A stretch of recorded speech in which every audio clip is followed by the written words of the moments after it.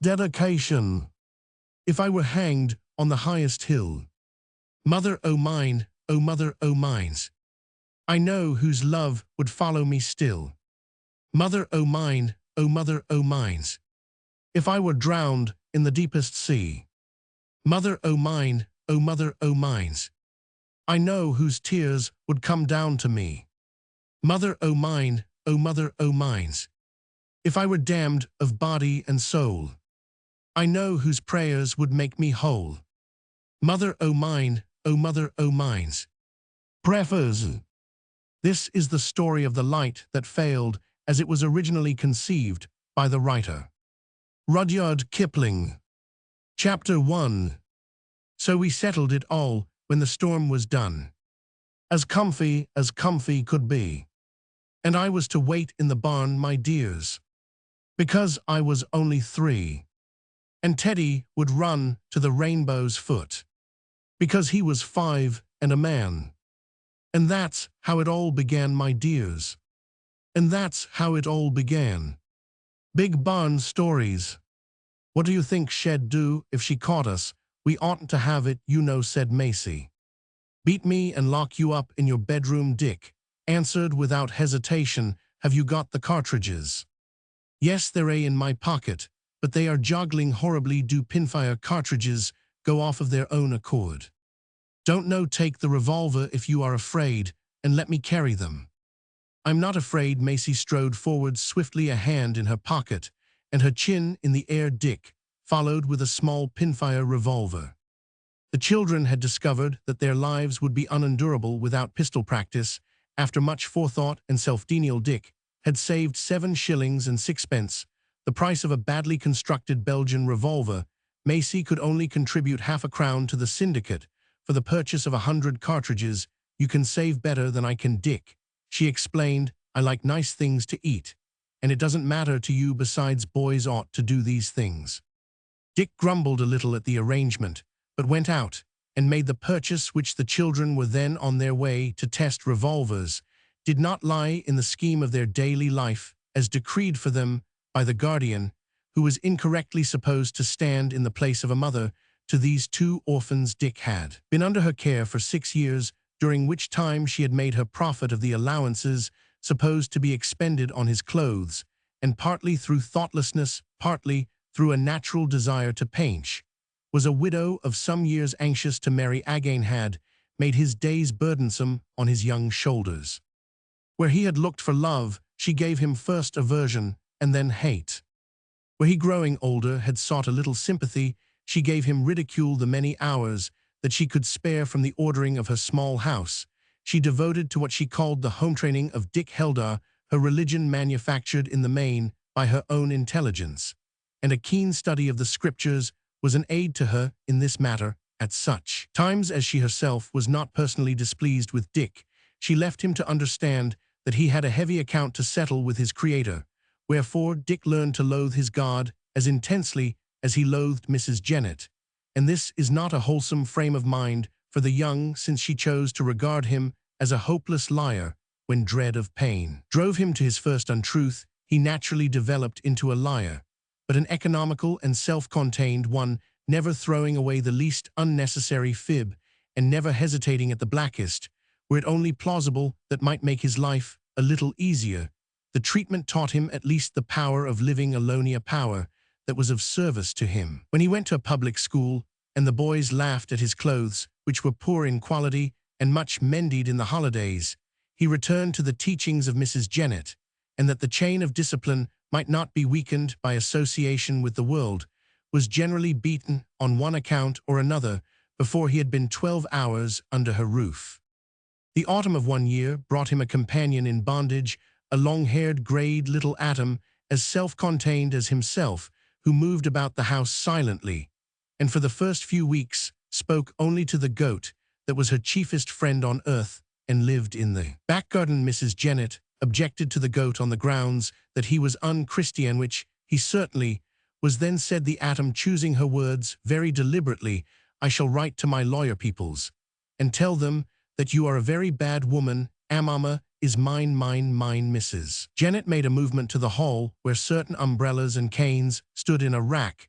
The atom understood as clearly as Dick what this meant. I have been beaten, before she said still in the same passionless voice. I have been beaten worse than you can ever beat me. If you beat me, I shall write to my lawyer peoples and tell them that you do not give me enough to eat. I am not afraid of you. Mrs. Janet did not go into the hall, and the atom, after a pause to assure herself that all danger of war was past, went out to weep bitterly on Amama's neck. Dick learned to know her as Macy, and at first mistrusted her profoundly, for he feared that she might interfere with the small liberty of action left to him. She did not, however, and she volunteered no friendliness, until Dick had taken the first steps long before the holidays were over. The stress of punishment shared in common drove the children together, if it were only to play into each other's hands, as they prepared lies for Mrs. Janet's use. When Dick returned to school, Macy whispered, "Now, I shall be all alone to take care of myself." And she nodded her head bravely. "I can do it. You promised to send Amama a grass collar. Send it soon." A week later, she asked for that collar by return of post, and was not pleased when she learned that it took time to make. When at last Dick forwarded the gift, she forgot to thank him for it. Many holidays had come and gone since that day, and Dick had grown into a lanky hobbledehoy, more than ever conscious of his bad clothes. Not for a moment had Mrs. Janet relaxed her tender care of him, but the average canings of a public school. Dick fell under punishment about 3 times a month, filled him with contempt for her powers. "She doesn't hurt," he explained to Macy, who urged him to rebellion, "and she is kinder to you after she has whacked me." Dick shambled through the days, unkempt in body and savage in soul, as the smaller boys of the school learned to know, for when the spirit moved him, he would hit them cunningly. And with science, the same spirit made him more than once try to tease Macy, but the girl refused to be made unhappy. "We are both miserable, as it is," said she. "What is the use of trying to make things worse? Let's find things to do and forget things." The pistol was the outcome of that search.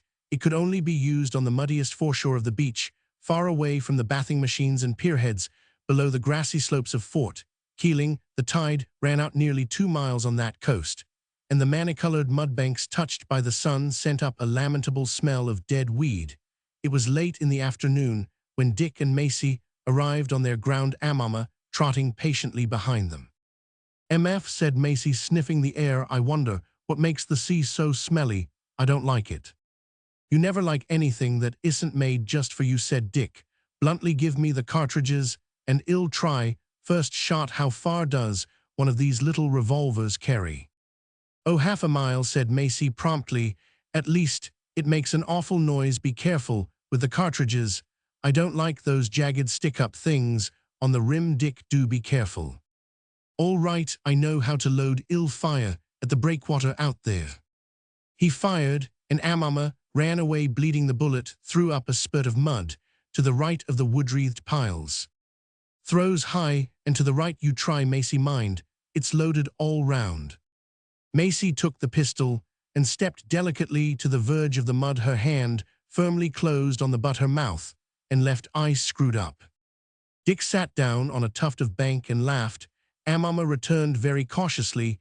He was accustomed to strange experiences in his afternoon walks, and finding the cartridge box unguarded, made investigations with his nose. Macy fired, but could not see where the bullet went. "I think it hit the post," she said, shading her eyes and looking out across the sailless sea. "I know it has gone out to the Marasian Belbuy," said Dick with a chuckle. "Fire low and to the left, then perhaps you'll get it." "Oh, look at Amama's eating the cartridges." Macy turned the revolver in her hand just in time to see Amama scampering away from the pebbles. Dick threw after him. Nothing is sacred to a billygoat being well fed, and the adored of his mistress Amama had naturally swallowed 2 loaded pinfire cartridges. Macy hurried up to assure herself that Dick had not miscounted the tale. "Yes, he's eaten too. Horrid little beast. Then they'll joggle about inside him and blow up and serve him right. Oh, Dick, have I killed you?" Revolvers are tricky things for young hands to deal with. Macy could not explain how it had happened, but a veil of reeking smoke separated her from Dick, and she was quite certain that the pistol had gone off in his face. Then she heard him sputter and dropped on her knees beside him, crying, "Dick, you aren't hurt, are you? I didn't mean it. Of course you didn't, said Dick, coming out of the smoke and wiping his cheek.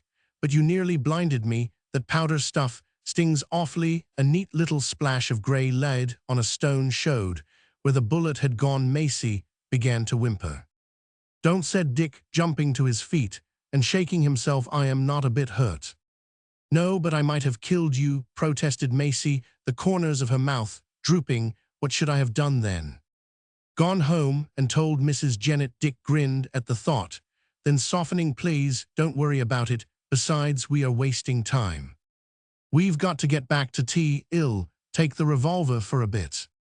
Macy would have wept on the least encouragement, but Dick's indifference, albeit his hand was shaking, as he picked up the pistol, restrained her. She lay panting on the beach, while Dick methodically bombarded the breakwater. Got it at last, he exclaimed, as a lock of weed flew from the wood. Let me try, said Macy imperiously. I am all right now. They fired in turns, till the rickety little revolver nearly shook itself to pieces, and Amama, the outcast because he might blow up at any moment, browsed in the background, and wondered why stones were thrown at him. Then they found a bulk of timber floating in a pool, which was commanded by the seaward slope of Fort Keeling, and they sat down together before this new target. Next holidays, said Dick, as the now thoroughly fouled revolver kicked wildly in his hand. Well, get another pistol. Central fire that will carry farther. There won't be any next holidays for me, said Macy. I am going away. Where to? I don't know. My lawyers have written to Mrs. Jennett, and I've got to be educated somewhere in France, perhaps. I don't know where, but I shall be glad to go away. I shan't like it a bit, I suppose. I shall be left. Look here, Macy, is it really true you're going then? These holidays will be the last I shall see anything of you, and I go back to school next week. I wish. The young blood turned his cheeks scarlet. Macy was picking grass tufts and throwing them down the slope at a yellow sea poppy, nodding all by itself to the illimitable levels of the mudflats and the milk-white sea beyond. I wish, she said, after a pause, that I could see you again sometime. You wish that too? Yes, but it would have been better if a few had shot straight over there down by the breakwater. Macy looked with large eyes for a moment, and this was the boy who only 10 days before had decorated Amama's horns with cut-paper hamfrills and turned him out a bearded derision among the public ways. Then she dropped her eyes. This was not the boy. Don't be stupid, she said reprovingly, and with swift instinct attacked the side issue. How selfish you are. Just think what I should have felt if that horrid thing had killed you. I am quite miserable enough already. Why? Because you're going away from Mrs. Jennett. No. From me then. No answer for a long time. Dick dared not look at her. He felt, though he did not know, all that the past 4 years had been to him, and this the more acutely since he had no knowledge to put his feelings in words. I don't know, she said. I suppose it is. Macy, you must know I am not supposing. Let's go home, said Macy weakly. But Dick was not minded to retreat. I can't say things, he pleaded, and I am awfully sorry for teasing you about Amama the other day. It's all different now, Macy, can't you see? And you might have told me that you were going instead of leaving me to find out. You didn't. I did tell. Oh, Dick, what's the use of worrying? There isn't any, but we've been together years and years, and I didn't know how much I cared. I don't believe you ever did care. No, I didn't, but I do. I care awfully. Now, Macy, he gulped. Macy, darling, say you care too, please. I do, indeed I do, but it won't be any use. Why? Because I am going away. Yes, but if you promise before you go, only say will you. A second darling came to his lips more easily than the first. There were few endearments in Dick's home or school life.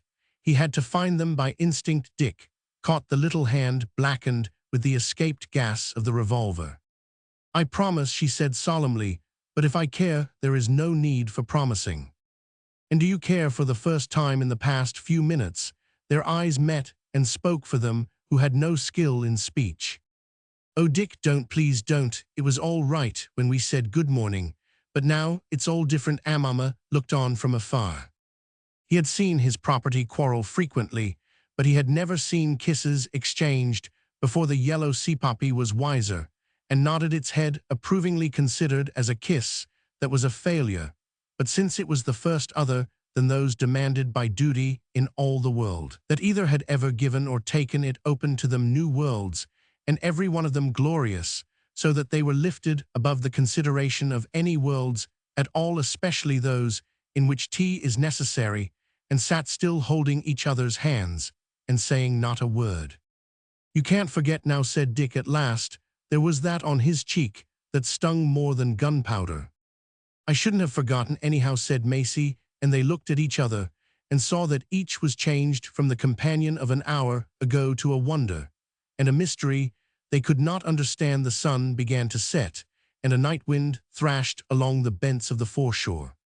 "We shall be awfully late for tea," said Macy. "Let's go home." "Let's use the rest of the cartridges first," said Dick, and he helped Macy down the slope of the fort to the sheer descent that she was quite capable of covering at full speed. Equally gravely, Macy took the grimy hand. Dick bent forward clumsily.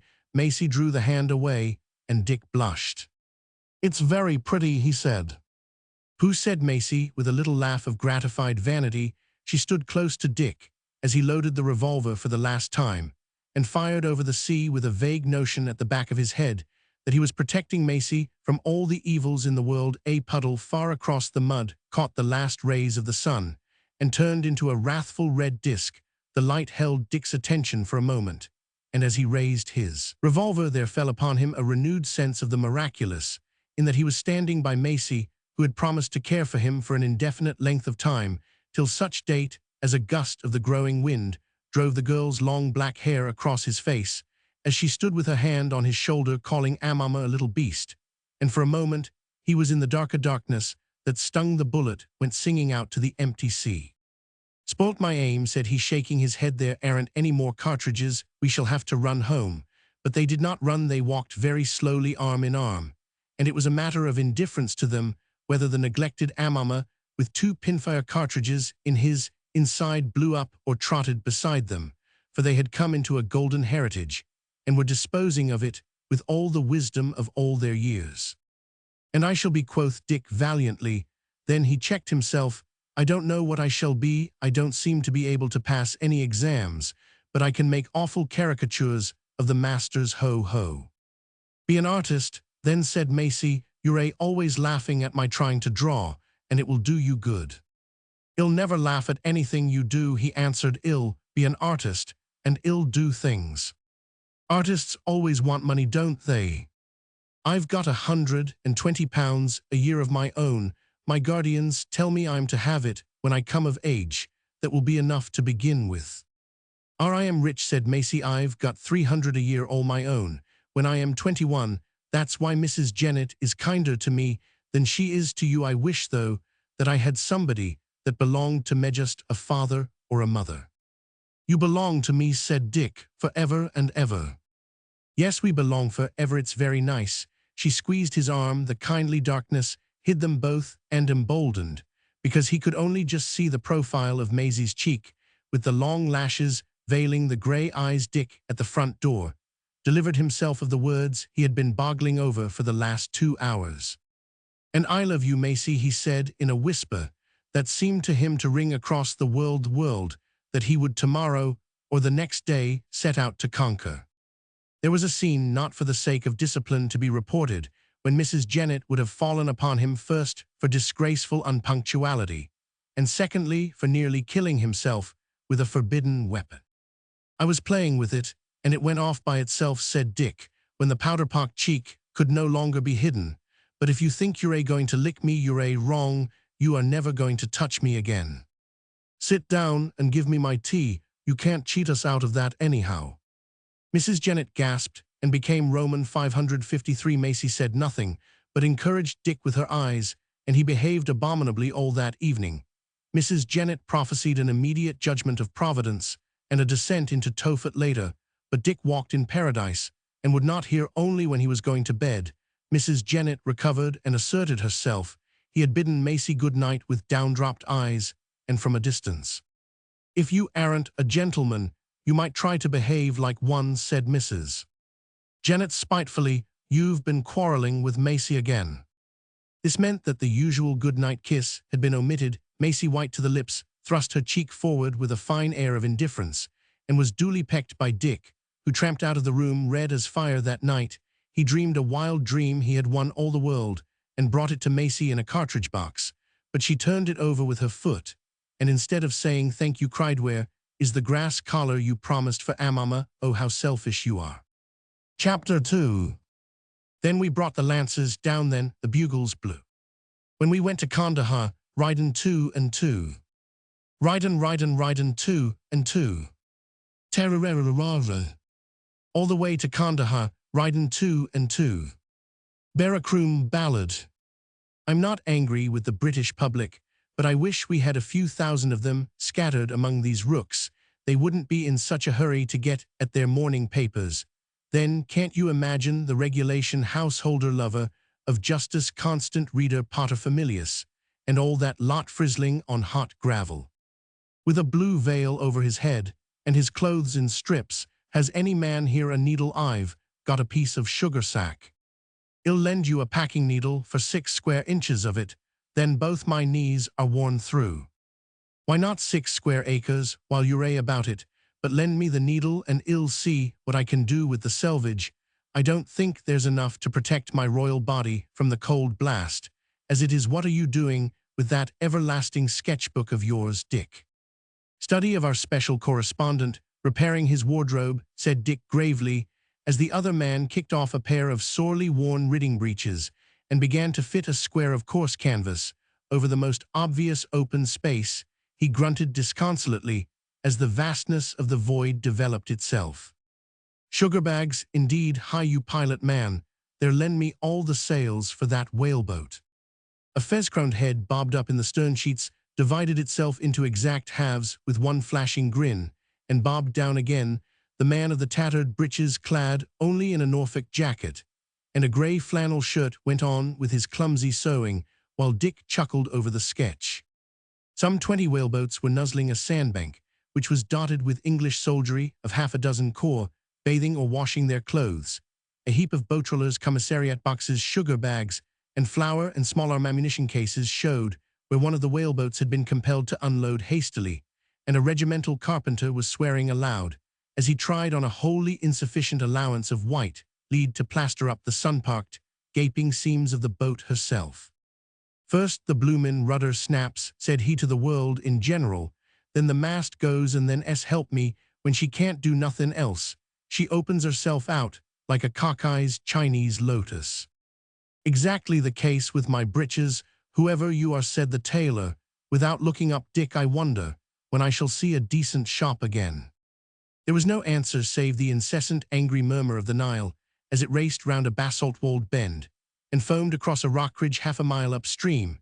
It was as though the brown weight of the river would drive the white men back to their own country. The indescribable scent of Nile mud in the air told that the stream was falling, and the next few miles would be no light thing for the whaleboats. To overpass the desert ran down almost to the banks, where among grey, red, and black hillocks a camel corpse was encamped. No man dared even for a day lose touch of the slow-moving boats.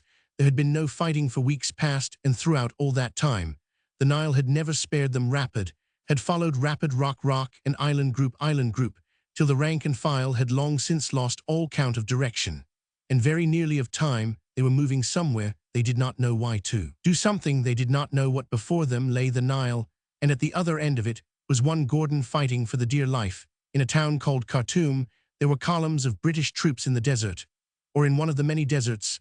There were yet more columns waiting to embark on the river. There were fresh drafts waiting at Asyut, and Asuan there were lies and rumors running over the face of the hopeless land, from Suakin to the Six Cataract, and men supposed generally that there must be someone in authority to direct the general scheme of the many movements. The duty of that particular river column was to keep the whaleboats afloat in the water, to avoid trampling on the villagers' crops, when the gangs tracked the boats with lines thrown from midstream, to get as much sleep and food as was possible, and above all to press on without delay in the teeth of the churning Nile. With the soldiers sweated and twirled the correspondents of the newspapers, and they were almost as ignorant as their companions. But it was above all things necessary that England at breakfast should be amused and thrilled and interested whether Gordon lived or died, or half the British army went to pieces in the sands. The Southern campaign was a picturesque one, and lent itself to vivid word-painting now and again. A special managed to get slain, which was not altogether a disadvantage to the paper that employed him, and more often the hand-to-hand nature of the fighting allowed of miraculous escapes, which were worth telegraphing home at 18pence the word.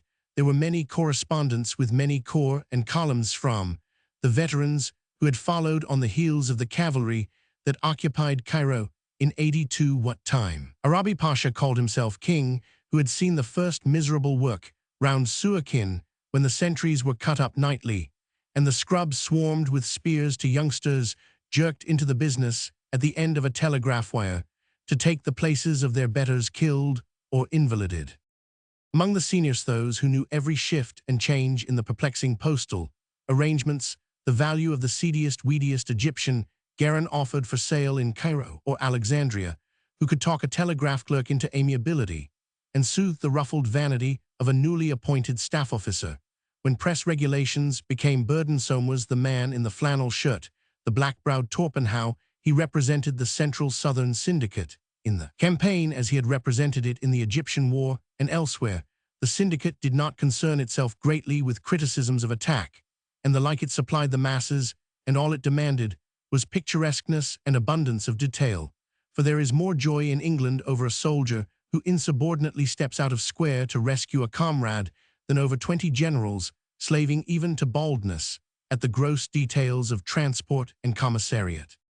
He had met at Suakin a young man sitting on the edge of a recently abandoned redoubt, about the size of a hatbox, sketching a clump of shell-torn bodies on the gravel plain. "What are you for?" said Torpenhow. The greeting of the correspondent is that of the commercial traveler on the road. "My own hand," said the young man without looking up. "Have you any tobacco?" Torpenhow waited till the sketch was finished, and when he had looked at it, said, "What's your business here?" "Nothing. There was a row, so I came. I'm supposed to be doing something down at the painting slips among the boats, or else I am in charge of the condenser on one of the waterships. I've forgotten which." "You've cheek enough to build a redoubt with," said Torpenhow, and took stock of the new acquaintance. "Do you always draw like that?" The young man produced more sketches. "Row on a Chinese pigboat," said he, sententiously showing them one after another. "Chief mate dirked by a comprador junk ashore off Hakodate. Somali muleteer being flogged. Starshelled bursting over camp at Berbera. Slaved how being chased round Tajara. Bar soldier lying dead in the moonlight outside Suakin. Throat cut by fuzzies." Said Torpenhow. "Can't say I care for Veruschagan and waiter myself, but there's no accounting for tastes. Doing anything now, are you?" "No, I am amusing myself here." Torpenhow looked at the aching desolation of the place. "Faith, you've queer notions of amusement. Got any money?" "Enough to go on with. Look here, do you want me to do war work?" "I don't. My syndicate may, though you can draw more than a little, and I don't suppose you care much what you get, do you?" "Not this time. I want my chance first." Torpenhow looked at the sketches again and nodded. "Yes, you're right to take your first chance when you can get it." He rowed away swiftly through the gate of the two warships, rattled across the causeway into the town, and wired to his syndicate, "Got man here, picture work good and cheap. Shall I arrange? Will do letterpress with sketches." The man on the redoubt sat swinging his legs and murmuring, "I knew the chance would come sooner or later. By gad, they'll have to sweat for it if I come through this business alive." In the evening, Torpenhow was able to announce to his friend that the Central Southern Agency was willing to take him on trial, paying expenses for 3 months. "And by the way, what's your name?" said Torpenhow. "Heldar do. They give me a free hand." "They've taken you on chance. You must justify the choice. You'd better stick to me. I am going up country with a column, and I'll do what I can for you. Give me some of your sketches taken here, and I'll send them along to himself." He said, "That's the best bargain the Central Southern has ever made, and they got me cheaply enough." So it came to pass that after some purchase of horseflesh and arrangements financial and political Dick, was made free of the new and honorable fraternity of war correspondents, who all possess the inalienable right of doing as much work as they can, and getting as much for it as Providence and their owners shall please. To these things are added in time, if the brother be worthy the power of glib speech, that neither man nor woman can resist when a meal or a bed is in question, the eye of a horoscope, the skill of a cook, the constitution of a bullock, the digestion of an ostrich, and an infinite adaptability to all circumstances, but many die before they attain to this degree, and the pastmasters in the craft appear for the most part in dress clothes when they are in England, and thus their glory is hidden from the multitude. Dick followed Torpenhow wherever the latter's fancy chose to lead him, and between the two they managed to accomplish some work that almost satisfied themselves. It was not an easy life in any way, and under its influence the two were drawn very closely together, for they ate from the same dish, they shared the same water bottle, and most binding tie of all their mails went off together. It was Dick who managed to make gloriously drunk a telegraph clerk in a palm hut far beyond the second cataract, and while the man lay in bliss on the floor, possessed himself of some laboriously acquired exclusive information, forwarded by a confiding correspondent of an opposition syndicate, made a careful duplicate of the matter, and brought the result to Torpenhow, who said that all was fair in love or war correspondence, and built an excellent descriptive article from his rival's riotous waste of words.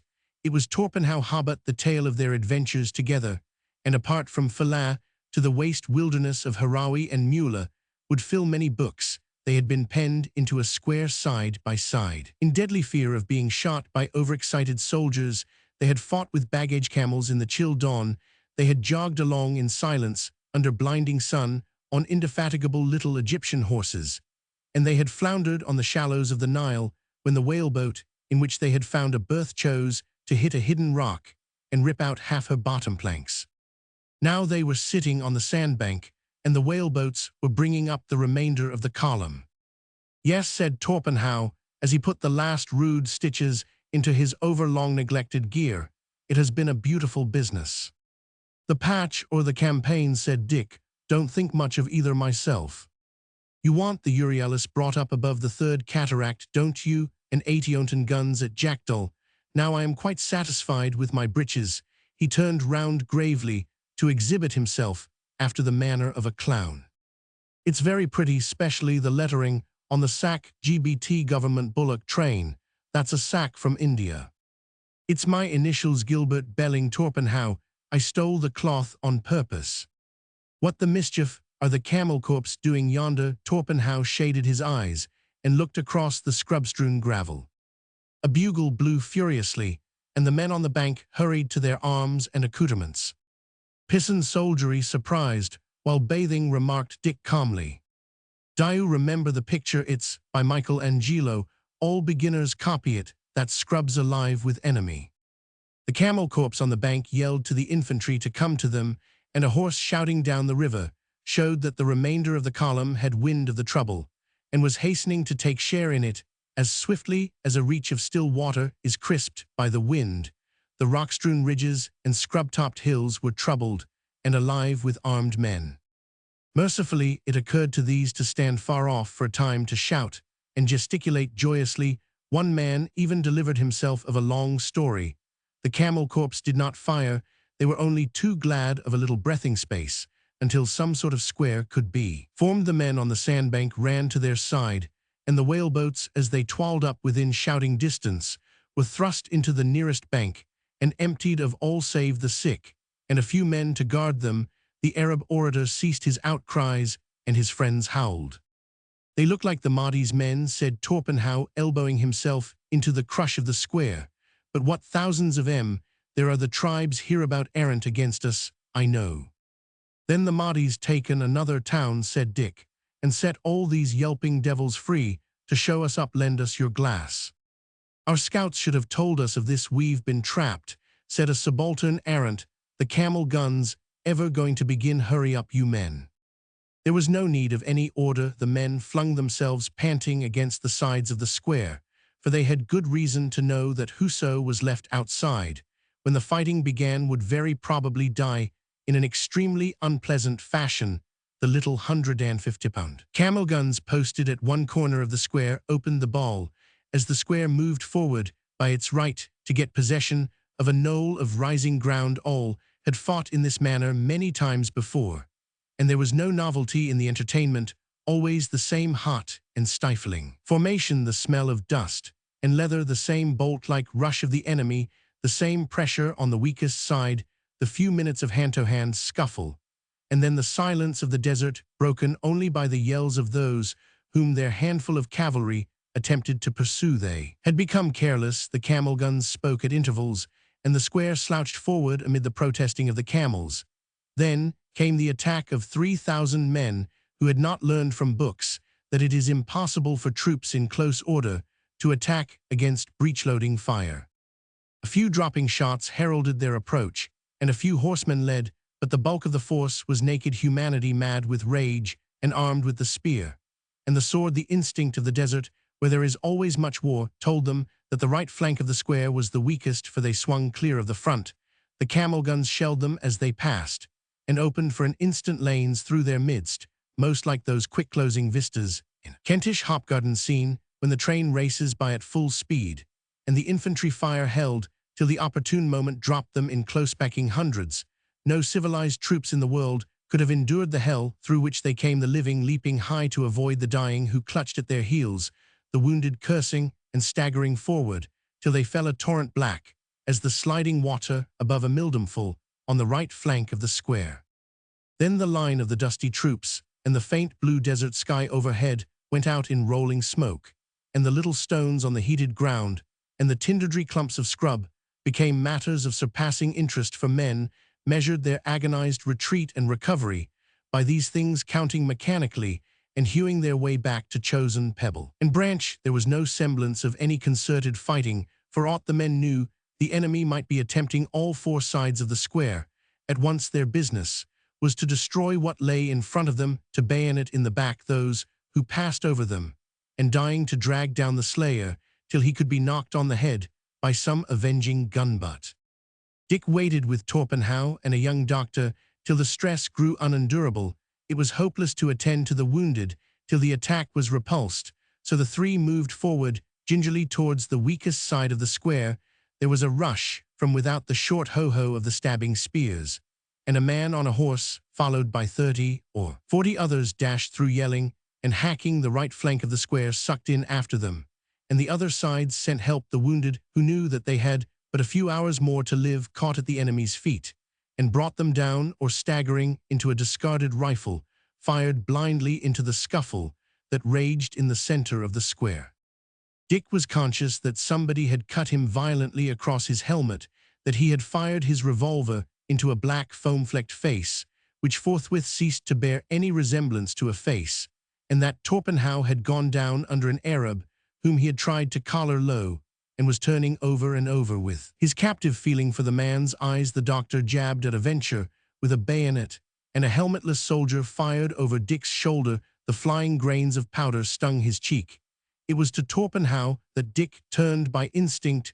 The representative of the Central Southern Syndicate had shaken himself clear of his enemy and rose, wiping his thumb on his trousers. The Arab, both hands to his forehead, screamed aloud, then snatched up his spear and rushed at Torpenhow, who was panting under shelter of Dick's revolver. Dick fired twice, and the man dropped limply. His upturned face lacked one eye. The musketry fire redoubled, but cheers mingled with it. The rush had failed, and the enemy were flying. If the heart of the square were shambles, the ground beyond was a butcher's shop. Dick thrust his way forward between the maddened men. The remnant of the enemy were retiring as the very few English cavalry rode down the laggards. Beyond the lines of the dead, a broad, blood-stained Arab spear cast aside in the retreat lay across a stump of scrub, and beyond this again the illimitable dark levels of the desert.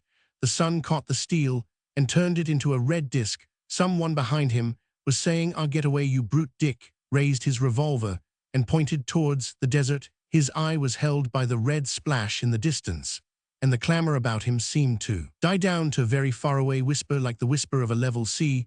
There was the revolver and the red light, and the voice of someone scaring something away, exactly as had fallen somewhere before. A darkness that stung. He fired at random, and the bullet went out across the desert. As he muttered, "Spoilt my aim, there aren't any more cartridges, we shall have to run home." He put his hand to his head and brought it away covered with blood. "Old man, you're a cut rather badly," said Torpenhow. "I owe you something for this business." "Thanks, stand up. I say you can't be ill here." Throughout the night, when the troops were encamped by the whaleboats, a black figure danced in the strong moonlight on the sandbar and shouted that Khartoum, the accursed one, was dead, that 2 steamers were rock-staked on the Nile outside the city, and that of all their crews there remained not one, and Khartoum was dead. But Torpenhow took no heed. He was watching Dick, who called aloud to the restless Nile for Macy, and again Macy. "Behold a phenomenon," said Torpenhow, rearranging the blanket. "Here is a man, presumably human, who mentions the name of one woman only, and I've seen a good deal of delirium too, Dick. Here's some fizzy drink." "Thank you, Macy," said Dick. Chapter 3. So he thinks he shall take to the sea again, for one more cruise with his buccaneers, to singe the beard of the King of Spain, and capture another Dean of Yeen, and sell him in Algiers a Dutch picture Longfellow. The Soudan campaign and Dick's broken head had been some months ended and mended, and the Central Southern Syndicate had paid Dick a certain sum on account for work done, which work they were careful to assure him was not altogether up to their standard. Dick heaved the letter into the Nile at Cairo, cashed the draft in the same town, and bade a warm farewell to Torpenhow at the station. "I am going to lie up for a while and rest," said Torpenhow. "I don't know where I shall live in London, but if God brings us to meet, we shall meet. Are you staying here on the off chance of another row?" "There will be none till the southern Soudan is reoccupied by our troops. Mark that. Goodbye. Bless you. Come back when your money's spent and give me your address." Dick loitered in Cairo, Alexandria, Ismailia, and Port said, especially Port said, there is iniquity in many parts of the world and vice in all, but the concentrated essence of all the iniquities and all the vices in all the continents finds itself at Port Said, and through the heart of that sand-bordered hell where the mirage flickers day long above the bitter lake. Move, if you will only wait. Most of the men and women you have known in this life. Dick established himself in quarters more riotous than respectable. He spent his evenings on the quay and boarded many ships and saw very many friends, gracious Englishwomen with whom he had talked not too wisely in the veranda of Shepherd's Hotel, hurrying war correspondents, skippers of the contract troopships employed in the campaign, army officers by the score, and others of less reputable trades. He had choice of all the races of the East and West for studies, and the advantage of seeing his subjects under the influence of strong excitement at the gaming-tables, saloons, dancing hells, and elsewhere. For recreation, there was the straight vista of the canal, the blazing sands, the procession of shipping, and the white hospitals where the English soldiers lay. He strove to set down in black and white and color all that Providence sent him, and when that supply was ended, sought about for fresh material. It was a fascinating employment, but it ran away with his money, and he had drawn in advance the £120 to which he was entitled yearly. Now I shall have to work and starve, thought he, and was addressing himself to this new fate, when a mysterious telegram arrived from Torpenhow in England, which said, "Come back quick, you have caught on, come." A large smile overspread his face. "So soon, that's a good hearing," said he to himself. "There will be an orgy tonight. Ill stand or fall by my luck. Faith, it's time it came." He deposited half of his funds in the hands of his well-known friends Monsieur and Madame Binat, and ordered himself a Zanzibar dance of the finest. Monsieur Binat was shaking with drink, but Madame smiles sympathetically. "Monsieur needs a chair, of course, and of course Monsieur will sketch. Monsieur amuses himself strangely." Binat raised a blue-white face from a cot in the inner room. "I understand," he quavered. "We all know Monsieur. Monsieur is an artist, as I have been." Dick nodded. "In the end," said Binat with gravity, "Monsieur will descend alive into hell, as I have descended," and he laughed. "You must come to the dance, too," said Dick. "I shall want you." "For my face, I knew it would be so. For my face, my God, and for my degradation so tremendous, I will not take him away. He is a devil, or at least do thou, Celeste, demand of him more." The excellent Binat began to kick and scream. "All things are for sale in port," said Madame. "If my husband comes, it will be so much more. How you call off a sovereign?" The money was paid, and the mad dance was held at night in a walled courtyard at the back of Madame Binat's house. The lady herself, in faded mauve silk, always about to slide from her yellow shoulders, played the piano, and to the tin-pot music of a western waltz, the naked Zanzibari. Girls danced furiously by the light of kerosene lamps. Binat sat upon a chair and stared with eyes that saw nothing till the whirl of the dance and the clang of the rattling piano stole into the drink that took the place of blood in his veins, and his face glistened. Dick took him by the chin brutally and turned that face to the light. Madame Binat looked over her shoulder and smiled with many teeth. Dick leaned against the wall and sketched for an hour till the kerosene lamps began to smell, and the girls threw themselves, panting, on the hard-beaten ground. Then he shut his book with a snap and moved away. Binat, plucking feebly at his elbow, "Show me," he whimpered. "I too was once an artist, even I." Dick showed him the rough sketch. "Am I that?" he screamed. "Will you take that away with you and show all the world that it is I?" "Binat," he moaned and wept. "Monsieur has paid for all," said Madame, "to the pleasure of seeing Monsieur again." The courtyard gate shut, and Dick hurried up the sandy street to the nearest gambling hell, where he was well known. "If the luck holds, it's an omen. If I lose, I must stay here." He placed his money picturesquely about the board, hardly daring to look at what he Roman 999. The luck held.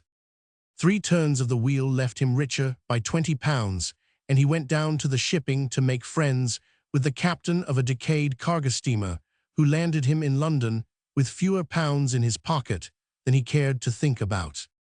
A thin grey fog hung over the city, and the streets were very cold, for summer was in England.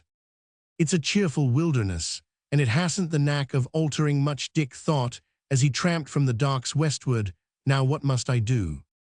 The packed houses gave no answer. Dick looked down the long lightless streets, and at the appalling rush of traffic. "Oh, you rabbithuches," said he, addressing a row of highly respectable semi-detached residences, "do you know what you've got to do later on? You have to supply me with manservants and maidservanture." He smacked his lips. "And the peculiar treasure of kings meantime find clothes and boots, and presently I will return and trample on you." He stepped forward energetically. He saw that one of his shoes was burst at the side. As he stooped to make investigations, a man jostled him into the gutter. "All right," he said. "That's another nick in the score. I'll jostle you later on." Good clothes and boots are not cheap, and Dick left his last shop with the certainty that he would be respectably arrayed for a time, but with only 50 shillings in his pocket. He returned to Streets by the Docks and lodged himself in one room where the sheets on the bed were almost audibly marked in case of theft, and where nobody seemed to go to bed at all when his clothes arrived. He sought the Central Southern Syndicate for Torpenhow's address, and got it with the intimation that there was still some money waiting for him. "How much?" said Dick, as one who habitually dealt in millions. "Between £30 and £40. If it would be any convenience to you, of course, we could let you have it at once, but we usually settle accounts monthly." "If I show that I want anything now, I am lost," he said to himself. "All I need I'll take later on." Then, aloud, "It's hardly worth while, and I am going to the country for a month to wait till I come back, and I'll see about it. But we trust, Mr. Heldar, that you do not intend to sever your connection with us." Dick's business in life was the study of faces, and he watched the speaker keenly. "That man means something," he said. "I'll do no business till I've seen Torpenhow. There's a big deal coming." So he departed, making no promises, to his one little room by the docks, and that day was the 7th of the month, and that month, he reckoned with awful distinctness, had 31 days in it. It is not easy for a man of Catholic tastes and healthy appetites to exist for 24 days on 50 shillings, nor is it cheering to begin the experiment alone. In all the loneliness of London, Dick paid 7 shillings a week for his lodging, which left him rather less than a shilling a day for food and drink. Naturally, his first purchase was of the materials of his craft. He had been without them too long. Half a day's investigations. Comparison brought him to the conclusion that sausages and mashed potatoes, 2d a plate, were the best food. Now, sausages once or twice a week for breakfast are not unpleasant. As lunch, even with mashed potatoes, they become monotonous. At dinner, they are impertinent, At the end of 3 days Dick loathed sausages, and going forth pawned his watch to revel on sheep's head, which is not as cheap as it looks owing to the bones and the gravy. Then he returned to sausages and mashed potatoes. Then he confined himself entirely to mashed potatoes for a day, and was unhappy because of pain in his inside. Then he pawned his waistcoat and his tie, and thought regretfully of money thrown away in times past. There are few things more edifying unto art than the actual belly pinch of hunger, and Dick, in his few walks abroad, did not care for exercise. It raised desires that could not be satisfied. Found himself dividing mankind into two classes: those who looked as if they might give him something to eat, and those who looked otherwise. I never knew what I had to learn about the human face before he thought, and as a reward for his humility Providence caused a cab driver at a sausage shop where Dick fed that night to leave half-eaten a great chunk of bread Dick took. It would have fought all the world for its possession, and it cheered him. The month dragged through at last, and nearly prancing with impatience, he went to draw his money. Then he hastened to Torpenhow's address, and smelt the smell of cooking meats all along the corridors of the chambers. Torpenhow was on the top floor, and Dick burst into his room to be received with a hug which nearly cracked his ribs as Torpenhow dragged him to the light and spoke of 20 different things in the same breath. "But you're looking tucked up," he concluded. "Got anything to eat?" said Dick, his eye roaming round the room. "I shall be having breakfast in a minute. What do you say to sausages?" "No, anything but sausages, Torp. I've been starving on that accursed horseflesh for 30 days and 30 nights. Now what lunacy has been your latest?" Dick spoke of the last few weeks with unbridled speech. Then he opened his coat. There was no waistcoat below. "I ran it fine, awfully fine, but I've just scraped through." "You haven't much sense, but you've got a backbone anyhow. Eat and talk afterwards."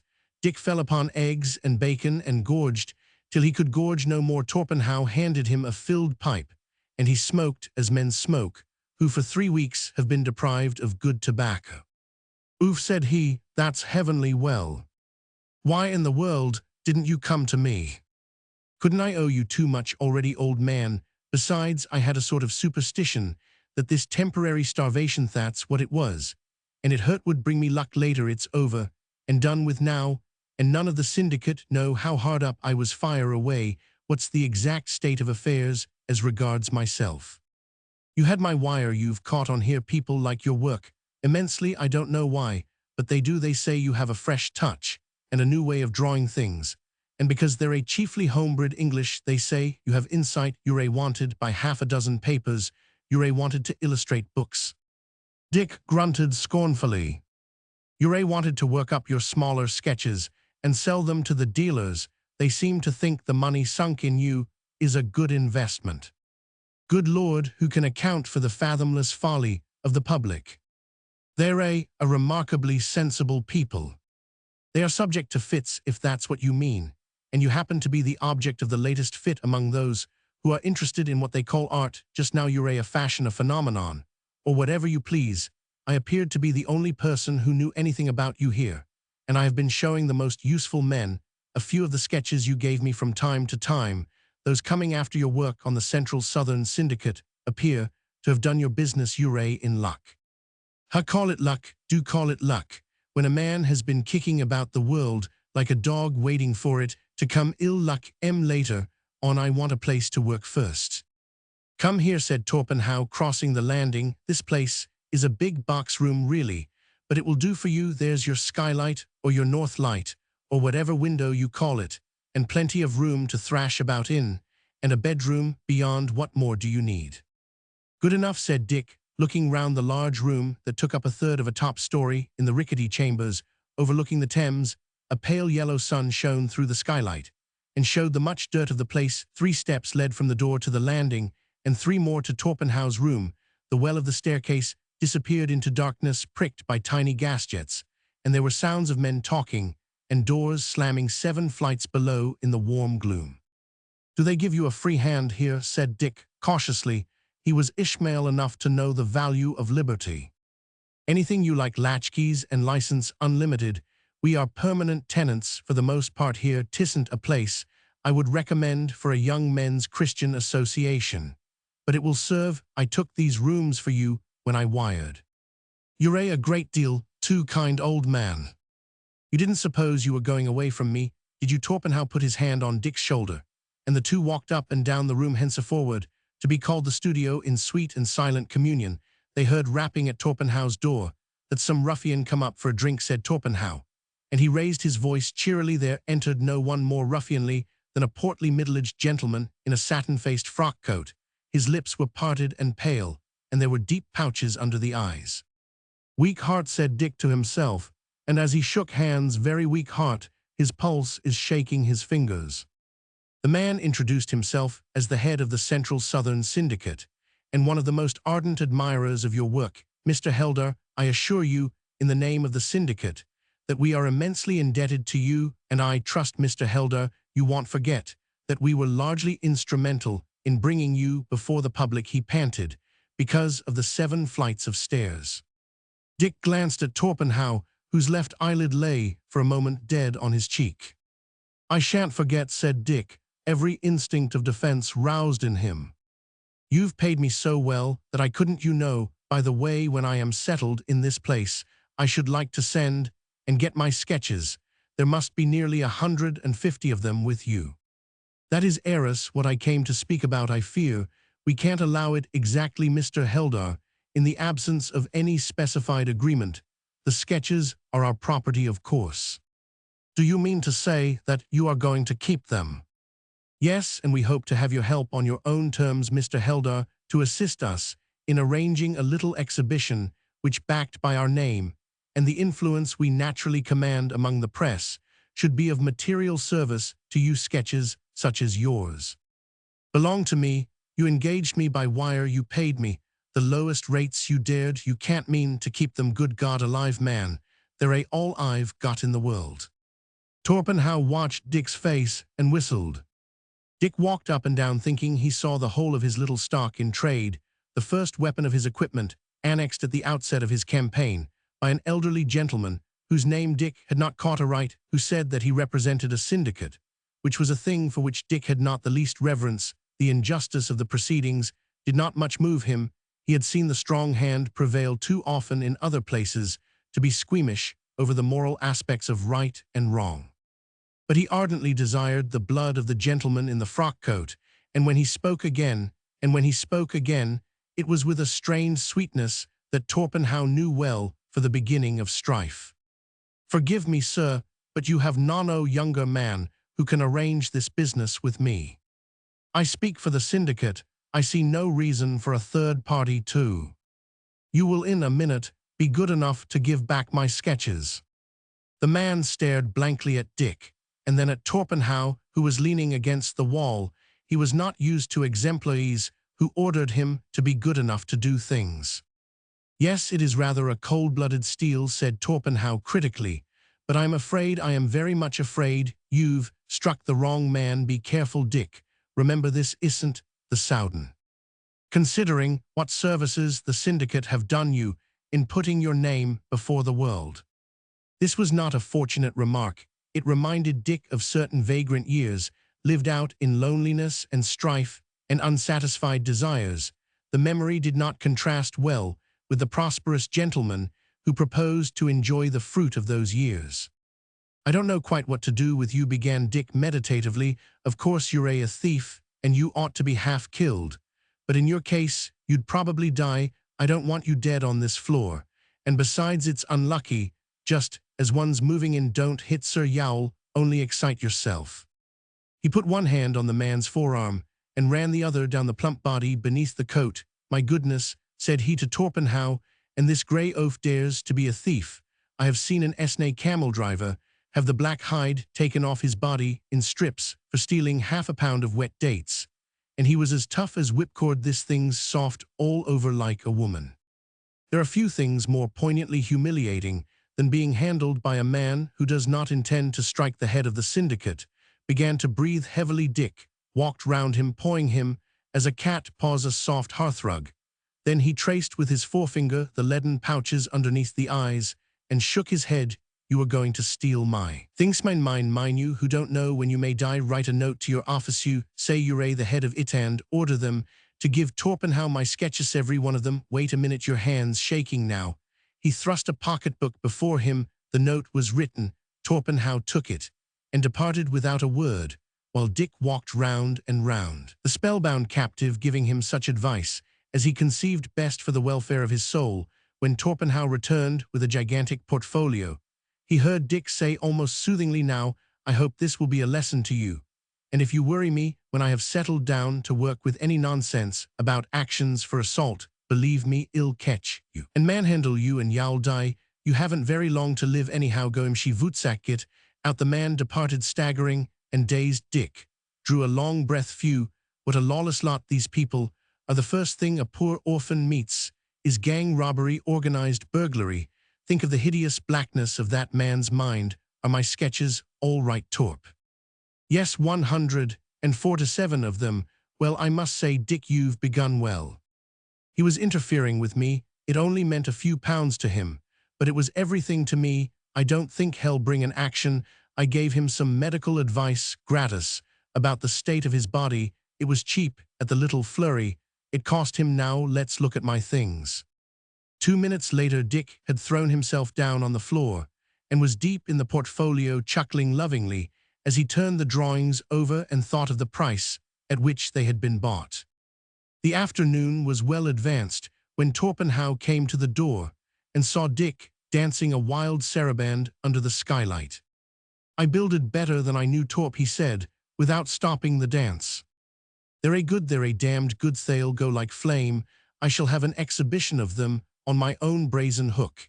And that man would have cheated me out of it. Do you know that I am sorry now that I didn't actually hit him?" "Go out," said Torpenhow, "go out, and pray to be delivered from the sin of arrogance, which you never will be. Bring your things up from whatever place you're a staying in, and well try to make this barn a little more shipshape." "And then," said Dick, still capering, "we will spoil the Egyptians." Chapter 4. The wolf cub at even lay hid in the corn. When the smoke of the cooking hung grey, he knew where the doe made a couch for her fawn, and he looked to his strength for his prey. But the moon swept the smoke wraiths away, and he turned from his meal in the villager's close, and he bayed to the moon as she rose. "In Sione." "Well, and how does success taste?" said Torpenhow some 3 months later. He had just returned to chambers after a holiday in the country. "Good," said Dick, as he sat licking his lips before the easel in the studio.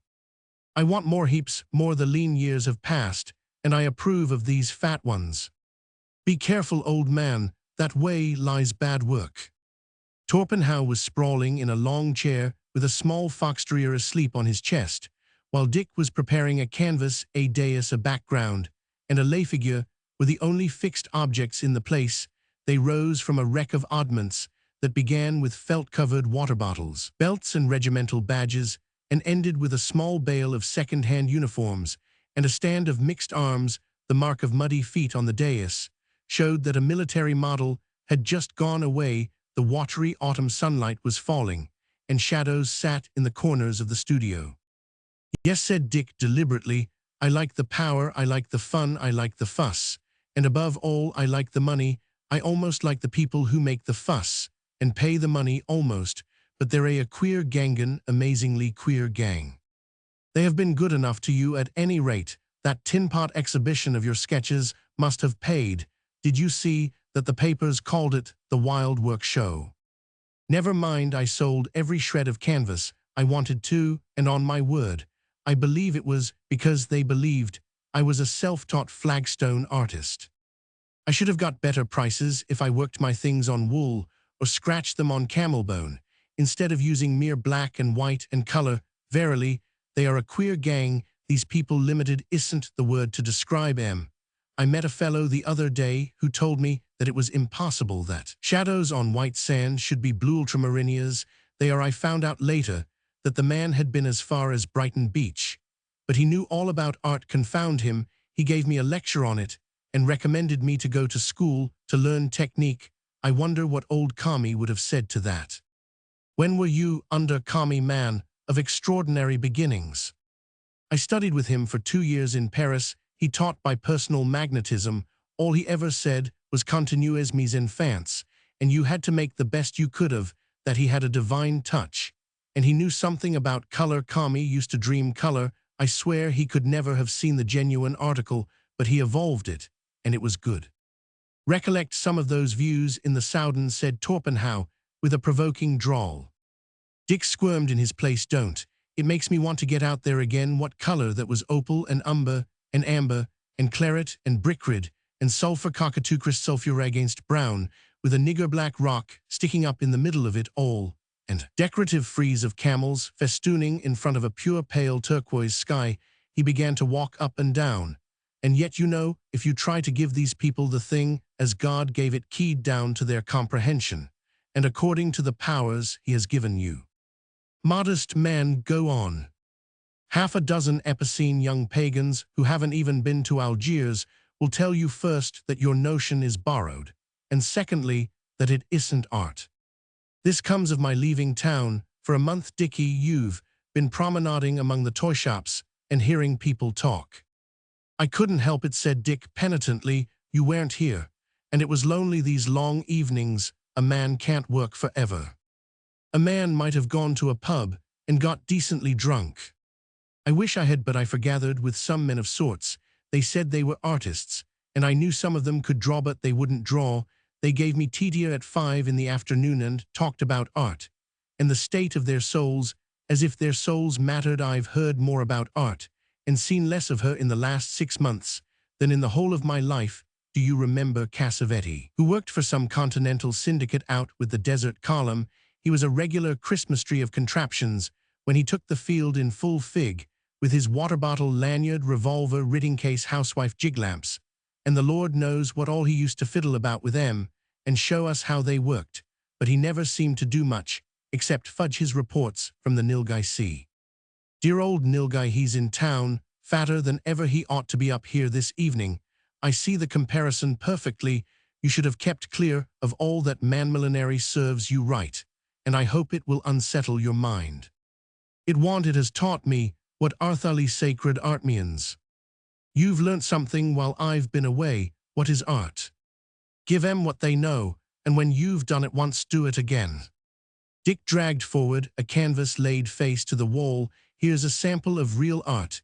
It's going to be a facsimile reproduction for a weekly. I called it His Last Shot. It's worked up from the little watercolor I made outside El Maghrib. Well, I lured my model, a beautiful rifleman, up here with drink. I drawed him, and I redrawed him, and I redrawed him, and I made him a flushed, disheveled, bedeviled scalawag with his helmet at the back of his head, and the living fear of death in his eye, and the blood oozing out of a cut over his ankle bone. He wasn't pretty, but he was all soldier and very much man. Once more, modest child. Dick laughed. Well, it's only to you I am talking. I did him just as well as I knew how, making allowance for the slickness of oils. Then the art manager of that abandoned paper said that his subscribers wouldn't like it. It was brutal and coarse and violent. Man being naturally gentle when he's fighting for his life. They wanted something more restful, with little more color. I could have said a good deal, but you might as well talk to a sheep as an art manager. I took my last shot back. Behold the result. I put him into a lovely red coat, without a speck on it. That is art. I polished his boots. Observe the high light on the toe. That is art. I cleaned his rifles are always clean on service because that is art. I pipeclayed his helmet. Pipeclay is always used on active service and is indispensable to art. I shaved his chin. I washed his hands and gave him an air of fatted peace. Result: military tailors, pattern plate. Price: thank heaven, twice as much as for the first sketch, which was moderately decent. And do you suppose you're going to give that thing out as your work? Why not? I did it alone. I did it in the interests of sacred homebred art and Dickinson's Weekly. Torpenhow smoked in silence for a while. Then came the verdict delivered from rolling clouds. If you were only a mass of blathering vanity, Dick, I wouldn't mind it. Let you go to the deuce on your own maulstick. But when I consider what you are to me, and when I find that to vanity you add the twopenny-halfpenny pique of a 12-year-old girl, then I bestir myself in your behalf thus. The canvas ripped as Torpenhow's booted foot shot through it, and the terrier jumped down thinking rats were about. If you have any bad language to use, use it. You have not, I continue. You are an idiot, because no man born of woman is strong enough to take liberties with his public, even though they bewitch, they ain't all you say they are. But they don't know any better. What can you expect from creatures born and bred in this light? Dick pointed to the yellow fog. If they want furniturepolis, let them have furniturepolis so long as they pay for it. They are only men and women. You talk as if they were gods. That sounds very fine, but it has nothing to do with the case. They are the people you have to do work for, whether you like it or not. They are your masters. Don't be deceived, Dickie. You aren't strong enough to trifle with Thema, with yourself, which is more important. Moreover, come back, Binky, that red daub isn't going anywhere unless you take precious good care. You will fall under the damnation of the checkbook, and that's worse than death. You will get drunk, or you're half drunk already, and easily acquired money for that money and your own infernal vanity. You are willing to deliberately turn out bad work. You'll do quite enough bad work without knowing it, and Dickie, as I love you, and as I know you love me, I am not going to let you cut off your nose to spite your face for all the gold in England. That's settled now, swear.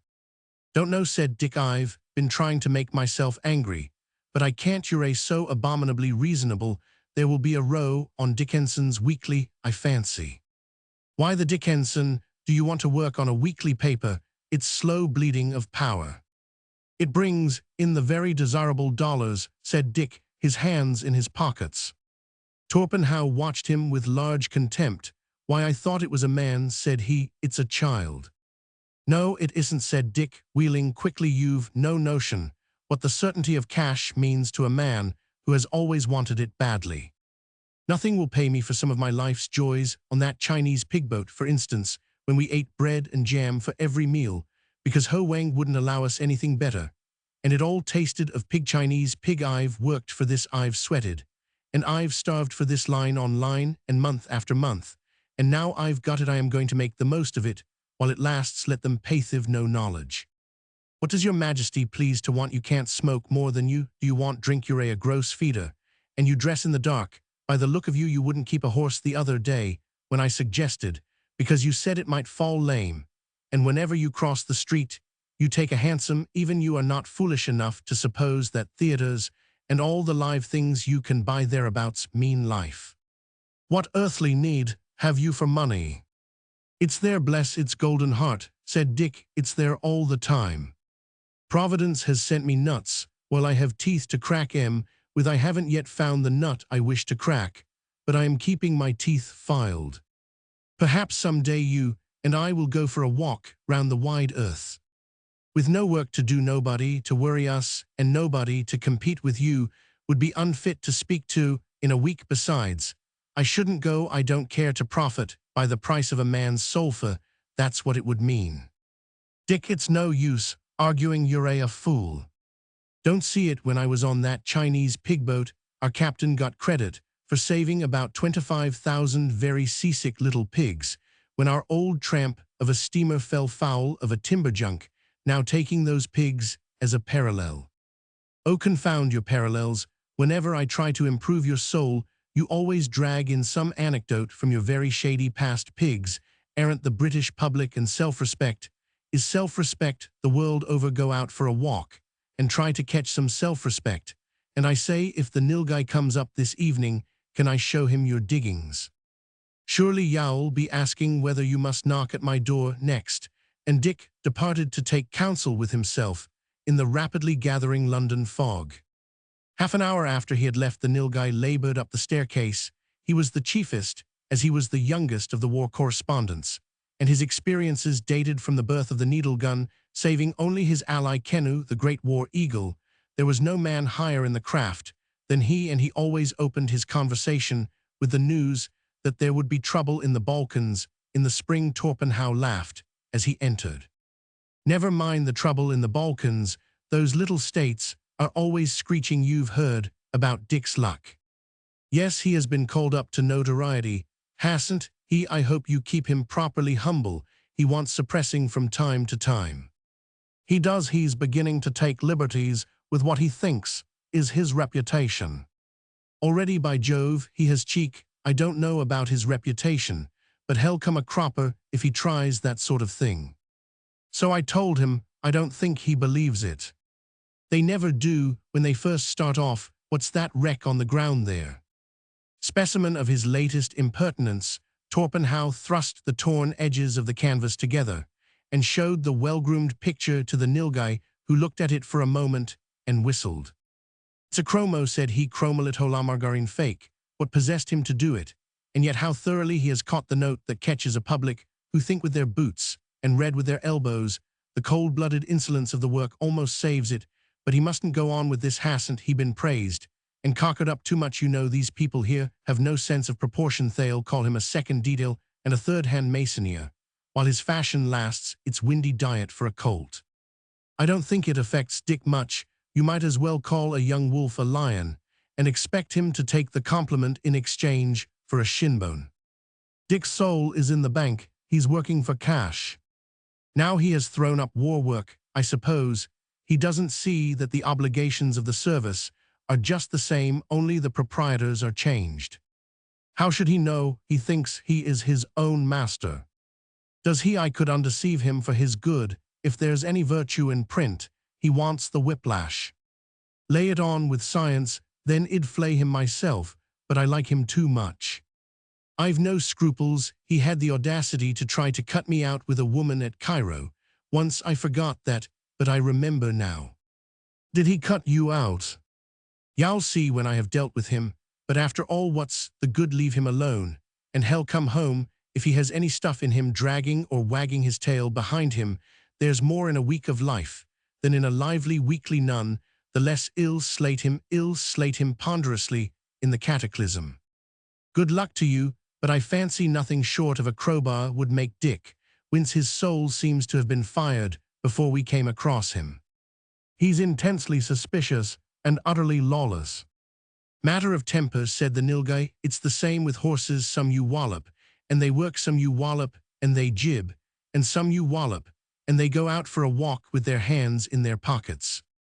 That's exactly what Dick has done, said Torpenhow. Wait till he comes back. In the meantime, you can begin your slating here.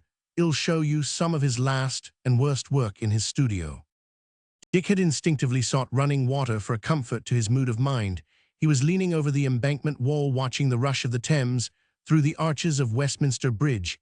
He began by thinking of Torpenhow's advice, but as of custom lost himself in the study of the faces flocking past.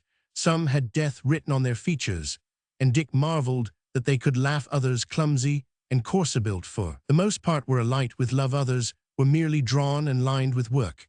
But there was something Dick knew to be made out of them. All the poor at least should suffer that he might learn, and the rich should pay for the output of his learning. Thus his credit in the world and his cash balance at the bank would be increased. So much the better for him. He had suffered, now he would take toll of the ills of others. The fog was driven apart for a moment, and the sun shone a blood-red wafer on the water. Dick watched the spot till he heard the voice of the tide between the piers die down like the wash of the sea at low tide. A girl hard pressed by her lover shouted shamelessly, "I'll get away, you beast," and a shift of the same wind that had opened the fog drove across Dick's face the black smoke of a river steamer at her berth below the wall. He was blinded for the moment, then spun round and found himself face to face with Macy. There was no mistaking the years had turned the child to a woman, but they had not altered the dark gray eyes, the thin scarlet lips, or the firmly modeled mouth and chin, and that all should be as it was of old. She wore a closely fitting gray dress.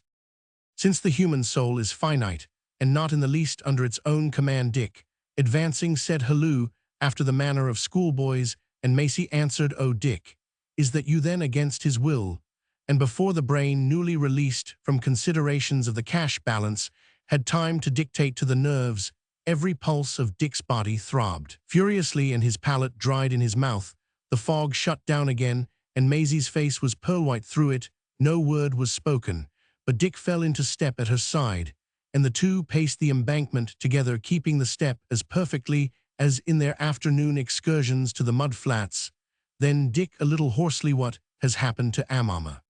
"He died, Dick, not cartridges, overeating. He was always greedy, isn't it funny?"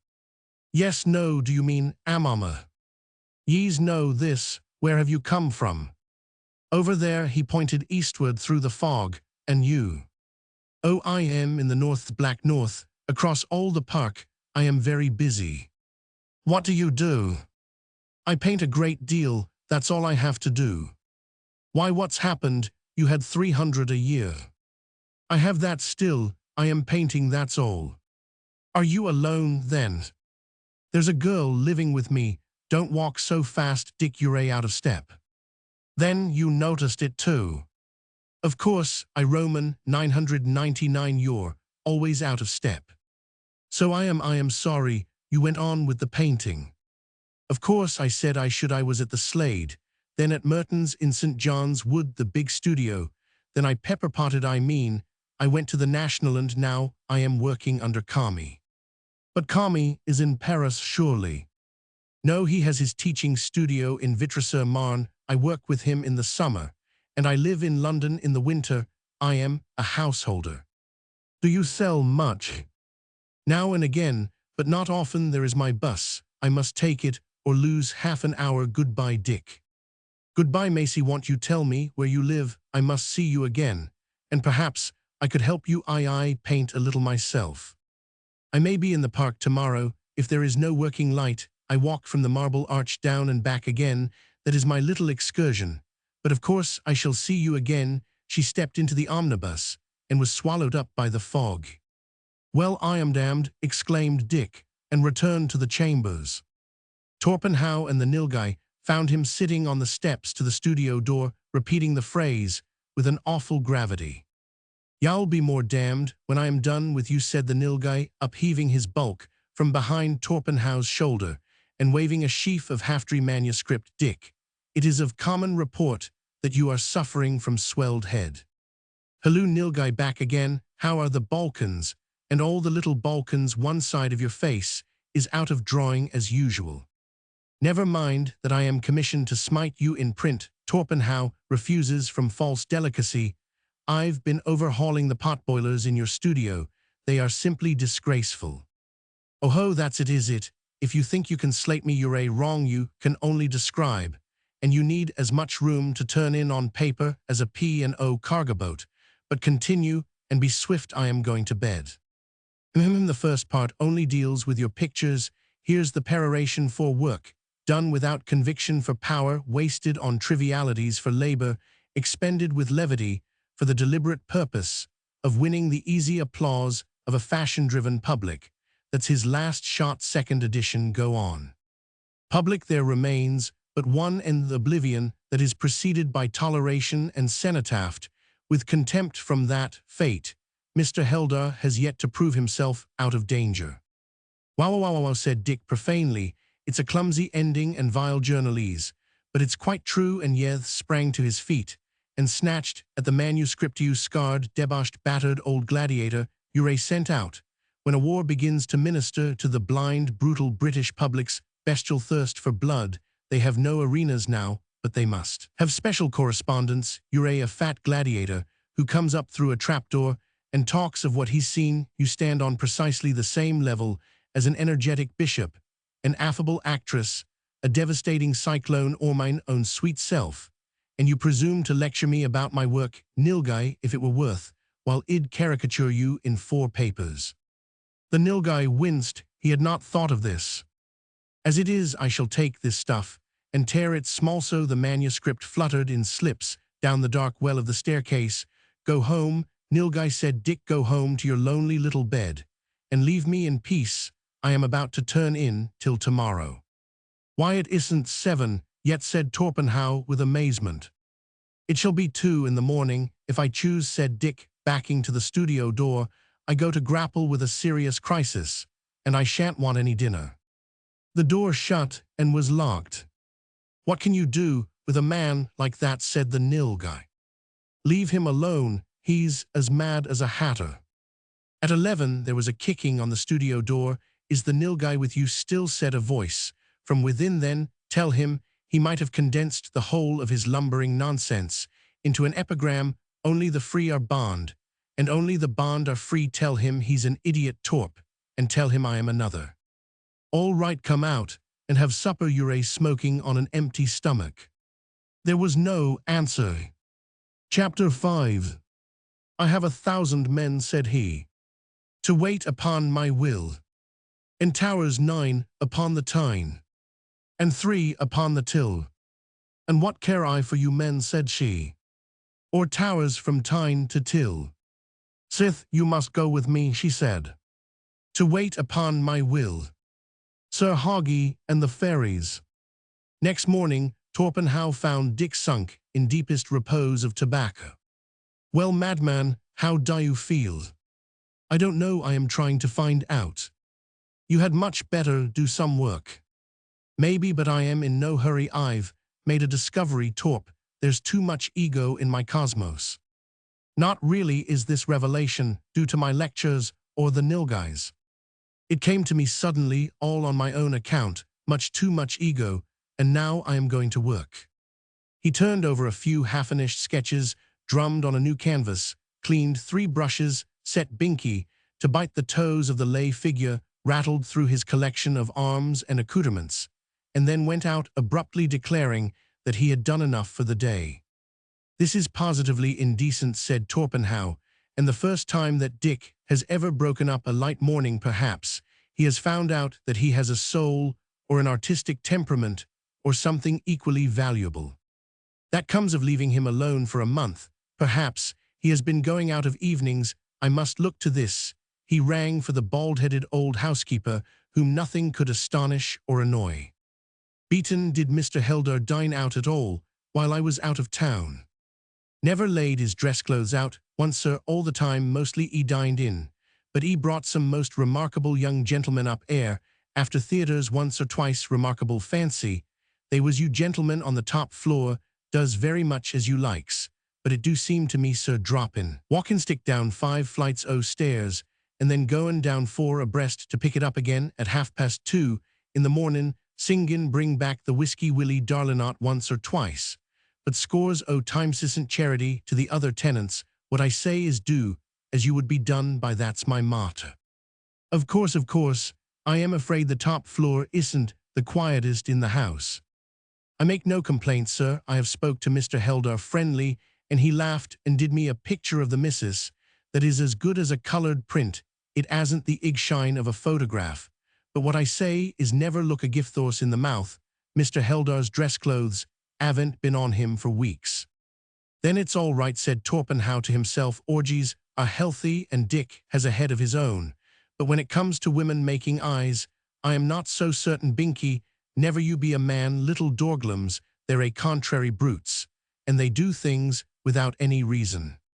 Dick had turned northward across the park, but he was walking in the spirit on the mudflats with Macy. He laughed aloud as he remembered the day when he had decked Amama's horns with the hamfrills, and Macy, white with rage, had cuffed him. How long those 4 years seemed in review, and how closely Macy was connected with every hour of them. Storm across the sea, and Macy in a grey dress on the beach, sweeping her drenched hair out of her eyes, and laughing at the homeward race of the fishing smacks. Hot sunshine on the mudflats, and Macy sniffing scornfully with her chin in the air. Macy flying before the wind that threshed the foreshore and drove the sand like small shot about her ears.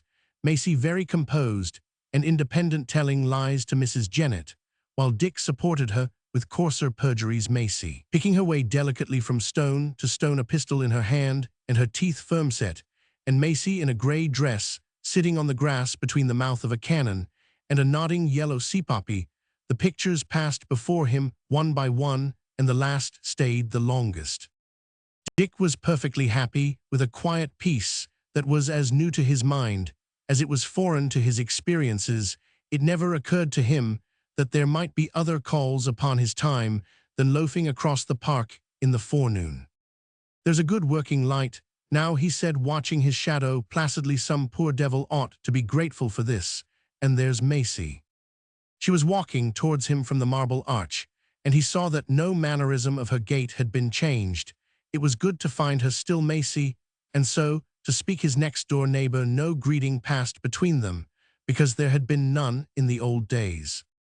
"What are you doing out of your studio at this hour?" said Dick, as one who was entitled to ask. Idling, just idling, I got angry with a chin and scraped it out, then I left it in a little heap of paint chips and came away. I know what palatinifying means. What was the picky? A fancy head that wouldn't come right, horrid thing. I don't like working over scraped paint when I am doing flesh. The grain comes up woolly as the paint dries. Not if you scrape properly. Macy waved her hand to illustrate her methods. There was a dab of paint on the white cuff. Dick laughed. You're as untidy as ever. That comes well from you look at your own cuff. By Jove, yes, it's worse than yours. I don't think we've much altered in anything. Let's see, though he looked at Macy critically.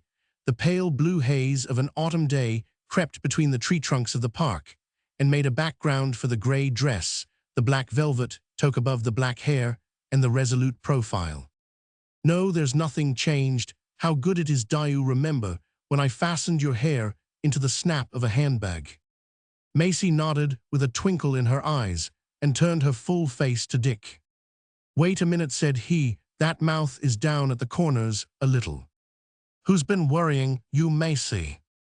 No one but myself. I never seem to get on with my work, and yet I try hard enough, and Kami says. Continuez, mademoiselle, continuez, taugers, mes enfants, Kami, is depressing, I beg your pardon. Yes, that's what he says. He told me last summer that I was doing better and he'd let me exhibit this year. Not in this place, surely. Of course, not the salon. You fly high. I've been beating my wings long enough. Where do you exhibit, Dick? I don't exhibit, I sell. What is your line then? Haven't you heard? Dick's eyes opened. Was this thing possible? He cast about for some means of conviction. They were not far from the Marble Arch. Come up Oxford Street. A little and I'll show you. A small knot of people stood round a print shop that Dick knew well. Some reproduction of my work inside, he said, with suppressed triumph. Never before had success tasted so sweet upon the tongue. You see the sort of things I paint. Do you like it? Macy looked at the wild, whirling rush of a field battery, going into action under fire. 2 artillerymen stood behind her in the crowd. They've chucked the off leader, said one to the other. Ease tore up awful, but they're a mackin' good time with the others. That lead driver drives better, nor you Tom see, ow cunnin' ease nursin' is orse. Number 3'll be off the limber next jolt, was the answer. No, he won't see ow his foot's braced against the iron. Ease all right. Dick watched Maisie's face and swelled with joyful rank vulgar triumph. She was more interested in the little crowd than in the picture. That was something that she could understand. And I wanted it so, oh, I did want it so, she said at last under her breath. Me, said Dick placidly. Look at their faces. It hits 'em. They don't know what makes their eyes and mouths open. But I know, and I know my work's right. Yes, I see. Oh, what a thing to have come to one. Come to one indeed. I had to go out and look for it. What do you think? I call it success. Tell me how you got it. They returned to the park, and Dick delivered himself of the saga of his own doings with all the arrogance of a young man speaking to a woman. From the beginning, he told the tale, the eyes flashing through the records. As telegraph poles fly past the traveler, Macy listened and nodded her head. The histories of strife and privation did not move her a hair's breadth. At the end of each canto he would conclude, and that gave me some notion of handling color or light, or whatever it might be that he had set out to pursue and understand.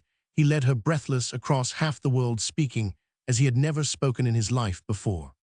And in the floodtide of his exaltation, there came upon him a great desire to pick up this maiden who nodded her head and said, I understand. Go on to pick her up and carry her away with him, because she was Macy, and because she understood, and because she was his right, and a woman to be desired above all women. Then he checked himself abruptly. And so I took all I wanted, he said, and I had to fight for it. Now you tell. Maisie's tale was almost as grey as her dress. It covered years of patient toil backed by savage pride that would not be broken though dealers laughed and fogs delayed work. And Kami was unkind, and even sarcastic, and girls in other studios were painfully polite. It had a few bright spots in pictures accepted at provincial exhibitions, but it wound up with the oft-repeated wail. And so you see, Dick, I had no success. though I worked so hard. Then pity filled Dick. Even thus had Macy spoken, when she could not hit the breakwater half an hour before she had kissed him, and that had happened yesterday. Never mind, he said, I'll tell you something if y'all believe it. The words were shaping themselves of their own, accord the whole thing, lock, stock, and barrel isn't worth one big yellow sea puppy below Fort Keeling. Macy flushed a little. It's all very well for you to talk, but you've had the success, and I haven't. Let me talk, then I know y'all understand. Macy dear, it sounds a bit absurd, but those 10 years never existed, and I've come back again. It really is just the same. Can't you see you're alone now, and I am alone? What's the use of worrying? Come to me instead, darling. Macy poked the gravel with her parasol. They were sitting on a bench. I understand, she said slowly, but I've got my work to do, and I must do it. Do it with me, then dear. I won't interrupt. No, I couldn't. It's my work, mine. I've been alone all my life in myself, and I'm not going to belong to anybody except myself. I remember things as well as you do, but that doesn't count. We were babies then, and we didn't know what was before us. Dick, don't be selfish. I think I see my way to a little success. Next year, don't take it away from me. I beg your pardon, darling. It's my fault for speaking stupidly. I can't expect you to throw up all your life just because I am back. I'll go to my own place and wait a little. But Dick, I don't want you to off me life. Now you've just come back. I am at your orders. Forgive me. Dick devoured the troubled little face with his eyes. There was triumph in them, because he could not conceive that Macy should refuse sooner or later to love him, since he loved her. It's wrong of me, said Macy more slowly than before. It's wrong and selfish. But oh, I've been so lonely. No, you misunderstand. Now I've seen you again. It's absurd, but I want to keep you in my life. Naturally, we belong. We don't, but you always understood me, and there is so much in my work that you could help me, and you know things, and the ways of doing things. You must. I do, I fancy, or else I don't know myself. Then you won't care to lose sight of me altogether, and you want me to help you in your work. Yes, but remember, Dick, nothing will ever come of it. That's why I feel so selfish. Can't things stay as they are? I do want your help. You shall have it, but let's consider. I must see your pics first, and overhaul your sketches, and find out about your tendencies. You should see what the papers say about my tendencies. Then I'll give you good advice, and you shall paint according. Isn't that it, Macy? Again there was triumph in Dick's eye. It's too good of you, much too good, because you are consoling yourself with what will never happen, and I know that, and yet I want to keep you. Don't blame me later, please. I am going into the matter with my eyes open. Moreover, the Queen can do no wrong. It isn't your selfishness that impresses me, it's your audacity in proposing to make use of me. Pooh, you're only Dick and a print shop. Very good, that's all I am. But Macy, you believe, don't you, that I love you? I don't want you to have any false notions about brothers and sisters. Macy looked up for a moment and dropped her eyes. It's absurd, but I believe I wish I could send you away before you get angry with me, but the girl that lives with me is red-haired and an impressionist, and all our notions clash. So do ours. I think, never mind, 3 months from today, we shall be laughing at this together. Macy shook her head mournfully. I knew you wouldn't understand, and it will only hurt you more when you find out. Look at my face, Dick, and tell me what you see. They stood up and faced each other for a moment. The fog was gathering, and it stifled the roar of the traffic of London beyond the railings. Dick brought all his painfully acquired knowledge of faces to bear on the eye's mouth and chin underneath the black velvet toque. It's the same, Macy, and it's the same me, he said. We've both nice little wills of our own, and one or other of us has to be broken. Now about the future. I must come and see your pictures some day, I suppose, when the red-haired girl is on the premises. Sundays are my best times. You must come on Sundays. There are such heaps of things I want to talk about and ask your advice about. Now I must get back to work. Try to find out before next Sunday what I am, said Dick. Don't take my word for anything. I've told you goodbye, darling, and bless you. Macy stole away like a little gray mouse. Dick watched her till she was out of sight, but he did not hear her say to herself, very soberly, I am a wretch, a horrid, selfish wretch. But it's Dick, and Dick will understand. No one has yet explained what actually happens when an irresistible force meets the immovable post, though many have thought deeply, even as Dick thought. He tried to assure himself that Macy would be led in a few weeks by his mere presence and discourse to a better way of thinking. Then he remembered much too distinctly her face and all that was written on it. If I know anything of heads, he said, there's everything in that face, but love, I shall have to put that in myself, and that chin and mouth won't be won for nothing. But she's right, she knows what she wants, and she's going to get it. What insolence me of all the people in the wide world to use me. But then she's Macy, there's no getting over that fact. And it's good to see her again. This business must have been simmering at the back of my head for years. Shall use me, as I used Binat at Ports. She's quite right, it will hurt a little. I shall have to see her every Sunday like a young man courting a housemaid. She's sure to come around. And yet that mouth isn't a yielding mouth. I shall be wanting to kiss her all the time. And I shall have to look at her pictures. I don't even know what sort of work she does yet, and I shall have to talk about art, woman's art, therefore particularly. And perpetually damn all varieties of art. It did me a good turn once, and now it's in my way. I'll go home and do some art. Halfway to the studio, Dick was smitten with a terrible thought. The figure of a solitary woman in the fog suggested it.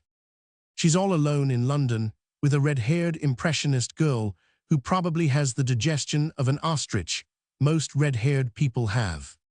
Maisie's a bilious little body. They'll eat like lone women, meals at all hours, and tea with all meals. I remember how the students in Paris used to pig along. She may fall ill at any minute, and I shan't be able to help. Hugh, this is 10 times worse than owning a wife.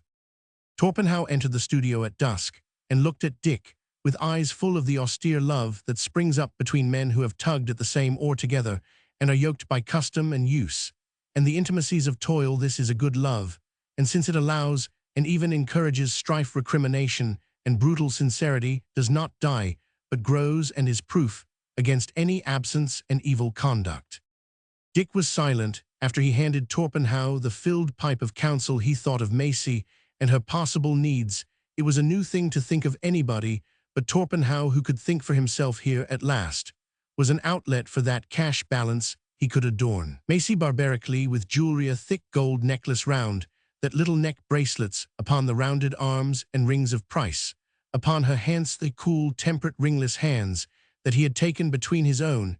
It was an absurd thought, for Macy would not even allow him to put one ring on one finger, and she would laugh at golden trappings.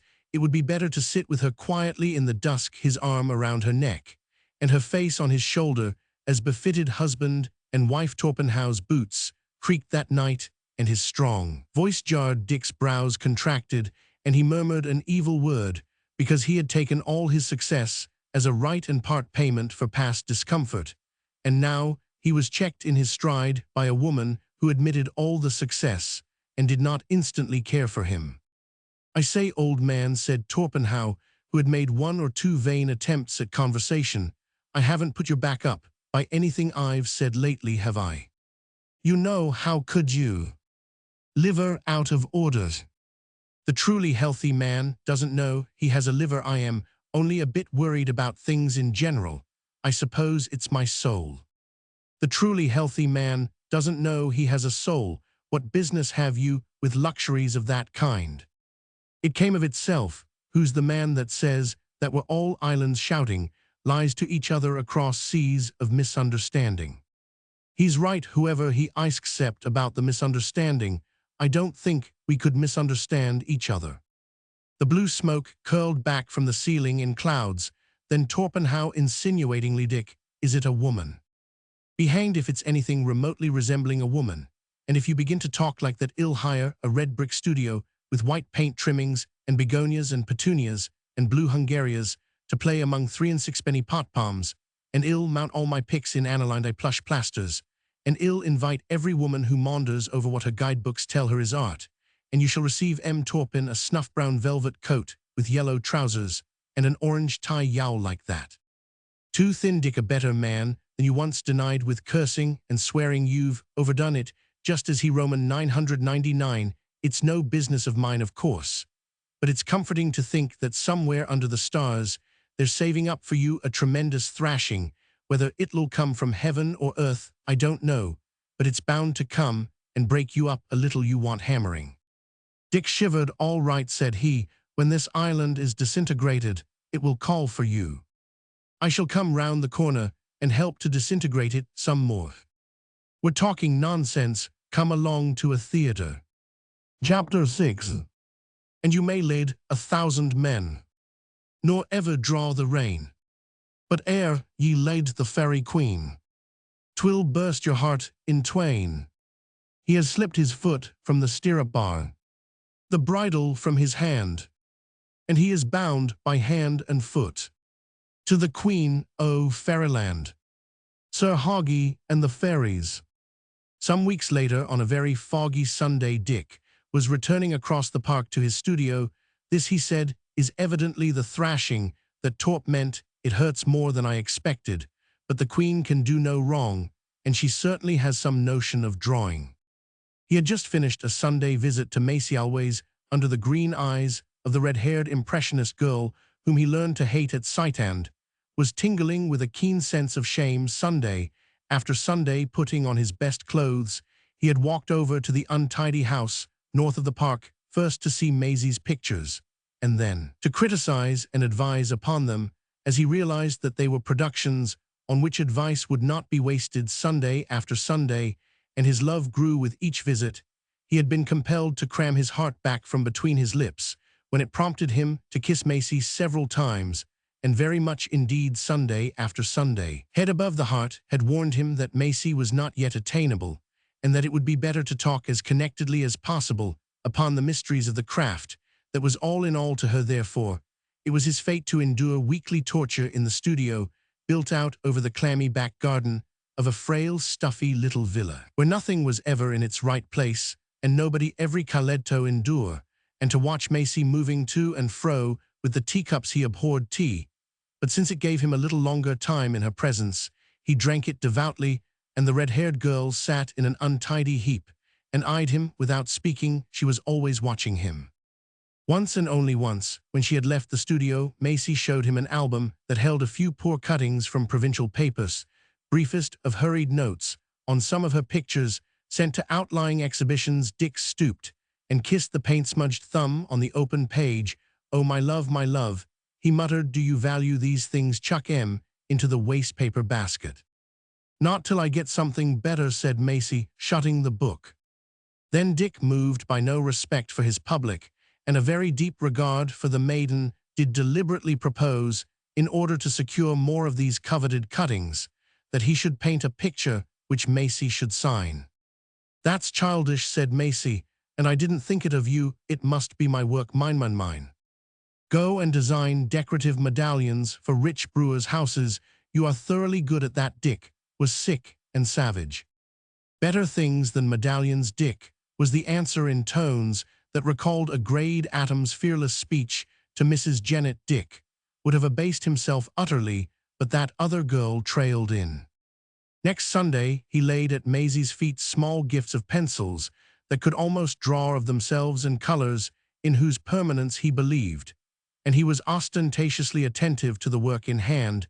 It demanded, among other things, an exposition of the faith that was in him. Torpenhow's hair would have stood on end had he heard the fluency with which Dick preached his own gospel of art.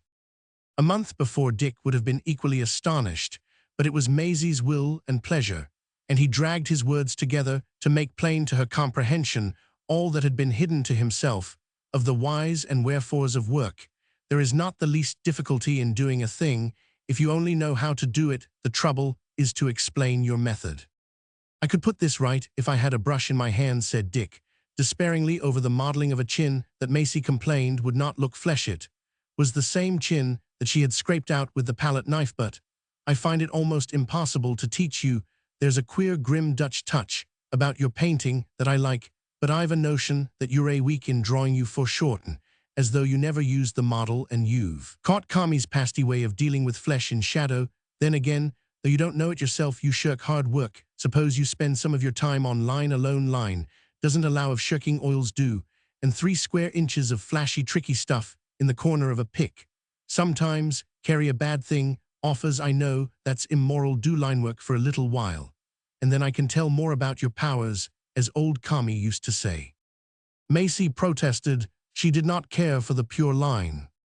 I know, said Dick, you want to do your fancy heads with a bunch of flowers at the base of the neck, to hide bad modeling. The red-haired girl laughed. A little you want to do landscapes with cattle knee-deep in grass, to hide bad drawing. You want to do a great deal more than you can do. You have sense of color, but you want form. Color's a gift, put it aside, and think no more about it but form you can be drilled into.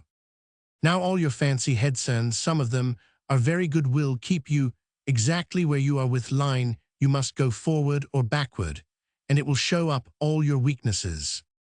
But other people, began Macy. You mustn't mind what other people do. If their souls were your soul, it would be different. You stand and fall by your own work, remember, and it's waste of time to think of anyone else in this battle. Dick paused, and the longing that had been so resolutely put away came back into his eyes. He looked at Macy, and the look asked as plainly as words, was it not time to leave all this barren wilderness of canvas and counsel and join hands with life and love? Macy assented to the new program of schooling so adorably that Dick could hardly restrain himself from picking her up then and there, and carrying her off to the nearest registrar's office. It was the implicit obedience to the spoken word and the blank indifference to the unspoken desire that baffled and buffeted his soul. He held authority in that house, authority limited, indeed, to 1/2 of one afternoon in 7, but very real while it lasted.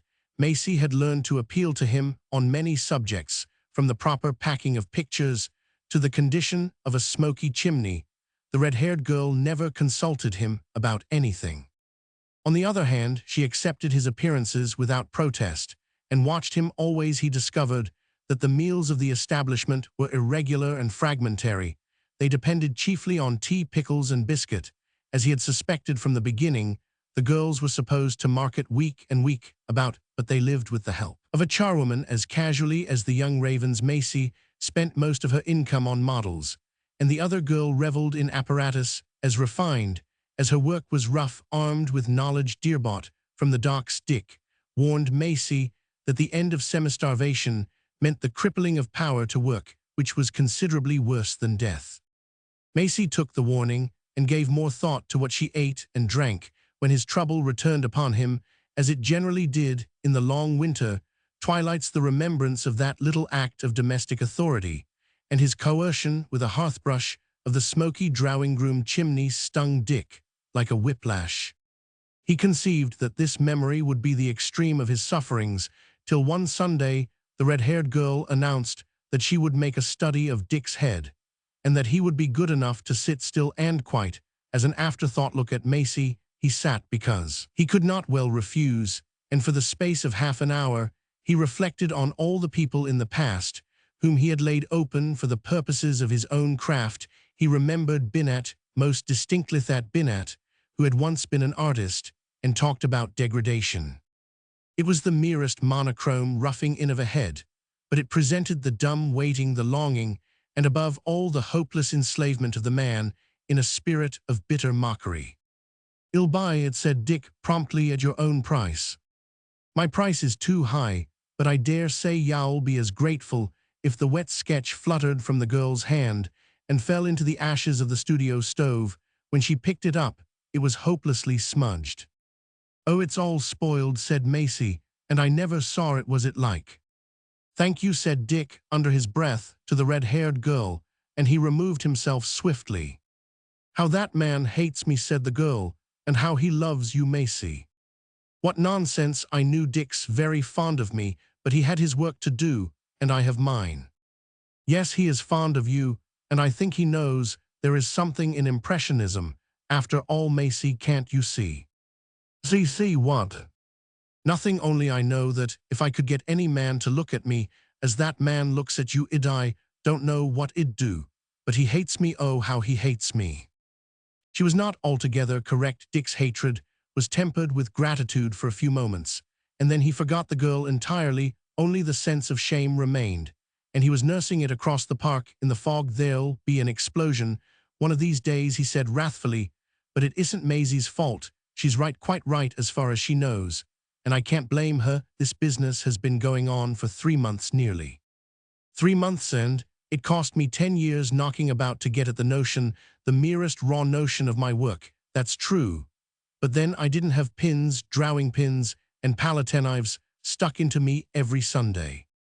Oh, my little darling, if ever I break you, somebody will have a very bad time of it. No, she won't. I'd be as big a fool about her as I am now. Ill poison, that red-haired girl on my wedding day. She's unwholesome, and now ill pass on these present bad times to Torpenhow had been moved to lecture Dick more than once lately on the sin of levity, and Dick had listened and replied not a word in the weeks between the first few Sundays of his discipline. He had flung himself savagely into his work, resolved that Maisie should at least know the full stretch of his powers. Then he had taught Maisie that she must not pay the least attention to any work outside her own, and Maisie had obeyed him all too well. She took his counsels, but was not interested in his pictures. "Your things smell of tobacco and blood," she said once. "Can't you do anything except soldiers?" "I could do a head of you that would startle you," thought Dick. Thighs was before the red-haired girl had brought him under the guillotine, but he only said, "I am very sorry," and harrowed Torpenhow's soul that evening with blasphemies against art. Later, insensibly, and to a large extent against his own, will he cease to interest himself in his own work. For Maisie's sake, and to soothe the self-respect that it seemed to him he lost each Sunday, he would not consciously turn out bad stuff. But since Maisie did not care even for his best, it were better not to do anything at all save wait and mark time between Sunday and Sunday. Torpenhow was disgusted as the weeks went by fruitless, and then attacked him one Sunday evening, when Dick felt utterly exhausted after 3 hours biting self-restraint in Maisie's presence. There was language, and Torpenhow withdrew to consult the Nilghai, who had come in to talk continental politics. "Bonadal is he careless and touched in the temper," said the Nilghai. "It isn't worth worrying over. Dick is probably playing the fool with a woman. Isn't that bad enough? No, she may throw him out of gear and knock his work to pieces for a while. She may even turn up here some day and make a scene on the staircase. One never knows. But until Dick speaks of his own accord, you had better not touch him. He is no easy-tempered man to handle. No, I wish he were. He is such an aggressive cocksure, yowbadamned fellow. Hell get that knocked out of him. In time he must learn that he can't storm up and down the world with a box of moist tubes and a slick brush. You're fond of him. I'd take any punishment that's in store for him if I could, but the worst of it is no man can save his brother. No, and the worser of it is there is no discharge in this war. Dick must learn his lesson. Like the rest of us talking of war, there'll be trouble in the Balkans in the spring. That trouble is long coming. I wonder if we could drag Dick out there when it comes off." Dick entered the room soon afterwards, and the question was put to him. "Not good enough," he said shortly. "I am too comfy where I am." "Surely you aren't taking all the stuff in the papers seriously," said the Nilghai. "Your vogue will be ended in less than 6 months. Public will know your touch and go on to something new, and where will you be then? Here in England, when you might be doing decent work among us out there. Nonsense. I shall go. The Kennu will be there, Torp will be there, Cassavetti will be there, and the whole lot of us will be there. And we shall have as much as ever we can do with unlimited fighting, and the chance for you of seeing things that would make the reputation of 3 Vereshchagins." Said Dick, pulling at his pipe. "You prefer to stay here and imagine that all the world is gaping at your pictures. Just think how full an average man's life is of his own pursuits and pleasures, when 20,000 of him find time to look up between mouthfuls and grunt something about something they aren't the least interested in. The net result is called fame, reputation, or notoriety, according to the taste and fancy of the speller, my lord. I know that as well as you do. Give me credit for a little gumption." "Be hanged if I do." "Be hanged then, you probably will before a spy by excited Turks. Hey-ho, I am weary, dead weary, and virtue has gone out of me." Dick dropped into a chair and was fast asleep in a minute. "That's a bad sign," said the Nilghai in an undertone. Torpenhow picked the pipe from the waistcoat where it was beginning to burn, and put a pillow behind the head. We can't help, he said. It's a good, ugly sort of old coconut, and I am fond of it. There's the scar of the wipe he got when he was cut over in the square. Shouldn't wonder if that has made him a trifle mad. I should. He's a most businesslike madman. Then Dick began to snore furiously. Oh, here, no affection can stand this sort of thing. Wake up, Dick, and go and sleep somewhere else, if you intend to make a noise about it. When a cat has been out on the tiles all night, said the nilgai in his beard, I notice that she usually sleeps all day. This is natural history. Dick staggered away, rubbing his eyes and yawning in the night watches. He was overtaken with an idea so simple and so luminous that he wondered he had never conceived it before. It was full of craft. He would seek Macy on a weekday, would suggest an excursion, and would take her by train to Fort Kipling over the very ground that they two had trodden together 10 years ago. As a general rule, he explained to his chin-lathered reflection in the morning, it isn't safe to cross an old trail twice. Things remind one of things, and a cold wind gets up, and you feel sad. But this is an exception to every rule that ever was. Ill go to Macy at once. Fortunately, the red-haired girl was out shopping when he arrived, and Macy, in a paint-spattered blouse, was warring with her canvas. She was not pleased to see him, for weekday visits were a stretch of the bond, and it needed all his courage to explain his errand. I know you've been working too hard, he concluded, with an air of authority. If you do that, you'll break down. You had much better come. Where, said Macy wearily. She had been standing before her easel too long, and was very tired. Anywhere you please. Well, take a train tomorrow, and see where it stops. Well, have lunch somewhere, and I'll bring you back in the evening. If there's a good working light, tomorrow I lose a day. Macy balanced the heavy white chestnut palette irresolutely. Dick bit back an oath that was hurrying to his lips. He had not yet learned patience with the maiden to whom her work was all in all. You'll lose ever so many more, dear, if you use every hour of working light. Overwork's only murderous idleness. Don't be unreasonable. I'll call for you tomorrow, after breakfast early. But surely you are going to ask. No, I am not. I want you, and nobody else besides. She hates me as much as I hate her. She won't care to come tomorrow then, and pray that we get sunshine. Dick went away delighted, and by consequence did no work whatever. He strangled a wild desire to order a special train, but bought a great grey kangaroo cloak lined with glossy black marten, and then retired into himself to consider things. I am going out for the day tomorrow with Dick, said Macy to the red-haired girl, when the latter returned tired from marketing in the Edgware Road. He deserves it. I shall have the studio floor thoroughly scrubbed. While you're away, it's very dirty.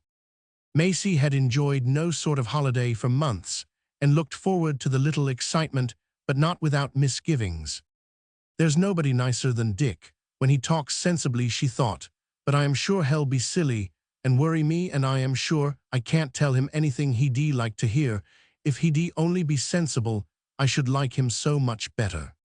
Dick's eyes were full of joy when he made his appearance next morning, and saw Macy, grey-ulstered and black-velveted, standing in the hallway. Palaces of marble, and not sordid imitation of grained wood, was surely the fittest background for such a divinity. The red-haired girl drew her into the studio for a moment, and kissed her hurriedly. Maisie's eyebrows climbed to the top of her forehead. She was altogether unused to these demonstrations. Mind my hat, she said, hurrying away, and ran down the steps to Dick waiting by the hansom. Are you quite warm enough? Are you sure you wouldn't like some more breakfast? Put the cloak over your knees. I am quite comfy, thanks. Where are we going, Dick? Oh, do stop singing like that. People will think we're mad. Let 'em think. If the exertion doesn't kill them, they don't know who we are, and I am sure I don't care who they are. My faith, Macy, you're looking lovely. Macy stared directly in front of her, and did not reply. The wind of a keen, clear winter morning had put color into her cheeks. Overhead, the creamy yellow smoke clouds were thinning away one by one against a pale blue sky, and the improvident sparrows broke off from waterspout committees and cab-rank cabals to clamor of the coming of spring. It will be lovely weather in the country, said Dick. But where are we going? Wait and see. They stopped at Victoria, and Dick sought tickets. For less than half the fraction of an instant, it occurred to Macy, comfortably settled by the waiting room fire, that it was much more pleasant to send a man to the booking office than to elbow one's own way through the crowd. Dick put her into a Pullman solely on account of the warmth there, and she regarded the extravagance with grave, scandalized eyes as the train moved out into the country. I wish I knew where we are going, she repeated for the 20th time. The name of a well-remembered station flashed by towards the end of the run, and Macy was delighted. Oh, Dick, you villain. Well, I thought you might like to see the place again. You haven't been here since the old times, have you? No, I never cared to see Mrs. Jennett again, and she was all that was ever there. Not quite. Look out a minute. There's the windmill above the potato fields. They haven't built villas there yet. Do you remember when I shut you up in it? Yes, how she beat you for it. I never told it was you. She guessed I jammed a stick under the door and told you that I was burying Amama alive in the potatoes, and you believed me. You had a trusting nature in those days. They laughed and leaned to look out, identifying ancient landmarks with many reminiscences. Dick fixed his weather eye on the curve of Maisie's cheek, very near his own, and watched the blood rise under the clear skin. He congratulated himself upon his cunning and looked that the evening would bring him a great reward. When the train stopped, they went out to look at an old town with new eyes first, but from a distance they regarded the house of Mrs. Jennett. Suppose she should come out now, what would you do, said Dick, with mock terror. I should make a face. Show then, said Dick, dropping into the speech of childhood. Macy made that face in the direction of the mean little villa, and Dick laughed. This is disgraceful, said Macy, mimicking Mrs. Jennett's tone. Macy, you run in at once and learn the collect, gospel, and epistle for the next 3 Sundays, after all I've taught you 2, and 3 helps every Sunday at dinner. Dick's always leading you into mischief. If you aren't a gentleman, Dick, you might at least. The sentence ended abruptly. Macy remembered when it had last been used. Try to behave like one, said Dick, promptly. Quite right. Now, well, get some lunch and go on to Fort Keeling. Unless you'd rather drive there. We must walk out of respect to the place. How little changed it all is. They turned in the direction of the sea through unaltered streets, and the influence of old things lay upon them. Presently, they passed a confectioner's shop, much considered in the days when their joint pocket money amounted to £1 a week. Dick, have you any pennies? Said Macy, half to herself. Only 3, and if you think you're going to have 2 of 'em to buy peppermints with, you're wrong. She says peppermints aren't ladylike. Again they laughed, and again the color came into Maisie's cheeks as the blood boiled through Dick's heart. After a large lunch, they went down to the beach and to Fort Keeling, across the waste, wind-bitten land that no builder had thought it worth his while to defile. The winter breeze came in from the sea and sang about their ears. Macy said, Dick, your nose is getting a crude Prussian blue at the tip. I'll race you as far as you please for as much as you please. She looked round cautiously and with a laugh set off swiftly as the Ulster allowed, till she was out of breath. We used to run miles, she panted. It's absurd that we can't run now. Old age, dear, this it is to get fat and sleek in town. When I wished to pull your hair, you generally ran for 3 miles, shrieking at the top of your voice. I ought to know, because those shrieks of yours were meant to call up Mrs. Jennett with a cane, and... Dick, I never got you a beating on purpose in my life. No, of course, you never. Roman 999. Good heavens, look at the sea. Why, it's the same as ever, said Macy. Torpenhow had gathered from Mr. Beeton that Dick, properly dressed and shaved, had left the house at 8:30 in the morning with a traveling rug over his arm. The Nilgai rolled in at midday for chess and polite conversation. It's worse than anything I imagined, said Torpenhow. Oh, the everlasting Dick, I suppose you fuss over him like a hen with one chick. Let him run riot if he thinks it'll amuse him. You can whip a young pup off feather, but you can't whip a young man. It isn't a woman, it's one woman, and it's a girl. Where's your proof? He got up and went out at 8 this morning. Get up in the middle of the night. By Jove, a thing he never does, except when he's on service. Even then, remember, we had to kick him out of his blankets before the fight began at El Maghrib. It's disgusting. It looks odd, but maybe he's decided to buy a horse at last. He might get up for that, mightn't he? Buy a blazing wheelbarrow. He'd have told us if there was a horse in the wind. It's a girl. Don't be certain, perhaps it's only a married woman. Dick has some sense of humor. If you haven't, who gets up in the grey dawn to call on another man's wife? It's a girl. Let it be a girl, then she may teach him that there's somebody else in the world besides himself. She'll spoil his hand, she'll waste his time, and she'll marry him and ruin his work forever. Hell, be a respectable married man before we can stop him, and he'll never go on the long trail again. All quite possible, but the earth won't spin the other way. When that happens, no ho, id give something to see Dick go wooing with the boys. Don't worry about it. These things be with Allah, and we can only look on. Get the chessmen. The red-haired girl was lying down in her own room, staring at the ceiling. The footsteps of people on the pavement sounded as they grew indistinct in the distance, like a many-times repeated kiss. That was all one long kiss. Her hands were by her side, and they opened and shut savagely from time to time. The charwoman in charge of the scrubbing of the studio knocked at her door. Beg why, pardon miss, but in cleaning of a floor, there's two, not to say three kind of soap, which is yaller and mottled and disinfecting.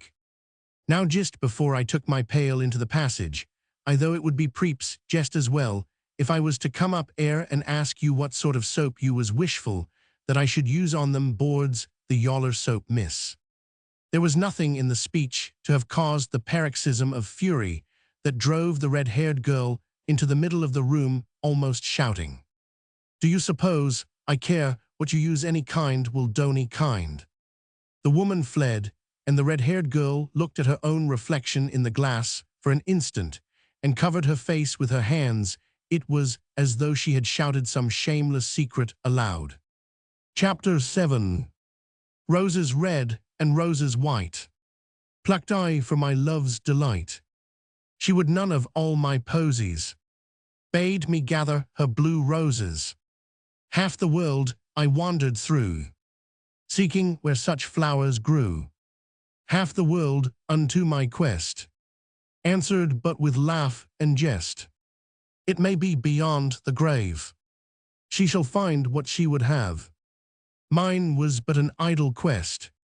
Roses white and red are best blue roses. The sea had not changed. Its waters were low on the mudbanks, and the Marasian bellbuoy clanked and swung in the tideway on the white beach sand. Dried stumps of sea poppy shivered and chattered. "I don't see the old breakwater," said Macy under her breath.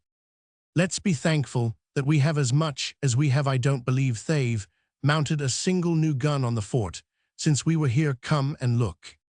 They came to the glacis of Fort Keeling and sat down in a nook sheltered from the wind under the tarred throat of a 40-pounder cannon.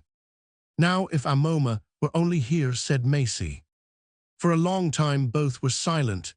Then Dick took Maisie's hand and called her by her name. She shook her head and looked out to sea. "Macy, darling, doesn't it make any difference?" "No," between clenched teeth, "it'd tell you if it did, but it doesn't. Oh, Dick, please be sensible. Don't you think that it ever will?" "No, I am sure it won't." "Why?" Macy rested her chin on her hand, and still regarding the sea spoke hurriedly. "I know what you want perfectly well, but I can't give it to you, Dick. It isn't my fault, indeed it isn't. If I felt that I could care for anyone, but I don't feel that I care. I simply don't understand what the feeling means." "Is that true, dear?" "You've been very good to me, Dickie, and the only way I can pay you back is by speaking the truth. I daren't tell a fib. I despise myself quite enough as it is." "What in the world for?" Because I take everything that you give me, and I give you nothing in return. It's mean and selfish of me, and whenever I think of it, it worries me. Understand once for all then that I can manage my own affairs. And if I choose to do anything, you aren't to blame. You haven't a single thing to reproach yourself with, darling. Yes, I have, and talking only makes it worse. Then don't talk about it. How can I help myself? If you find me alone for a minute, you are always talking about it, and when you aren't, you look it. You don't know how I despise myself sometimes. Great goodness, said Dick, nearly jumping to his feet. Speak the truth now, Macy. If you never speak it again, does this worrying bore you? No, it does not. You'd tell me if it did. I should let you know, I think. Thank you. The other thing is fatal, but you must learn to forgive a man when he's in love. He's always a nuisance. You must have known that. Macy did not consider the last question worth answering, and Dick was forced to repeat it. There were other men, of course. They always worried just when I was in the middle of my work and wanted me to listen to them. Did you listen? At first, and they couldn't understand why I didn't care, and they used to praise my pictures, and I thought they meant it. I used to be proud of the praise, and tell Kami, and I shall never forget Aunt Kami laughed at me. You don't like being laughed at, Macy, do you? I hate it. I never laugh at other people unless they do bad work. Dick, tell me honestly what you think of my pictures generally, of everything of mine that you've seen. Honest, honest, and honest, overquoted Dick from a catchword of long ago. Tell me what Kami always says. Macy hesitated. He says that there is feeling in them. How dare you tell me a fib like that? Remember, I was under Kami for 2 years. I know exactly what he says. It isn't a fib. It's worse, it's a half-truth. Kami says when he puts his head on one side, so ill, why a do sentiment mise ill, and why a pas de party pris. He rolled the R threateningly, as Kami used to do. Yes, that is what he says, and I am beginning to think that he is right. Certainly he is. Dick admitted that 2 people in the world could do and say no wrong. Kami was the man. And now you say the same thing. It's so disheartening. I'm sorry, but you asked me to speak the truth. Besides, I love you too much to pretend about your work. It's strong, it's patient, sometimes not always, and sometimes there's power in it. But there's no special reason why it should be done at all. At least, that's how it strikes me. There's no special reason why anything in the world should ever be done. You know that as well as I do. I only want success. You're going the wrong way to get it. Then hasn't Kami ever told you so? Don't quote Kami to me. I want to know what you think my work's bad to begin with. I didn't say that, and I don't think it. It's amateurish then.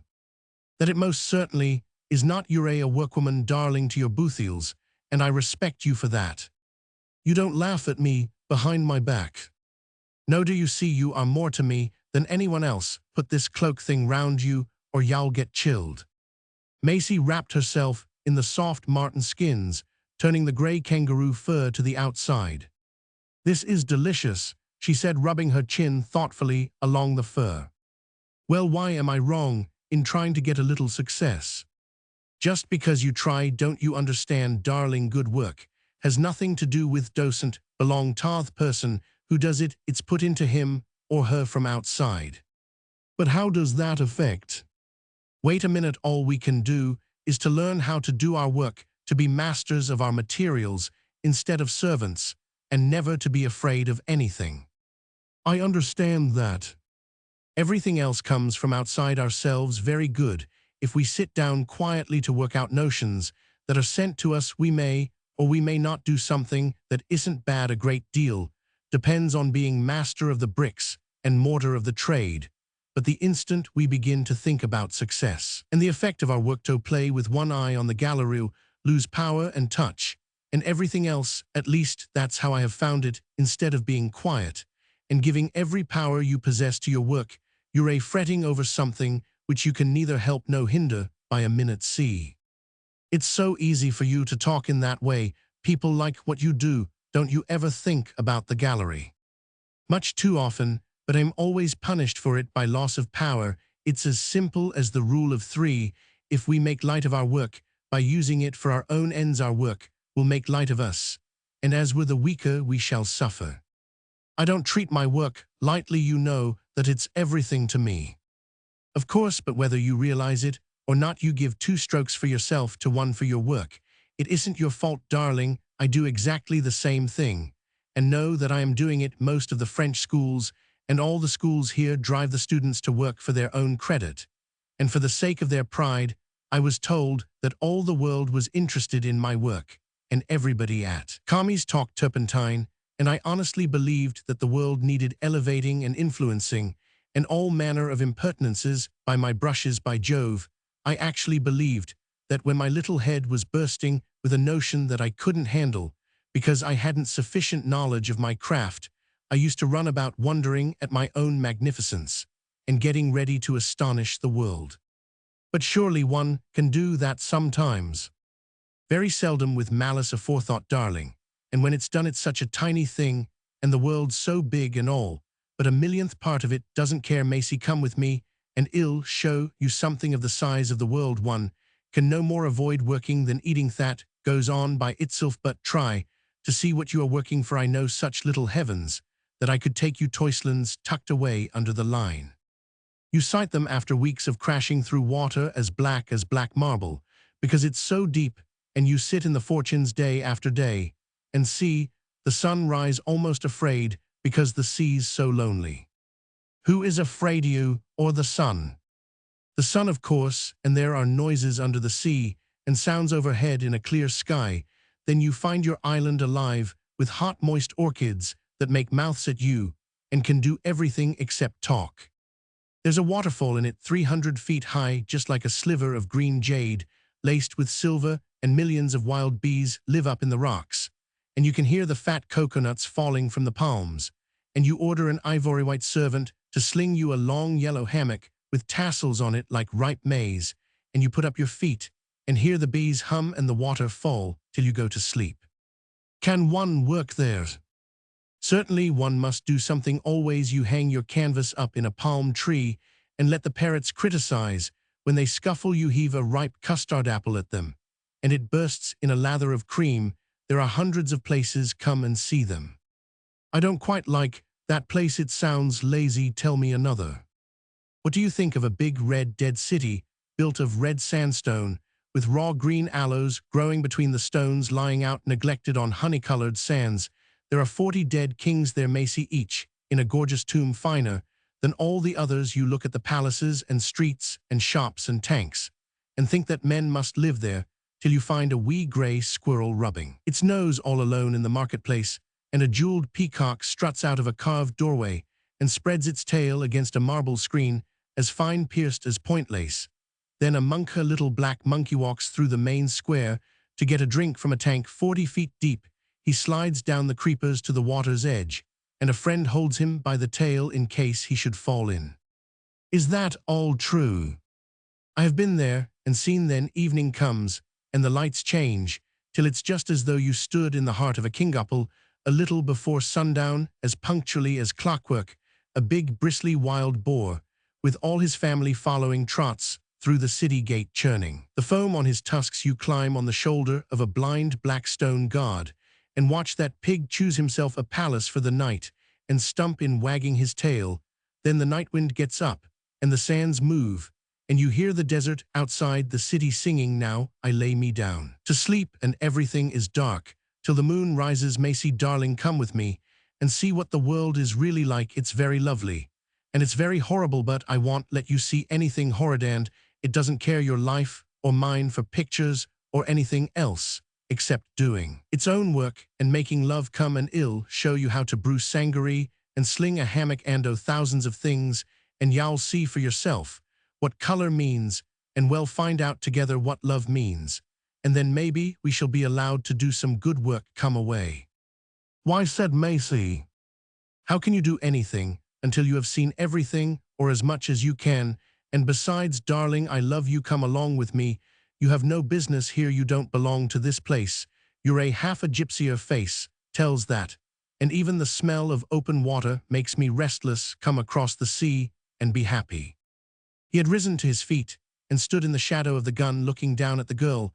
The very short winter afternoon had worn away, and before they knew, the winter moon was walking the untroubled sea. Long ruled lines of silver showed, where a ripple of the rising tide was turning over the mudbanks. The wind had dropped, and in the intense stillness, they could hear a donkey cropping the frosty grass many yards away. A faint beating, like that of a muffled drum, came out of the moon haze.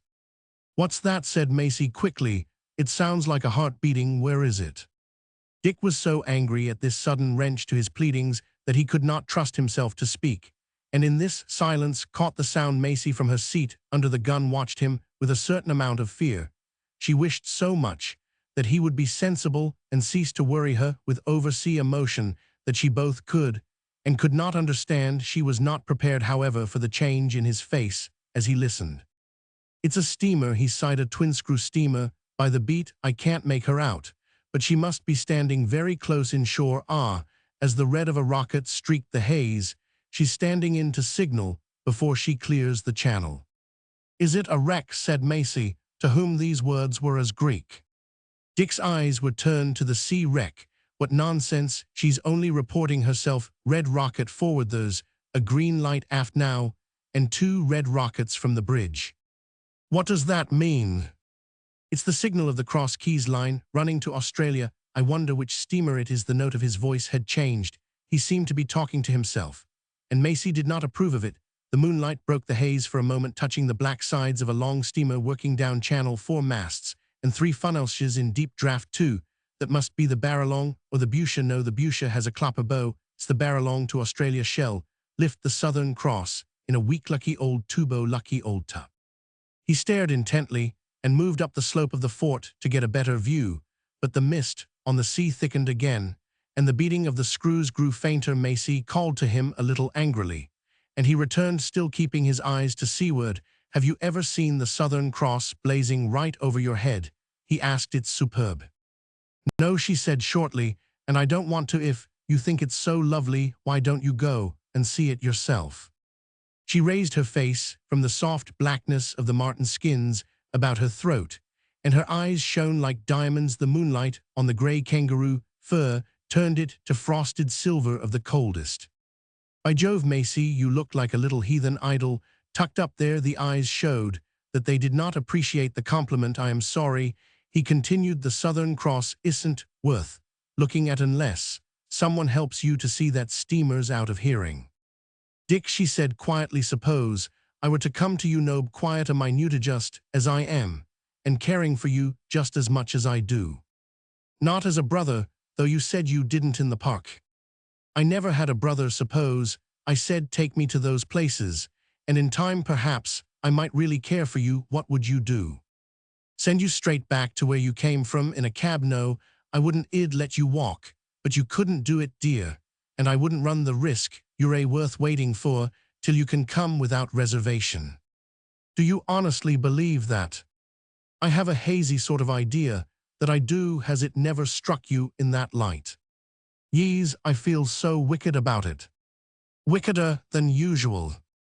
You don't know all. I think it's almost too awful to Never mind, you promised to tell me the truth at least." "It's so ungrateful of me, but though I know you care for me, and I like to have you with me, I'd even sacrifice you if that would bring me what I want." "My poor little darling, I know that state of mind. It doesn't lead to good work. You aren't angry, remember. I do despise myself. I'm not exactly flattered. I had guessed as much before, but I am not angry. I am sorry for you. Surely you ought to have left a littleness like that behind you years ago. You've no right to patronize me. I only want what I have worked for so long. It came to you without any trouble, and I don't think it's fair. What can I do? I'd give 10 years of my life to get you what you want.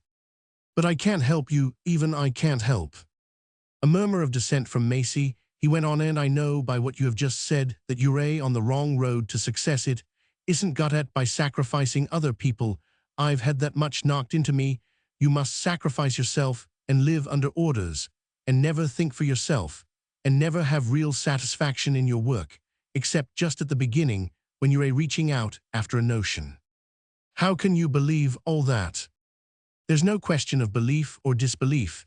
That's the law, and you take it or refuse it as you please. I try to obey, but I can't. and then my work turns bad on my hands. Under any circumstances, remember 4/5 of everybody's work must be bad, but the remnant is worth the trouble for its own sake. Isn't it nice to get credit even for bad work? It's much too nice, but may I tell you something? It isn't a pretty tale, but you're so like a man that I forget when I am talking to you. Tell me. Once when I was out in the Soudan, I went over some ground that we had been fighting on for 3 days. There were 1,200 dead, and we hadn't time to bury them. How ghastly. I had been at work on a big double-sheet sketch, and I was wondering what people would think of it at home. The sight of that field taught me a good deal. It looked just like a bed of horrible toadstools in all colors, and I'd never seen men in bulk go back to their beginnings before, so I began to understand that men and women were only material to work with, and that what they said or did was of no consequence. See, strictly speaking, you might just as well put your ear down to the palette to catch what your colors are saying.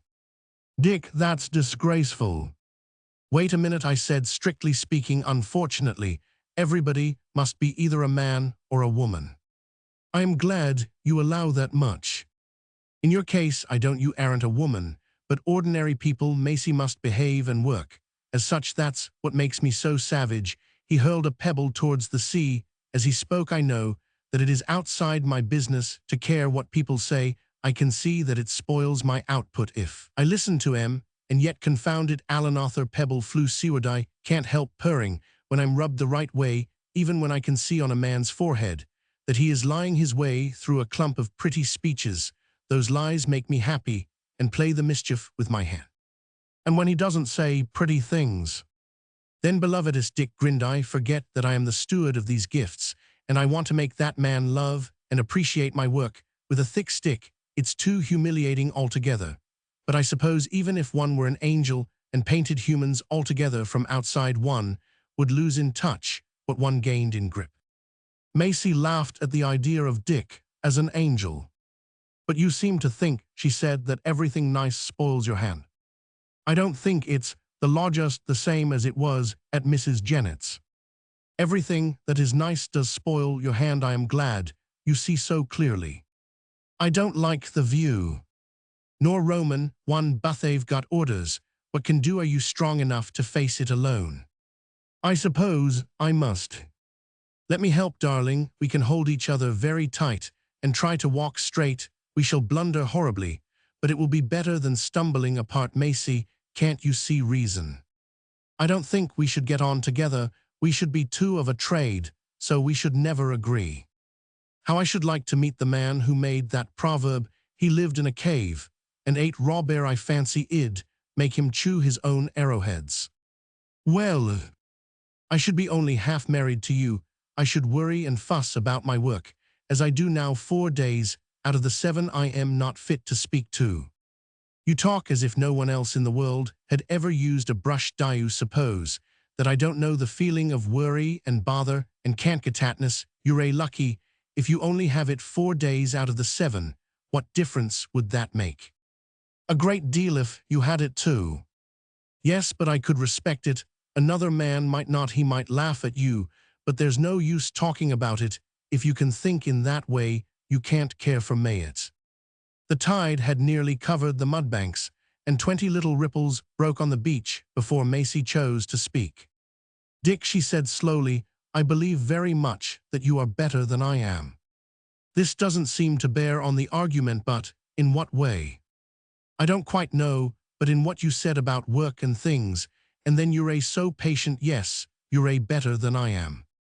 Dick considered rapidly the murkiness of an average man's life. There was nothing in the review to fill him with a sense of virtue.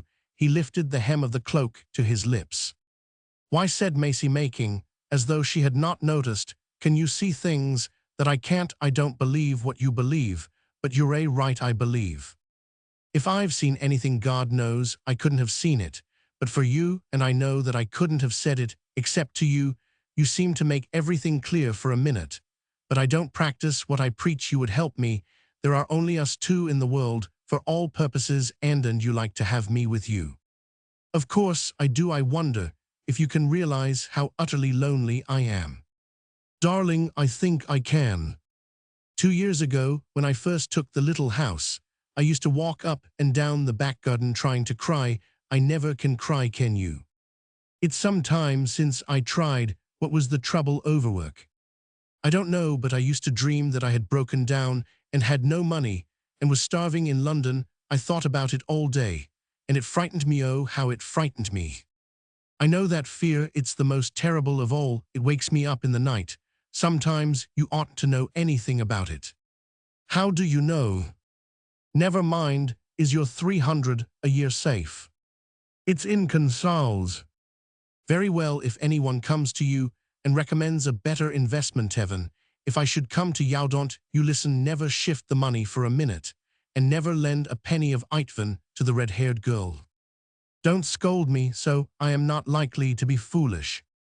The earth is full of men who'd sell their souls for 300 a year, and women come and talk and borrow a £5 note here and a £10 note there, and a woman has no conscience in a money debt. Stick to your money, Macy, for there's nothing more ghastly in the world than poverty in London.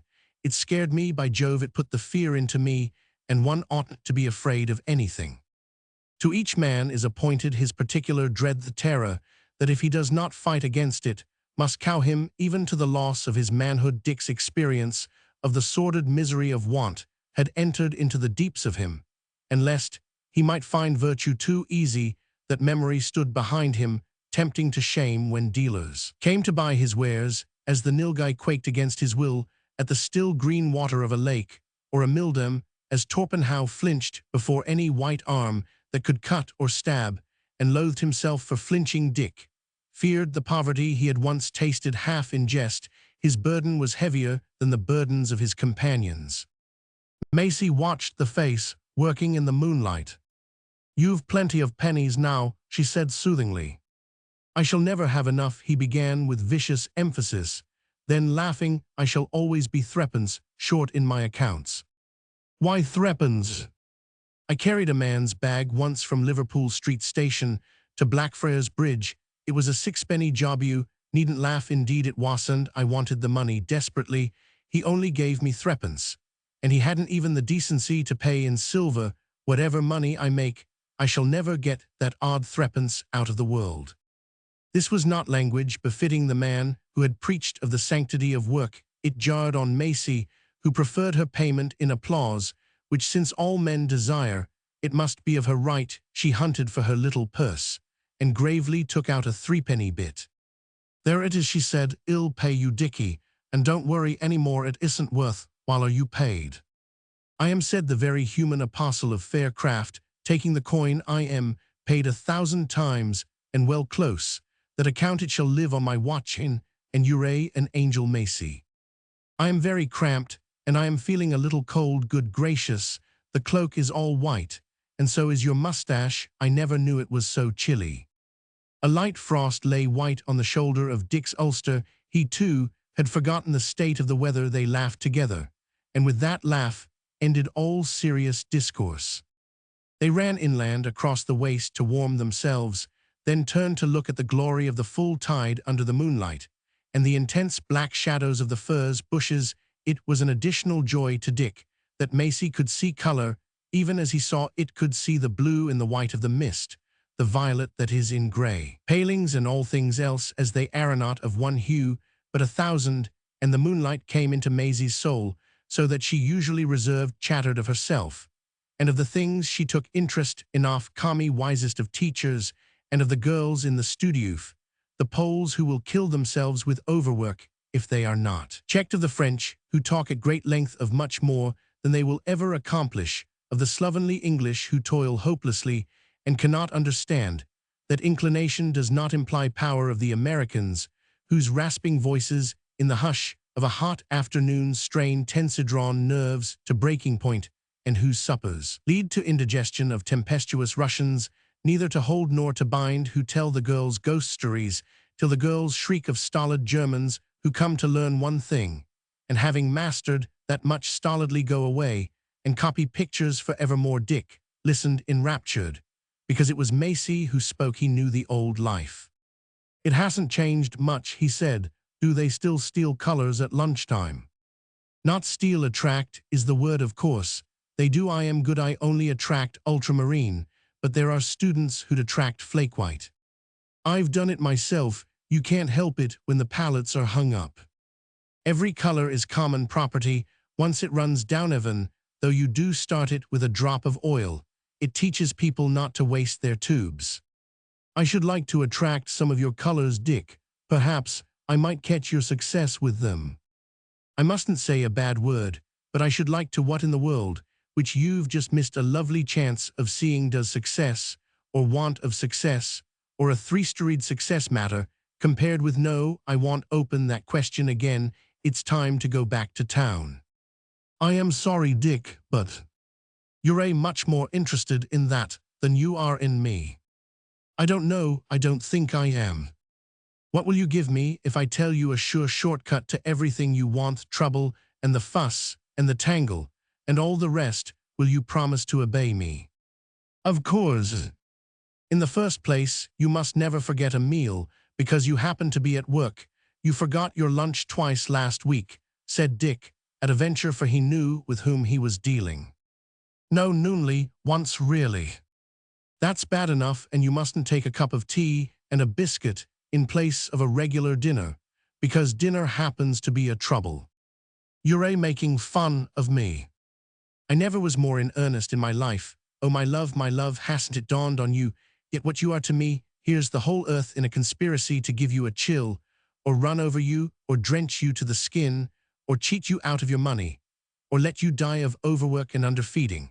And I haven't the mere right to look after you. Why, I don't even know if you have sense enough to put on warm things when the weather's cold. Dick, you're the most awful boy to talk Torially. How do you suppose I managed when you were away? I wasn't here, and I didn't know, but now I am back. I'd give everything I have for the right of telling you to come in out of the rain. Your success, too. This time it cost Dick a severe struggle to refrain from bad words. As Mrs. Jennett used to say, you're a trial, Macy. You've been cooped up in the schools too long, and you think everyone is looking at you. There aren't 1,200 people in the world who understand pictures. The others pretend and don't care. Remember, I've seen 1,200 men dead in toadstools. It's only the voice of the tiniest little fraction of people that makes success. The real world doesn't care a tinker, doesn't care a bit for aught you or I know. Every man in the world may be arguing with a Macy of his own. Poor Macy. Poor Dick, I think. Do you believe while he's fighting for what's dearer than his life, he wants to look at a picture? And even if he did, and if all the world did, and 1,000 million people rose up and shouted hymns to my honor and glory, would that make up to me for the knowledge that you were out shopping in the Edgware Road on a rainy day without an umbrella? Now, well, go to the station. But you said on the beach, persisted Macy with a certain fear. Dick groaned aloud. Yes, I know what I said. My work is everything I have or am or hope to be to me, and I believe I've learnt the law that governs it. But I've some lingering sense of fun left, though you've nearly knocked it out of me. I can just see that it isn't everything to all the world. Do what I say and not what I do. Macy was careful not to reopen debatable matters, and they returned to London joyously. The terminus stopped Dick in the midst of an eloquent harangue on the beauties of exercise. He would buy Macy a horse, such a horse as never yet bowed head to Bitwood stable it, with a companion some 20 miles from London, and Macy, solely for her health's sake, should ride with him twice or thrice a week. That's absurd, said she. It wouldn't be proper. Now, who in all London tonight would have sufficient interest or audacity to call us two to account for anything we chose to do?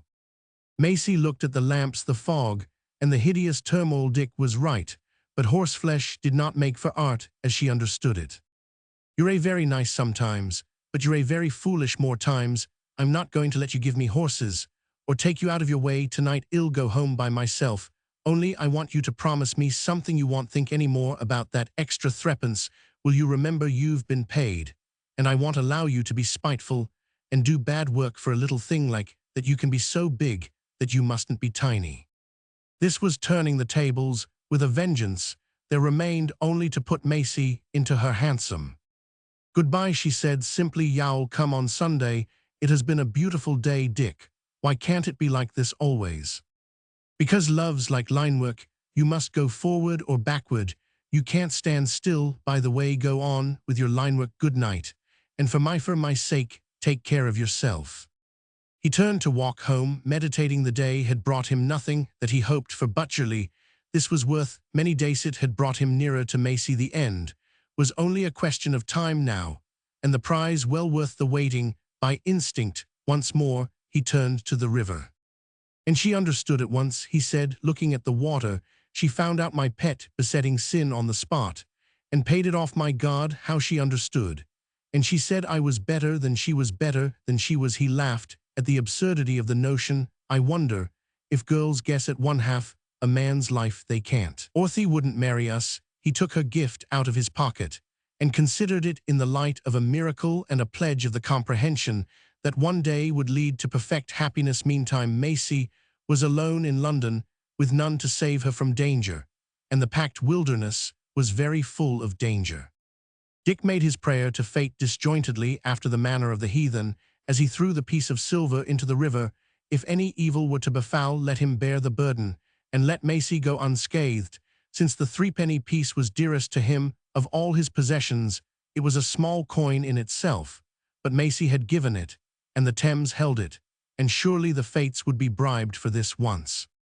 The drowning of the coin seemed to cut him free from thought of Macy. For the moment he took himself off the bridge, and went whistling to his chambers with a strong yearning for some man-talk and tobacco. After his first experience of an entire day spent in the society of a woman, there was a stronger desire at his heart when there rose before him an unsolicited vision of the Barralong dipping deep and sailing free for the Southern Cross. Chapter 8. And these two, as I have told you, were the friends of Hiawatha, Chibiabos, the musician, and the very strong man Kwasind. Hiawatha. Torpenhow was paging the last sheets of some manuscript, while the Nilgai, who had come for chess and remained to talk tactics, was reading through the first part, commenting scornfully the while. "It's picturesque enough, and it's sketchy," said he, "but as a serious consideration of affairs in Eastern Europe, it's not worth much. It's off my hands. At any rate 37, 38, 39 slips altogether aren't there that should make between 11 and 12 pages of valuable misinformation."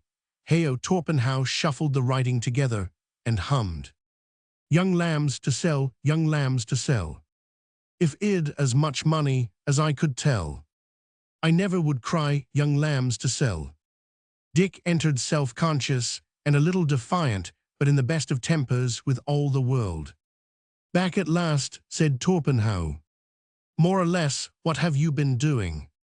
"Work, Dickie. You behave as though the Bank of England were behind you. Here's Sunday, Monday, and Tuesday gone, and you haven't done a line. It's scandalous. The notions come and go, my children. They come and go like our baccy," he answered, filling his pipe. Moreover, he stooped to thrust a spill into the great Apollo. "Does not always stretch his o. Confound your clumsy jests, Nilgai." "This is not the place to preach the theory of direct inspiration," said the Nilgai, returning Torpenhow's large and workmanlike bellows to their nail on the wall. "We believe in cobbler's wax. Lawher, you sit down." "If you weren't so big and fat," said Dick, looking round for a weapon. "Id. No skylarking in my rooms. You two smashed half my furniture. Last time you threw the cushions about. You might have the decency to say how you do to Binky." "Look at him." Binky had jumped down from the sofa and was fawning round Dick's knee and scratching at his boots. "Dear man," said Dick, snatching him up and kissing him on the black patch above his right eye. "Did was Binks, did that ugly Nilgai turn you off the sofa? Bite him, Mr. Binky." He pitched him on the Nilgai's stomach as the big man lay at ease, and Binky pretended to destroy the Nilgai inch by inch, till a sofa cushion extinguished him, and panting, he stuck out his tongue at the company. "The Bang Kib went for a walk this morning before you were up to it. I saw him making love to the butcher at the corner when the shutters were being taken down, just as if he hadn't enough to eat in his own proper house," said Dick. "Binks, is that a true bill?" said Torpenhow severely. The little dog retreated under the sofa cushion, and showed by the fat white back of him that he really had no further interest in the discussion. "Strikes me that another disreputable dog went for a walk too," said the Nilgai. "What made you get up so early?" Torp said you might be buying a horse. He knows it would need 3 of us for a serious business like that. No, I felt lonesome and unhappy, so I went out to look at the sea and watch the pretty ships go by. "Where did you go?" "Somewhere on the channel, Progly or Snigly or some watering place was its name. I've forgotten, but it was only 2 hours' run from London, and the ships went by." "Did you see anything you knew?" "Only the Barralong outwards to Australia and an Odessa grain boat loaded down by the head. It was a thick day, but the sea smelt good. Wherefore put on one's best trousers to see the Barralong," said Torpenhow, pointing. "Because I've nothing except these things and my painting duds. Besides, I wanted to do honor to the sea." "Did she make you feel restless?" asked the Nilgai keenly. "Crazy, don't speak of it. I am sorry I went." Torpenhow and the Nilgai exchanged a look, as Dick, stooping, busied himself among the former's boots and trees. "These will do," he said at last. "I can't say I think much of your taste in slippers, but the fit's the thing." He slipped his feet into a pair of sock-like sambhuskin foot coverings, found a long chair, and lay at length. "They're my own pet pair," Torpenhow said. "I was just going to put them on myself." "All your reprehensible selfishness. Just because you see me happy for a minute, you want to worry me and stir me up. Find another pair." "Good for you that Dick can't wear your clothes." "Torp, you two live communistically," said the Nilgai. "Dick never has anything that I can wear. He's only useful to sponge upon." "Confound you, have you been rummaging round among my clothes?" Then said Dick, "I put a sovereign in the tobacco jar yesterday. How do you expect a man to keep his accounts properly if you—" Here the Nilgai began to laugh, and Torpenhow joined him. "Hid a sovereign yesterday? You're no sort of financier. You lent me a $5 about a month back. Do you remember?" Torpenhow said. "Yes, of course." "Do you remember that I paid it you 10 days later, and you put it at the bottom of the tobacco?" "By Jove, did I? I thought it was in one of my color boxes." "You thought about a week ago I went into your studio to get some baccy and found it." "What did you do with it?" "Took the Nilgai to a theater and fed him." "You couldn't feed the Nilgai under twice the money, not though you gave him army beef." "Well, I suppose I should have found it out sooner or later. What is there to laugh at?" "You're a most amazing cuckoo in many directions," said the Nilgai, still chuckling over the thought of the dinner. "Never mind, we had both been working very hard, and it was your unearned increment we spent, and as you're only a loafer, it didn't matter." "That's pleasant from the man who is bursting with my meat too. Ill get that dinner back one of these days. Suppose we go to a theater now. Put our boots on and dress and wash." The Nilgai spoke very lazily. "I withdraw the motion. Suppose, just for a changes, a startling variety, you know, that is to say, we get our charcoal and our canvas and go on with our work."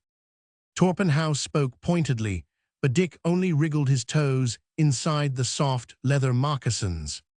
"What a one-idea'd clucker that is. If I had any unfinished figures on hand, I haven't any model. If I had my model, I haven't any spray, and I never leave charcoal unfixed overnight. And if I had my spray and 20 photographs of backgrounds, I couldn't do anything tonight. I don't feel that way." "Bang Kidog, he's a lazy hog, isn't he?" said the Nilgai. "Very good, I will do some work," said Dick, rising swiftly. "I'll fetch the Nungapunga book, and well add another picture to the Nilgai saga." "Aren't you worrying him a little too much?" asked the Nilgai when Dick had left the room. "Perhaps, but I know what he can turn out if he likes. It makes me savage to hear him praised for past work, when I know what he ought to do. You and I are arranged for. By Kismet and our own powers, more's the pity. I have dreamed of a good deal." "So have I, but we know our limitations. Now I am dashed if I know what Dick's may be when he gives himself to his work. That's what makes me so keen about him. And when all's said and done, you will be put aside quite rightly for a female girl." I wonder where do you think he has been today? To the sea, didn't you see the look in his eyes when he talked about her? He's as restless as a swallow in autumn. Yes, but did he go alone? I don't know and I don't care, but he has the beginnings of the gopher upon him. He wants to up stakes and move out. There's no mistaking the signs, whatever he may have said before. He has the call upon him now. It might be his salvation, Torpenhow said. Perhaps if you care to take the responsibility of being a savior. Dick returned with the big clasped sketchbook that the Nilgai knew well and did not love too much in it. Dick had drawn all manner of moving incidents experienced by himself or related to him by the others of all the four corners of the earth, but the wider range of the Nilgai's body and life attracted him most. When truth failed, he fell back on fiction of the wildest and represented incidents in the Nilgai's career that were unseemly: his marriages with many African princesses, his shameless betrayal for Arab wives of an army corps to the Mahdi, his tattooment by skilled operators in Burma, his interview and his fears with the yellow headsman in the blood-stained execution ground of Canton, and finally the passings of his spirit into the bodies of whales, elephants, and toucans. Torpenhow from time to time had added rhymed descriptions, and the whole was a curious piece of art, because Dick decided, having regard to the name of the book, which being interpreted means naked, that it would be wrong to draw the Nilgai with any clothes on under any circumstances. Consequently, the last sketch, representing that much-enduring man calling on the War Office to press his claims to the Egyptian medal, was hardly delicate. He settled himself comfortably on Torpenhow's table and turned over the pages. What a fortune you would have been to Blake Nilgai, he said. There's a succulent pinkness about some of these sketches that's more than lifelike. The Nilgai, surrounded while bathing by the Mahdi, that was founded on fact A. It was very nearly my last bath, you irreverent dauber.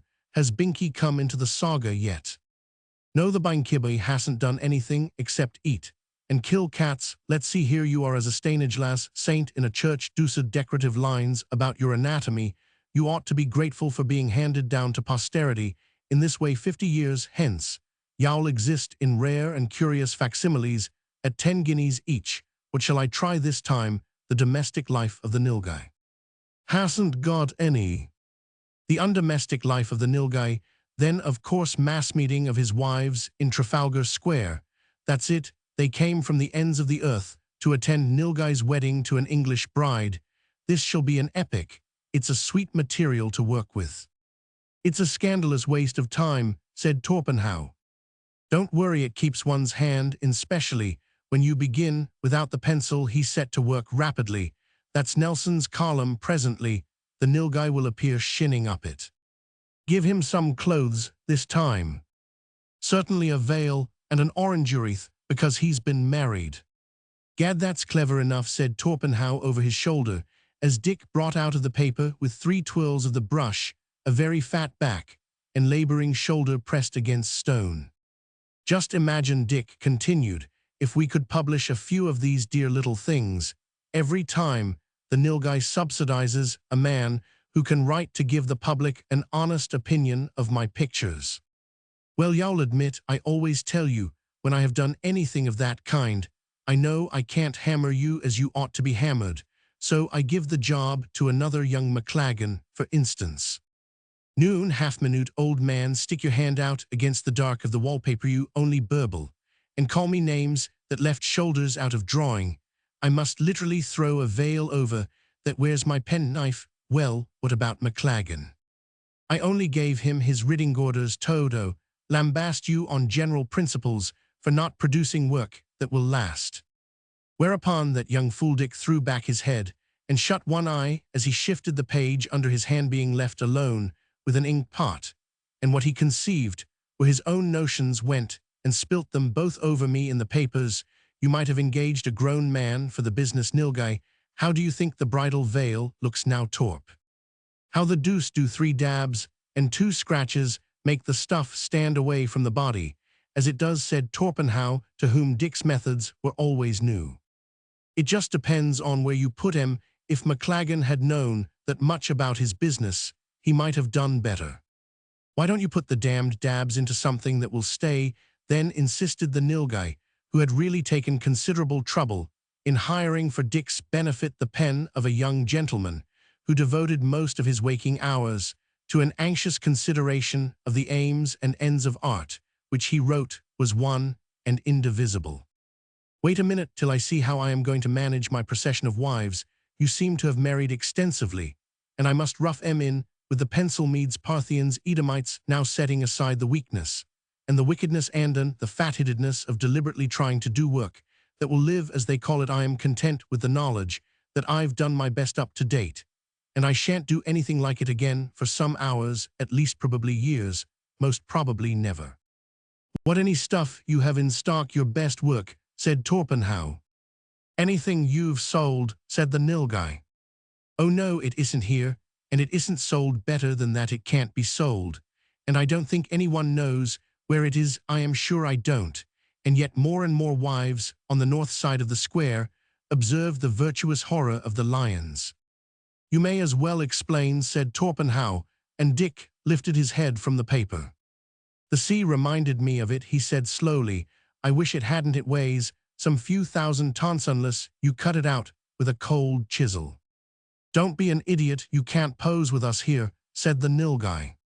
There's no pose in the matter at all. It's a fact. I was loafing from Lima to Auckland in a big old condemned passenger ship turned into a cargo boat and owned by a second-hand Italian firm. She was a crazy basket. We were cut down to 15 ton of coal a day, and we thought ourselves lucky when we kicked 7 knots an hour out of her. Then we used to stop and let the bearings cool down and wonder whether the crack in the shaft was spreading. Were you a steward or a stoker in those days? I was flush for the time being, so I was a passenger, or else I should have been a steward, I think, said Dick, with perfect gravity, returning to the procession of angry wives. I was the only other passenger from Lima, and the ship was half empty and full of rats and cockroaches and scorpions. But what has this to do with the picture? Wait a minute. She had been in the China passenger trade, and her lower decks had bunks for 2,000 pigtails. Those were all taken down, and she was empty up to her nose, and the lights came through the portholes. Most annoying lights to work in till you got used to them.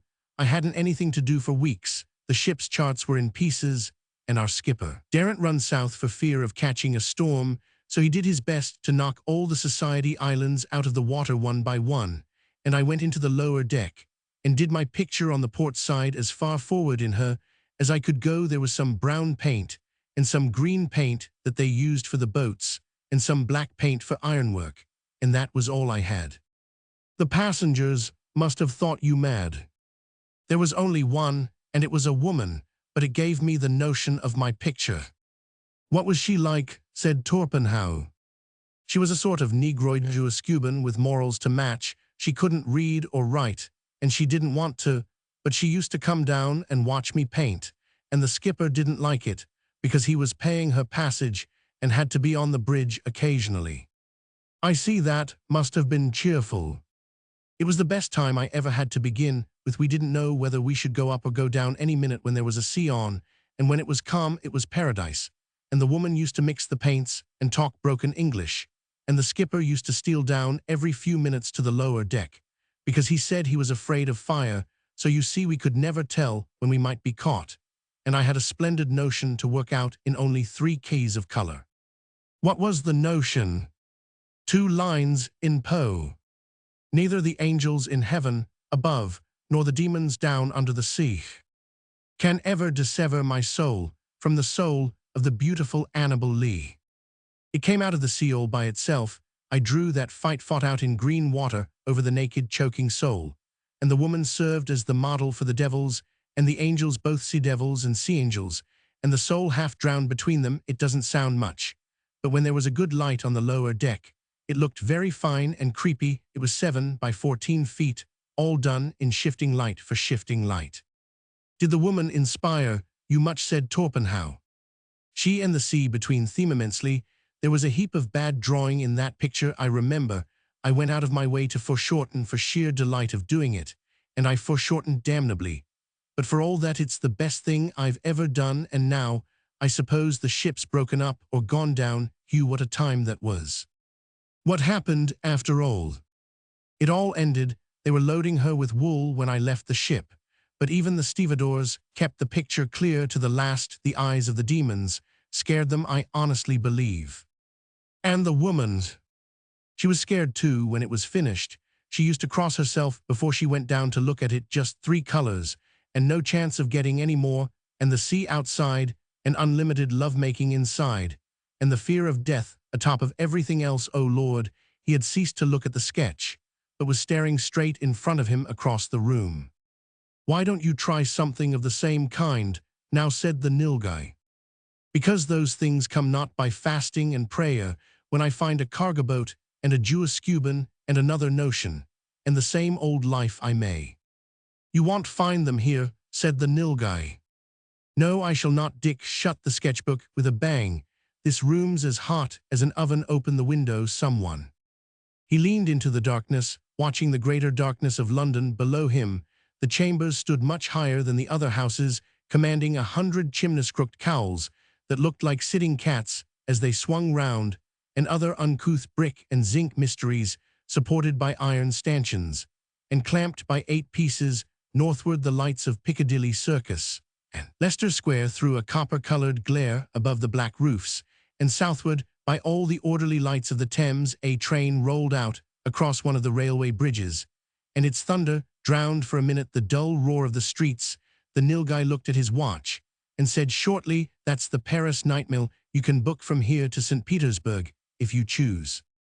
Dick crammed head and shoulders out of the window and looked across the river. Torpenhow came to his side, while the Nilgai passed over quietly to the piano and opened it. Binky, making himself as large as possible, spread out upon the sofa with the air of one who is not to be lightly disturbed. Well, said the Nilgai to the 2 pairs of shoulders, have you never seen this place before? A steam tug on the river hooted as she towed her barges to wharf. Then the boom of the traffic came into the room. Torpenhow nudged Dick. Good place to bank in, bad place to bunk in, Dickie, isn't it? Dick's chin was in his hand as he answered in the words of a general not without fame, still looking out on the darkness. My God, what a city to loot. Binky found the night air tickling his whiskers and sneezed plaintively. We shall give the Bankidog a cold, said Torpenhow. Come in. And they withdrew their heads. You'll be buried in Kensal Green, Dick. One of these days, if it isn't closed by the time you want to go there, buried within 2 feet of someone else, his wife and his family. Allah forbid I shall get away before that time comes. Give a man room to stretch his legs, Mr. Binky. Dick flung himself down on the sofa and tweaked Binky's velvet ears, yawning heavily the while. You'll find that wardrobe case very much out of tune, Torpenhow said to the Nilgai. It's never touched, except by you. A piece of gross extravagance, Dick, grunted the Nilgai, only comes when I am out. That's because you're always out, howled Nilgai, and let him hear. The life of the Nilgai is fraud and slaughter. His writings are watered Dickens and water. But the voice of the Nilgai, raised on high, makes even the Mahdi glad to die. Dick quoted from Torpenhow's letterpress in the Nungapunga book. How do they call moose in Canada, Nilgai? The man laughed. Singing was his one polite accomplishment, as many Prestons in far-off lands had known. What shall I sing? Said he, turning in the chair. Mal row in the morning, said Torpenhow at a venture. No, said Dick sharply, and the Nilgai opened his eyes. The old chanty, whereof he among a very few possessed all the words, was not a pretty one, but Dick had heard it many times before. Without wincing, without prelude, he launched into that stately tune that calls together and troubles the hearts of the gypsies of the sea. Farewell and adieu to you Spanish ladies. Farewell and adieu to you ladies of Spain. Dick turned uneasily on the sofa, for he could hear the bows of the Barralong crashing into the green seas on her way to the Southern Cross. Then came the chorus. Well rant and well roar like true British sailors. Well rant and well roar across the salt seas, until we take soundings in the channel of old England. From Ushant to Scilly Tees, 4 to 5 leagues. 35, said Dick petulantly. don't tamper, with holy writ go on Nilgai. The first land we made it was called the Deadman. And they sang to the end, very vigorously. That would be a better song if her head were turned the other way to, the Ushant light for instance, said the Nilgai. Flinging his arms about like a mad windmill, said Torpenhow, give us something else Nilgai Ure, in fine foghorn form tonight. Give us the Ganges pilot you sang, that in the square the night before El Maghrib. By the way, I wonder how many of the chorus are alive tonight, said Dick.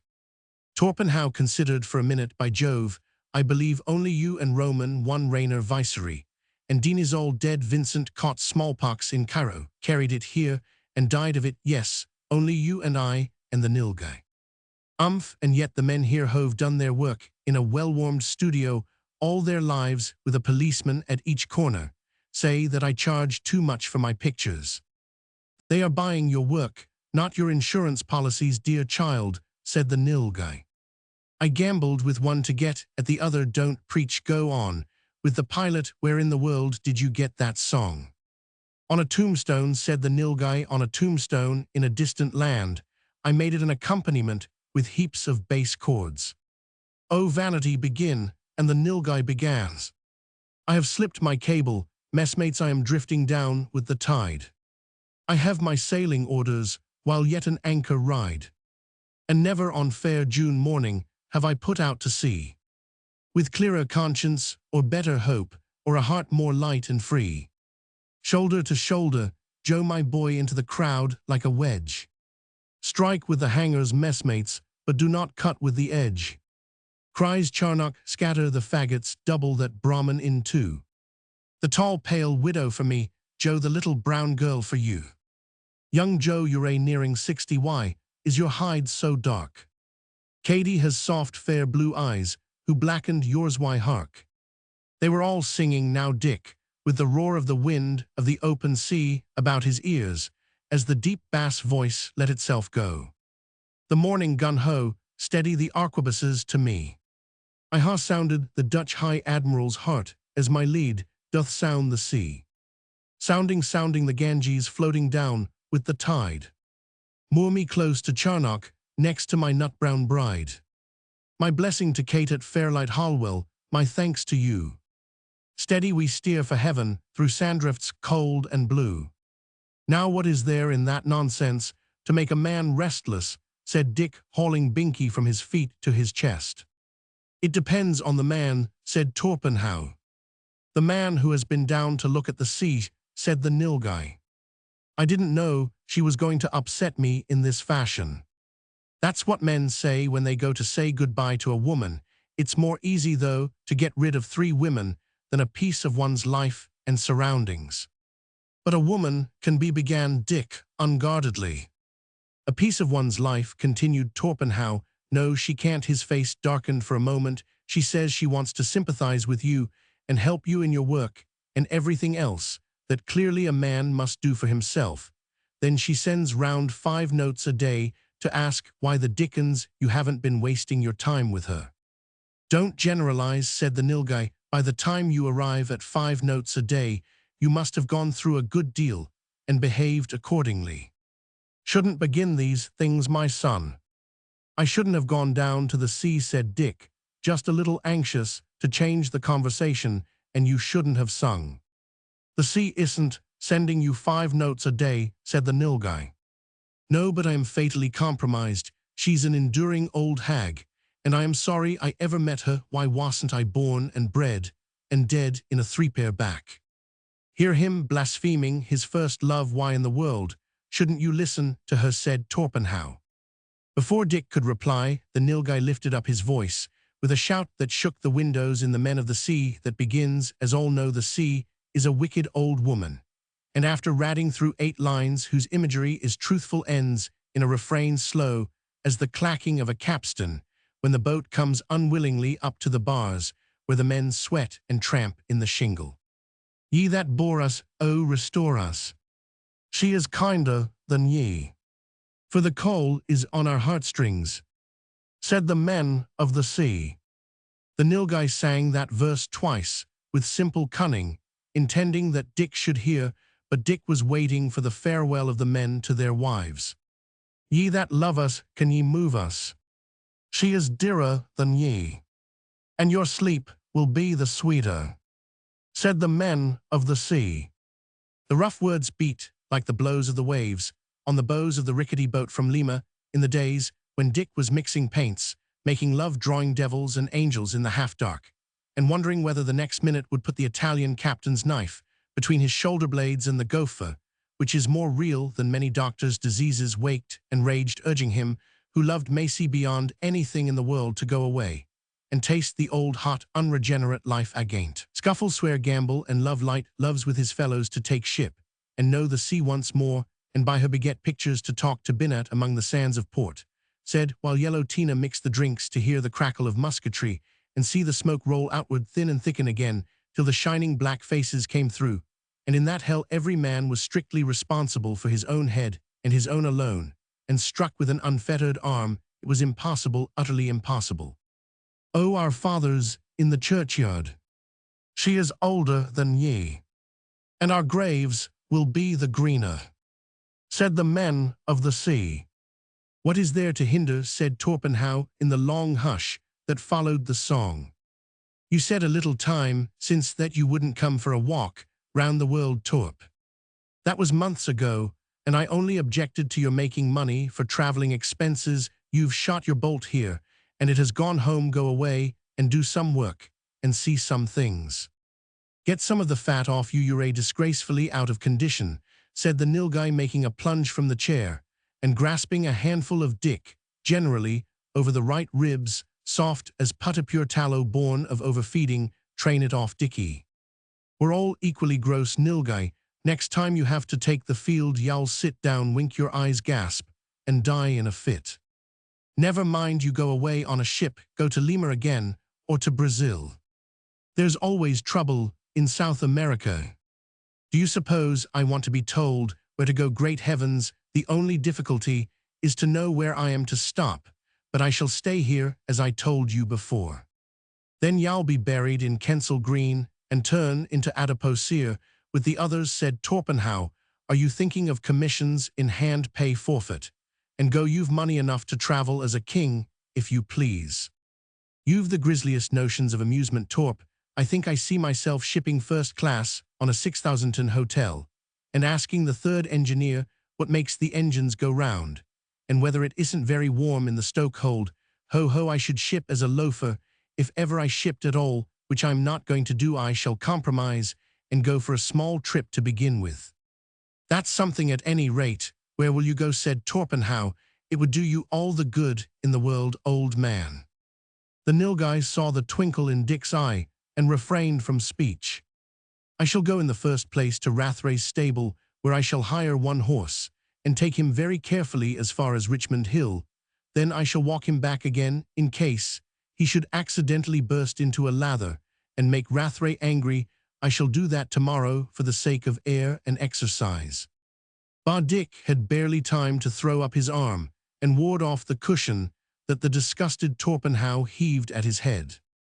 Air and exercise, indeed, said the Nilgai, sitting down heavily on Dick. Let's give him a little of both. Get the bellows, Torp. At this point the conference broke up in disorder, because Dick would not open his mouth till the Nilgai held his nose fast, and there was some trouble in forcing the nozzle of the bellows between his teeth, and even when it was there he weakly tried to puff against the force of the blast, and his cheeks blew up with a great explosion, and the enemy becoming helpless with laughter, he so beat them over the head with a soft sofa cushion that became unsewn, and distributed its feathers, and Binky, interfering in Torpenhow's interests, was bundled into the half-empty bag, and advised to scratch his way out, which he did after a while, traveling rapidly up and down the floor in the shape of an agitated green haggis. And when he came out looking for satisfaction, the three pillars of his world were picking feathers out of their hair. A prophet has no honor in his own country, said Dick, ruefully dusting his knees. This filthy fluff will never brush off my legs. It was all for your own good, said the Nilgai. Nothing like air and exercise. All for your good, said Torpenhow, not in the least with reference to past clowning. It would let you focus things at their proper worth, and prevent your becoming slack in this hothouse of a town. Indeed, it would, old man, I shouldn't have spoken, if I hadn't thought so. Only you make a joke of everything. Before God, I do no such thing, said Dick quickly, and earnestly. You don't know me if you think that. I don't think it, said the Nilgai. How can fellows like ourselves, who know what life and death really mean, dare to make a joke of anything? I know we pretend it to save ourselves from breaking down or going to the other extreme. Can't I see, old man, how you're always anxious about me and try to advise me to make my work better? Do you suppose I don't think about that myself? But you can't help me, you can't help me, not even you. I must play my own hand alone in my own way. Hear from the Nilgai. What's the one thing in the Nilgai saga that I've never drawn in the Nungapunga book? Dick continued to Torpenhow, who was a little astonished at the outburst. Now there was one blank page in the book given over to the sketch that Dick had not drawn of the crowning exploit in the Nilgai's life, when that man, being young, and forgetting that his body and bones belonged to the paper that employed him, had ridden over sunburned slippery grass in the rear of Bredow's brigade on the day that the troopers flung themselves at Corobert's artillery, and for aught they knew 20 battalions in front to save the battered 24th German Infantry, to give time to decide the fate of Vionville, and to learn ere their remnant came back to Flavigay that cavalry can attack and crumple and break unshaken infantry. Whenever he was inclined to think over a life that might have been better, an income that might have been larger, and a soul that might have been considerably cleaner, the Nilgai would comfort himself with the thought, I rode with Bredow's brigade at Vionville, and take heart for any lesser battle the next day might bring. I know, he said very gravely, I was always glad that you left it out. I left it out because Nilgai taught me what the Germany army learned then, and what Schmidt taught their cavalry. I don't know German. What is it? Take care of the time, and the dressing will take care of itself. I must ride my own line to my own beat, old man. Tempo ist Richtung. You've learned your lesson well, said the Nilgai. He must go alone. He speaks truth, Torp. Maybe I am as wrong as I can be hideously wrong. I must find that out for myself, as I have to think things out for myself. But I daren't turn my head to dress by the next man. It hurts me a great deal more than you know not to be able to go. But I cannot, that's all. I must do my own work, and live my own life in my own way, because I am responsible for both. Only don't think I frivol about it, Torp. I have my own matches and sulphur, and make my own hell, thanks. There was an uncomfortable pause. Then Torpenhow said blandly, what did the governor of North Carolina say to the governor of South Carolina? Excellent notion. It is a long time between drinks. There are the makings of a very fine prig in you, Dick, said the Nilgai. I've liberated my mind, estimable Binky, with the feathers in his mouth. Dick picked up the still indignant one and shook him tenderly. You're tied up in a sack and made to run about blind Binky without any reason, and it has hurt your little feelings. Never mind, sic volo, sic jubeo, stet pro ration voluntas, and don't sneeze in my eye, because I talk Latin. Good night. He went out of the room. That's distinctly one for you, said the Nilgai. I told you, it was hopeless to meddle with him. He's not pleased. He'd swear at me if he weren't. I can't make it out. He has the gopher upon him, and he won't go. I only hope that he mayn't have to go some day when he doesn't want to, said Torpenhow. In his own room, Dick was settling a question with himself, and the question was whether all the world and all that was therein, and a burning desire to exploit both, was worth 1 threepenny piece thrown into the Thames. It came of seeing the sea, and occur to think about it, he decided. After all, the honeymoon will be that tour with reservations. Only I didn't realize that the sea was so strong. I didn't feel it so much when I was with Macy. These damnable songs did it. He's beginning again. But it was only Herrick's night piece to Julia that the Nilgai sang, and before it was ended, Dick reappeared on the threshold, not altogether clothed indeed, but in his right mind, thirsty and at peace. The mood had come and gone with the rising and the falling of the tide by Fort Keeling. Chapter 9. If I have taken the common clay and wrought it cunningly in the shape of a god that was digged a clod, the greater honor to me. If thou hast taken the common clay, and thy hands be not free, from the taint of the soil thou hast made thy spoil, the greater shame to thee the two potters. He did no work of any kind for the rest of the week. Then came another Sunday he dreaded and longed for the day always, but since the red-haired girl had sketched him, there was rather more dread than desire in his mind. He found that Macy had entirely neglected his suggestions about line work. She had gone off at score, filled with some absurd notion for a fancy head. It cost Dick something to command his temper. "What's the good of suggesting anything?" he said pointedly. "Ah, but this will be a real picture, and I know that Kami will let me send it to the salon. You don't mind, do you?" "I suppose not, but you won't have time for the salon." Macy hesitated a little. She even felt uncomfortable. "We're going over to France a month sooner. Because of it, I shall get the idea sketched out here and work it up at Kami's." Dick's heart stood still, and he came very near to being disgusted with his queen, who could do no wrong. "Just when I thought I had made some headway, she goes off chasing butterflies. It's too maddening." There was no possibility of arguing, for the red-haired girl was in the studio. Dick could only look unutterable reproach. "I am sorry," he said, "and I think you make a mistake, but what's the idea of your new picture?" "I took it from a book." "That's bad to begin with. Books aren't the places for pictures, and—" "It's this," said the red-haired girl behind him. "I was reading it to Macy the other day, from the City of Dreadful Night. Do you know the book?" "A little. I am sorry I spoke. There are pictures in it. What has taken her fancy?" "The description of the melancholia. Her folded wings, as of a mighty eagle, but all too impotent to lift the regal robustness of her earthborn strength and pride." And here again, Macy get the teed. The forehead charged with baleful thoughts and dreams. The household bunch of keys, the housewife's gown, voluminous, indented, and yet rigid, as though a shell of burnished metal frigid. Her feet thick-shod to tread all weakness down. There was no attempt to conceal the scorn of the lazy voice. Dick winced. "But that has been done already by an obscure artist by the name of Dürer," said he. "How does the poem run?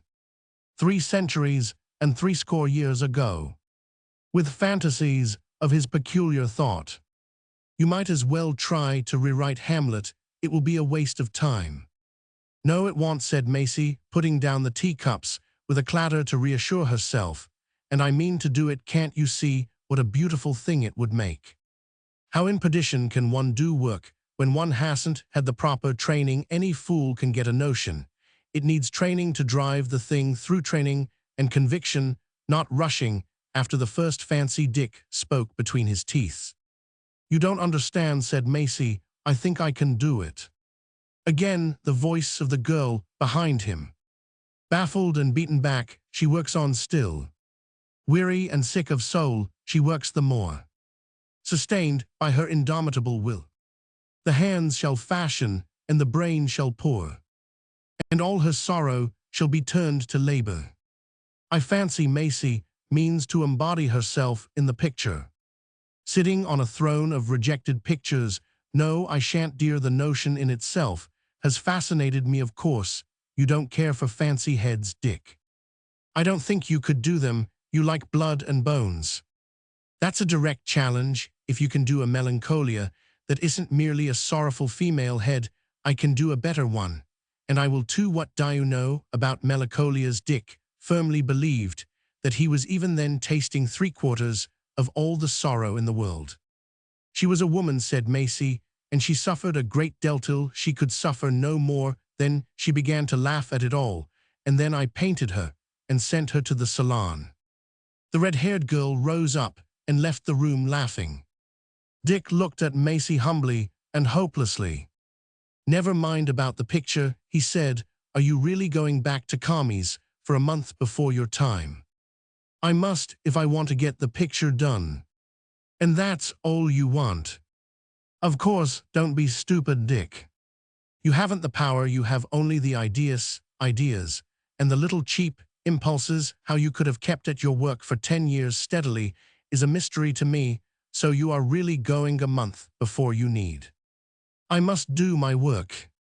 Your work, but no, I didn't mean that. It's all right, dear, of course, you must do your work, and I think I'll say goodbye for this week. Won't you even stay for tea? No thank you, have I your leave to go, dear. There's nothing more you particularly want me to do, and the line work doesn't matter.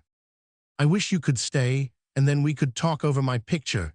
If only one single picture's a success, it draws attention to all the others. I know some of my work is good. If only people could see, and you needn't have been so rude about it.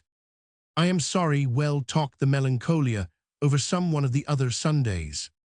There are 4 mores, 1, 2, 3, 4 before you go. Goodbye, Macy. Macy stood by the studio window thinking, till the red-haired girl returned a little white at the corners of her lips.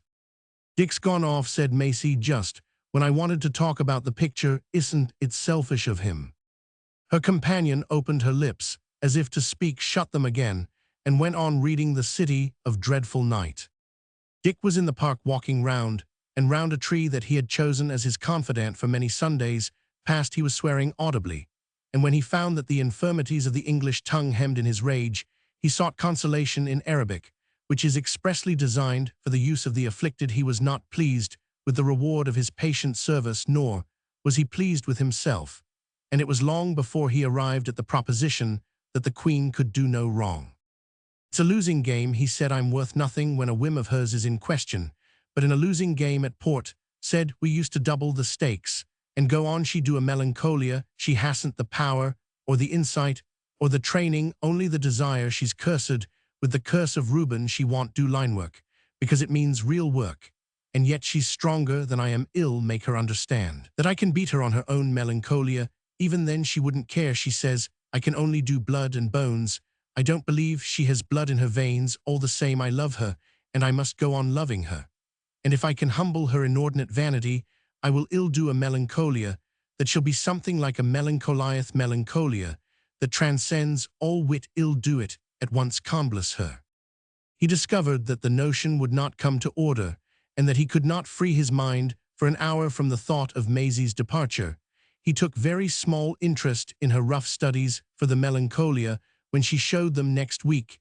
The Sundays were racing past, and the time was at hand when all the church bells in London could not ring Maisie back to him. Once or twice he said something to Binkie about hermaphroditic futilities, but the little dog received so many confidences both from Torpenhow and Dick that he did not trouble his chalipas to listen. Dick was permitted to see the girls off. They were going by the Dover night boat, and they hoped to return in August. It was then February, and Dick felt that he was being hardly used. Maisie was so busy stripping the small house across the park and packing her canvases that she had not time for thought. Dick went down to Dover and wasted a day there fretting over a wonderful possibility. Would Maisie at the very last allow him one small kiss? He reflected that he might capture her by the strong arm, as he had seen women captured in the southern Soudan, and lead her away. But Maisie would never be led. She would turn her grey eyes upon him and say, Dick, how selfish you are. Then his courage would fail him. It would be better after all to beg for that kiss. Maisie looked more than usually kissable as she stepped from the nightmail on to the windy pier in a grey waterproof and a little grey cloth travelling cap. The red-haired girl was not so lovely. Her green eyes were hollow and her lips were dry. Dick saw the trunks aboard and went to Maisie's side in the darkness under the bridge. The mailbags were thundering into the forehold, and the red-haired girl was watching them.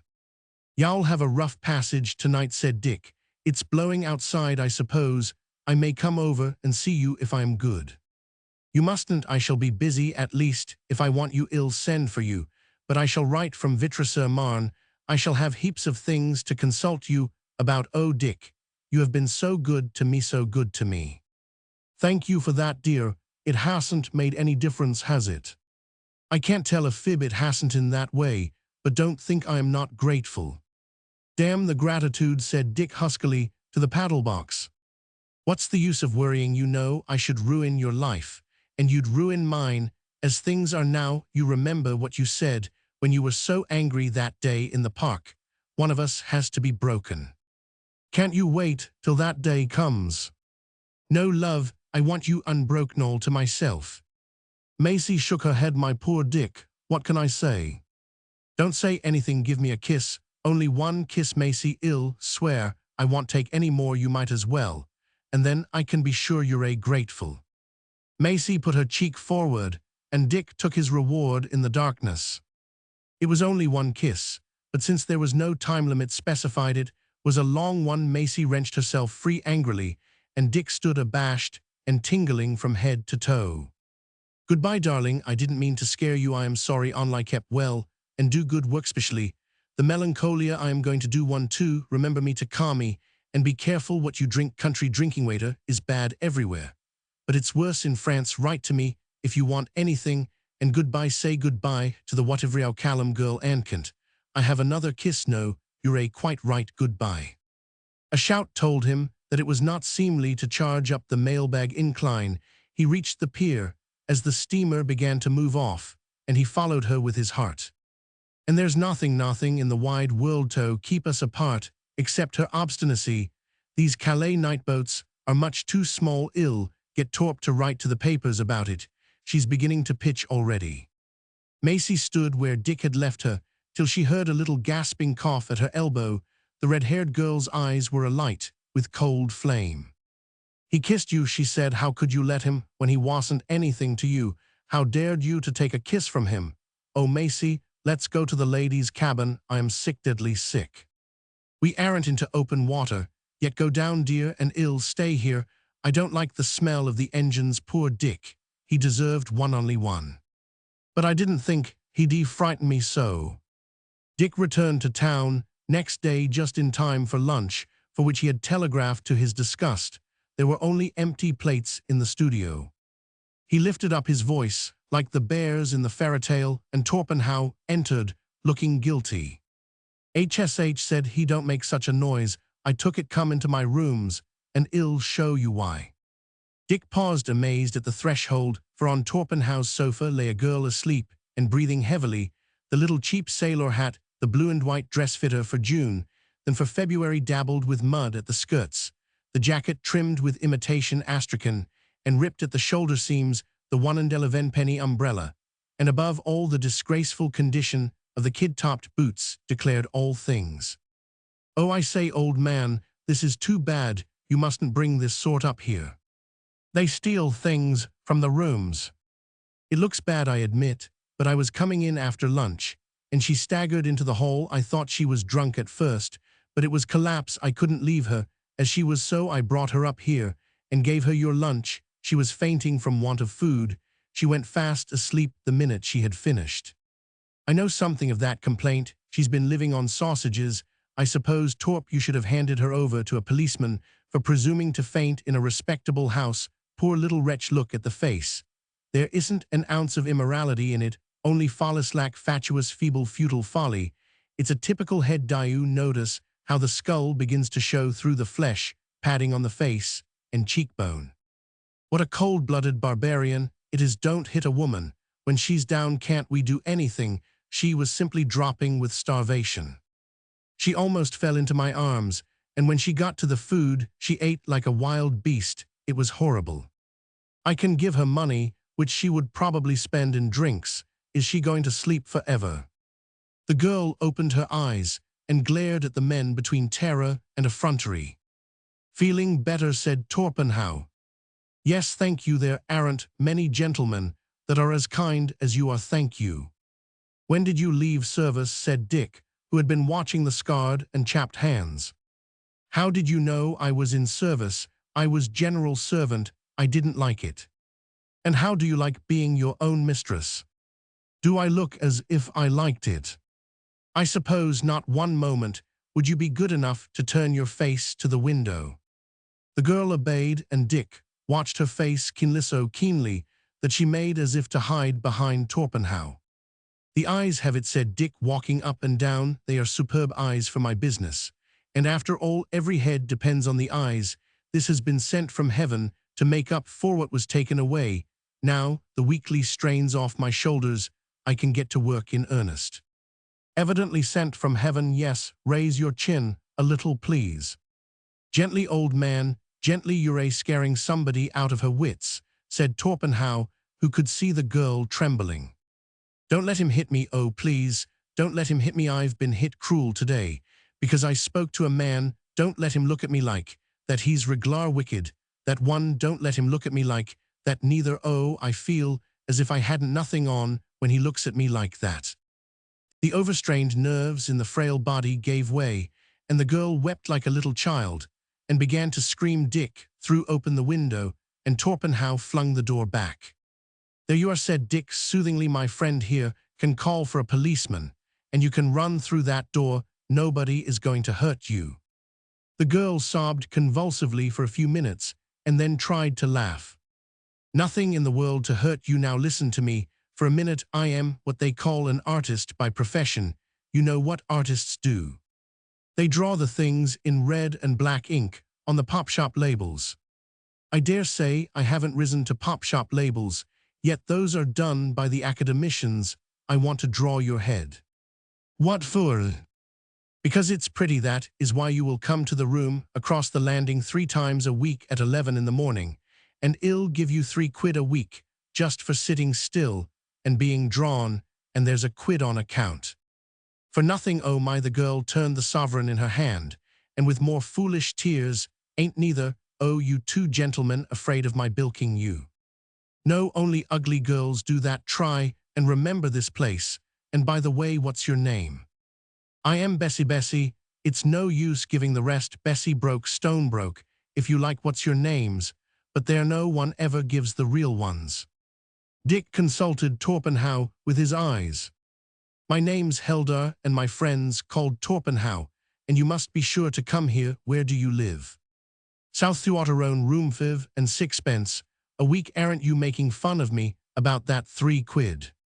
You'll see later on, and Bessie, next time you come, remember, you needn't wear that paint, it's bad for the skin, and I have all the colors you'll be likely to need. Bessie withdrew, scrubbing her cheek with a ragged pocket handkerchief. The 2 men looked at each other. You're a man, said Torpenhow. I'm afraid I've been a fool. It isn't our business to run about the earth reforming Bessie Brokes, and a woman of any kind has no right on this landing. Perhaps she won't come back. She will if she thinks she can get food and warmth here. I know she will, worse luck.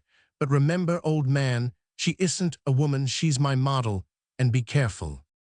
The idea, she's a dissolute little scarecrow, a gutter snippet, and nothing more. So you think, wait till she has been fed a little and freed from fear. That fair type recovers itself very quickly. You won't know her in a week or 2, when that abject fear has died out of her eyes. Shall be too happy and smiling for my purposes. But surely you're not taking her out of charity, oh please me. I am not in the habit of playing with hot coals to please anybody. She has been sent from heaven, as I may have remarked before, to help me with my melancholia. Never heard a word about the lady before. What's the use of having a friend if you must sling your notions at him in words?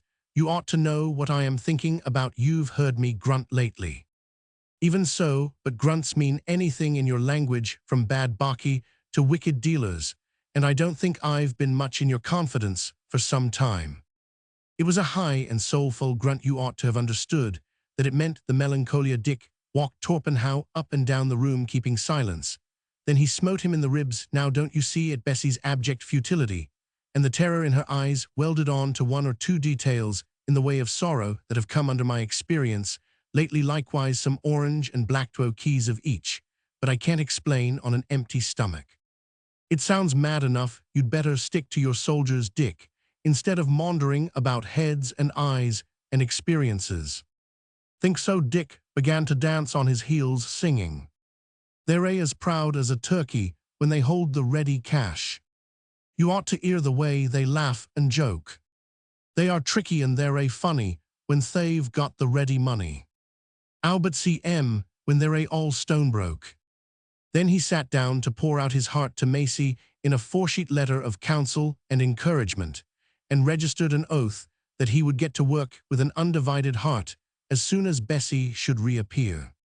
The girl kept her appointment unpainted, and unadorned, afraid and overbold by turns. When she found that she was merely expected to sit still, she grew calmer and criticized the appointments of the studio with freedom. At some point she liked the warmth and the comfort and the release from fear of physical pain. Dick made 2 or 3 studies of her head in monochrome, but the actual notion of the melancholia would not arrive. "What a mess you keep your things in," said Bessie some days later, when she felt herself thoroughly at home. "I suppose your clothes are just as bad. Gentlemen never think what buttons and tape are made for. I buy things to wear and wear 'em till they go to pieces. I don't know what Torpenhow does." Bessie made diligent inquiry in the latter's room and unearthed a bale of disreputable socks. "Some of these ill mend," now she said, "and some ill take home. Do you know, I sit all day long at home, doing nothing, just like a lady, and no more noticing them other girls in the house than if they was so many flies. I don't have any unnecessary words, but I put 'em down quick. I can tell you when they talk to me. No, it's quite nice these days. I lock my door, and they can only call me names through the keyhole, and I sit inside just like a lady mending socks. Mr. Torpenhow wears his socks out both ends at once. 3 quid a week from me, and the delights of my society. No socks mended, nothing from Torp, except a nod on the landing now and again. And all his socks mended. Bessie is very much a woman," thought Dick, and he looked at her between half-shut eyes. Food and rest had transformed the girl, as Dick knew they would. "What are you looking at me like that for?" she said quickly. "Don't you look reglar bad? When you look that way you don't think much o' me, do you?" "That depends on how you behave." Bessie behaved beautifully, only it was difficult at the end of a sitting to bid her go out into the grey streets. She very much preferred the studio and a big chair by the stove with some socks in her lap, as an excuse for delay. Then Torpenhow would come in, and Bessie would be moved to tell strange and wonderful stories of her past, and still stranger ones of her present improved circumstances. She would make them tea, as though she had a right to make it, and once or twice, on these occasions, Dick caught Torpenhow's eyes fixed on the trim little figure, and because Bessie's flittings about the room made Dick ardently long for Macy, he realized whither Torpenhow's thoughts were tending, and Bessie was exceedingly careful of the condition of Torpenhow's linen. She spoke very little to him, but sometimes they talked together on the landing. "I was a great fool," Dick said to himself.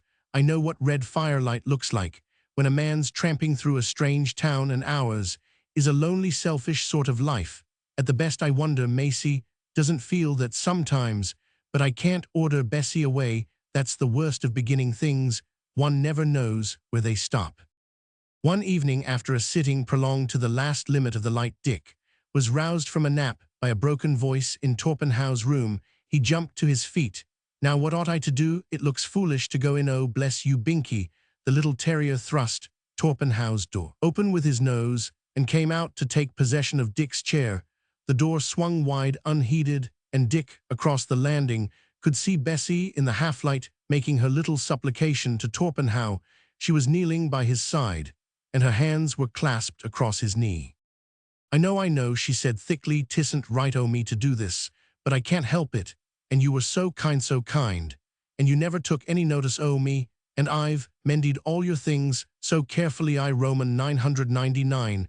Oh, please, 'tisn't as if I was asking you to marry me. I wouldn't think of it. But how couldn't you take and live with me till Miss Right comes along? I am only Miss Wrong, I know, but I'd work my hands to the bare bone for you, and I am not ugly to look at, say you will." Dick hardly recognized Torpenhow's voice in reply. "But look here, it's no use. I am liable to be ordered off anywhere at a minute's notice. If a war breaks out at a minute's notice, dear. What does that matter until you go then? Until you go, 'tisn't much I am asking, and you don't know how good I can cook." She had put an arm round his neck and was drawing his head down. "Until I go, then." "Torp," said Dick across the landing. He could hardly steady his voice. "Come here, a minute old man. I am in trouble. Heaven send hell. Listen to me." There was something very like an oath from Bessie's lips. She was afraid of Dick, and disappeared down the staircase in panic. But it seemed an age before Torpenhow entered the studio. He went to the mantelpiece, buried his head on his arms, and groaned like a wounded bull. "What the devil right have you to interfere?" he said at last. Who's interfering with which your own sense told you long ago you couldn't be such a fool. It was a tough rack, St. Anthony, but you're all right now. I ought to have seen her moving about these rooms as if they belonged to her. That's what upset me. It gives a lonely man a sort of hankering, doesn't it? Said Torpenhow piteously. Now you talk sense, it does, but since you aren't in a condition to discuss the disadvantages of double housekeeping, do you know what you're going to do? I don't. I wish. I Roman 999. You're going away for a season on a brilliant tour to regain tone. You're going to Brighton or Scarborough or Prawl Point to see the ships go by. And you're going at once, isn't it odd? Ill, take care of Binky. But out you go immediately. Never resist the devil. He holds the bank. Fly from him. Pack your things and go. I believe you're right. Where shall I go? And you call yourself a special correspondent. Pack first and inquire afterwards. An hour later, Torpenhow was dispatched into the night for a hansom.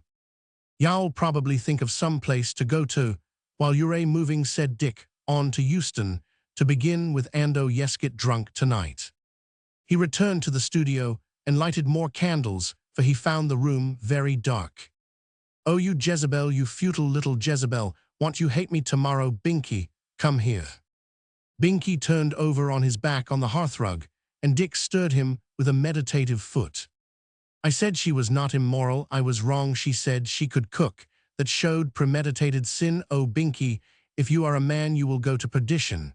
But if you are a woman and say that you can cook, you will go to a much worse place. Chapter 10. What's you that follows at my side? The foe that ye must fight, my lord.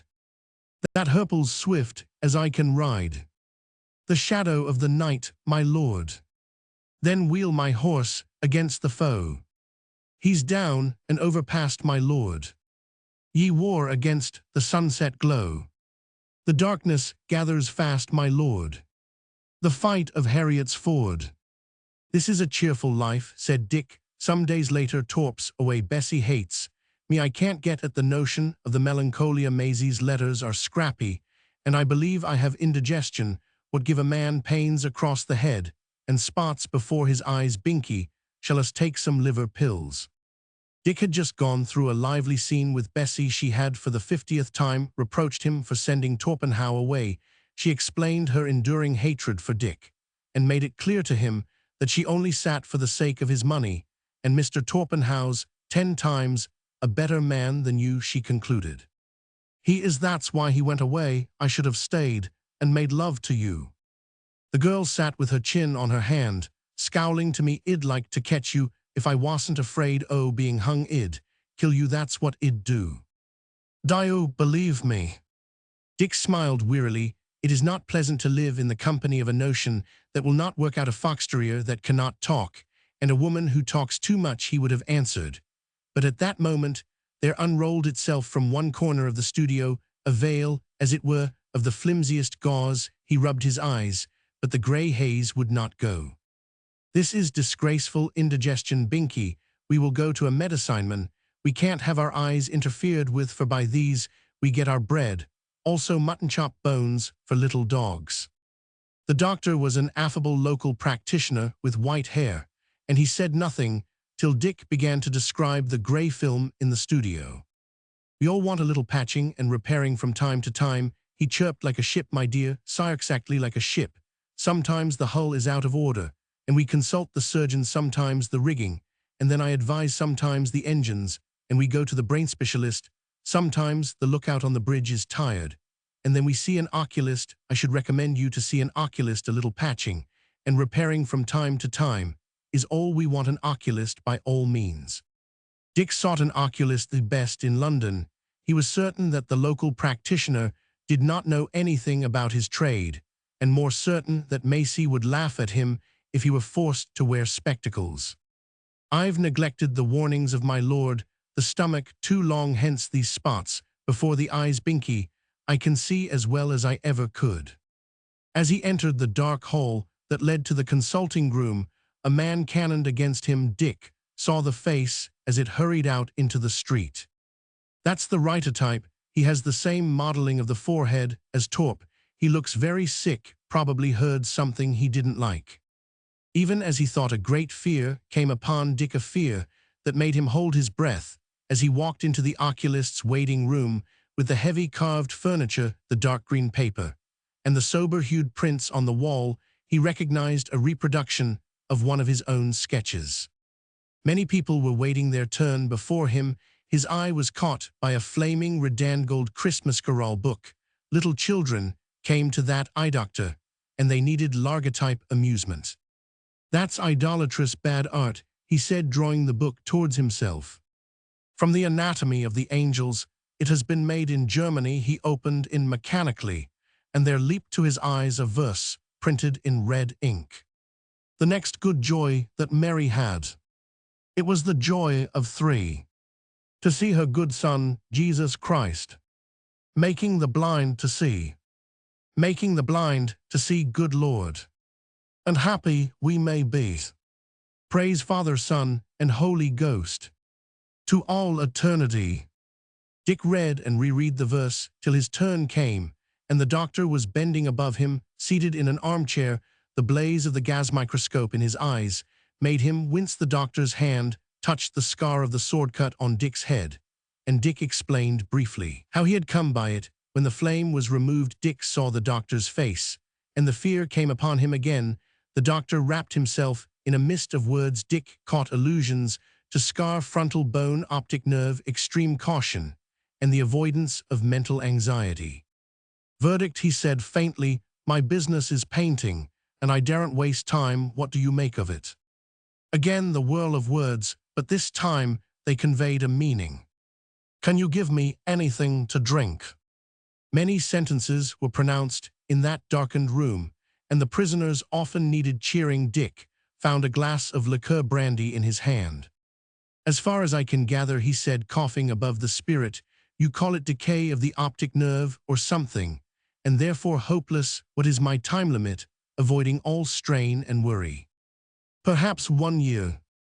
"My God, and if I don't take care of myself?" "I really could not say. One cannot ascertain the exact amount of injury inflicted by the sword cut. The scar is an old one, and exposure to the strong light of the desert. Did you say with excessive application to fine work? I really could not say." "I beg your pardon, but it has come without any warning. If you will let me sit here for a minute, and then go. You have been very good in telling me the truth without any warning, without any warning." "Thanks." Dick went into the street and was rapturously received by Binky. "We've got it very badly, little dog, just as badly as we can get it. Well, go to the park to think it out." They headed for a certain tree that Dick knew well, and they sat down to think, because his legs were trembling under him, and there was cold fear at the pit of his stomach. How could it have come without any warning? It's as sudden as being shot. It's the living death. Binky, we're to be shut up in the dark in 1 year, if we're careful, and we shan't see anybody, and we shall never have anything we want not, though we live to be 100. Binky wagged his tail joyously. "Binky, we must think. Let's see how it feels to be blind." Dick shut his eyes, and flaming commas and Catherine wheels floated inside the lids. Yet, when he looked across the park, the scope of his vision was not contracted. He could see perfectly, until a procession of slow-wheeling fireworks defiled across his eyeballs. "Little Dorglums, we aren't at all well. Let's go home. If only Torp were back now." But Torpenhow was in the south of England, inspecting dockyards in the company of the Nilgai. His letters were brief and full of mystery. Dick had never asked anybody to help him in his joys or his sorrows. He argued in the loneliness of his studio henceforward, to be decorated with a film of grey gauze in one corner, that if his fate were blindness, all the Torpenhows in the world could not save him. "I can't call him off his trip to sit down and sympathize with me. I must pull through this business alone." He said. He was lying on the sofa eating his mustache and wondering what the darkness of the night would be like. Then came to his mind the memory of a quaint scene in the Soudan. A soldier had been nearly hacked in two by a broad-bladed Arab spear. For one instant, the man felt no pain. Looking down, he saw that his lifeblood was going from him. The stupid bewilderment on his face was so intensely comic that both Dick and Torpenhow, still panting and unstrung from Fight for Life had roared with laughter, in which the man seemed as if he would join, but as his lips parted in a sheepish grin, the agony of death came upon him, and he pitched grunting at their feet. Dick laughed, again remembering the horror. It seemed so exactly like his own case. "But I have a little more time allowed me," he said. He paced up and down the room quietly at first, but afterwards with the hurried feet of fear. It was as though a black shadow stood at his elbow and urged him to go forward, and there were only weaving circles and floating pin dots before his eyes. "We need to be calm, Binky. We must be calm," he talked aloud for the sake of distraction. "This isn't nice at all. What shall we do? We must do something. Our time is short. I shouldn't have believed that this morning. But now things are different, Binky. Where was Moses when the light went out?" Binky smiled from ear to ear, as a well-bred terrier should, but made no suggestion. "Were there but world enough and time, this coyness, Binky, were not crime. But at my back I always hear," he wiped his forehead, which was unpleasantly damp. "What can I do? What can I do? I haven't any notions left. And I can't think connectedly, but I must do something, or I shall go off my head." The hurried walk recommenced, Dick stopping every now and again to drag forth long-neglected canvases and old notebooks, for he turned to his work by instinct as a thing that could not fail. "You won't do. And you won't do," he said, at each inspection. "No more soldiers. I couldn't paint 'em. Sudden death comes home too nearly, and this is battle and murder for me." The day was failing, and Dick thought for a moment that the twilight of the blind had come upon him, unaware. "Allah Almighty," he cried despairingly, "help me through the time of waiting. And I want wine when my punishment comes. What can I do now before the light goes?" There was no answer. Dick waited till he could regain some sort of control over himself. His hands were shaking, and he prided himself on their steadiness. He could feel that his lips were quivering, and the sweat was running down his face. He was lashed by fear, driven forward by the desire to get to work at once and accomplish something, and maddened by the refusal of his brain to do more than repeat the news that he was about to go blind. "It's a humiliating exhibition," he thought, "and I am glad Torp isn't here to see." The doctor said I was to avoid mental worry. "Come here and let me pet you, Binky." The little dog yelped, because Dick nearly squeezed the bark out of him. Then he heard the man speaking in the twilight and dog-like, understood that his trouble stood off from him. "Allah is good, Binky, not quite so gentle as we could wish, but we'll discuss that later. I think I see my way to it. Now all those studies of Bessie's head were nonsense, and they nearly brought your master into a scrape. I hold the notion now as clear as crystal, melancholia that transcends all wit. There shall be Macy in that head, because I shall never get Macy, and Bess, of course, because she knows all about melancholia, though she doesn't know she knows, and there shall be some drawing in it, and it shall all end up with a laugh. That's for myself. Shall she giggle or grin? No, she shall laugh right out of the canvas. And every man and woman that ever had a sorrow of their own shall, what is it the poem says, understand the speech and feel a stir of fellowship in all disastrous fight. In all disastrous fight. That's better than painting the thing merely to pique Macy. I can do it now, because I have it inside me. Binky, I am going to hold you up by your tail. Uray and Omen, come here." Binky swung head downward for a moment without speaking. "Rather like holding a guinea pig, but Uray a brave little dog, and you don't yelp when Uray hung up. It is an omen." Binky went to his own chair, and as often as he looked saw Dick walking up and down, rubbing his hands and chuckling. That night Dick wrote a letter to Macy full of the tenderest regard for her health, but saying very little about his own, and dreamed of the melancholia to be born. Not till morning did he remember that something might happen to him in the future. He fell to work whistling softly, and was swallowed up in the clean, clear joy of creation, which does not come to man too often, lest he should consider himself the equal of his God, and so refuse to die at the appointed time. He forgot Macy, Torpenhow, and Binky at his feet, but remembered to stir Bessie, who needed very little stirring, into a tremendous rage, that he might watch the smoldering lights in her eyes. He threw himself without reservation into his work, and did not think of the doom that was to overtake him, for he was possessed with his notion, and the things of this world had no power upon him. "You're pleased today," said Bessie. Dick waved his maul stick in mystic circles and went to the sideboard for a drink in the evening. When the exaltation of the day had died down, he went to the sideboard again, and after some visits became convinced that the eye doctor was a liar, since he could still see everything very clearly. He was of opinion that he would even make a home for Macy, and that whether she liked it or not, she should be his wife. The mood passed next morning, but the sideboard and all upon it remained for his comfort.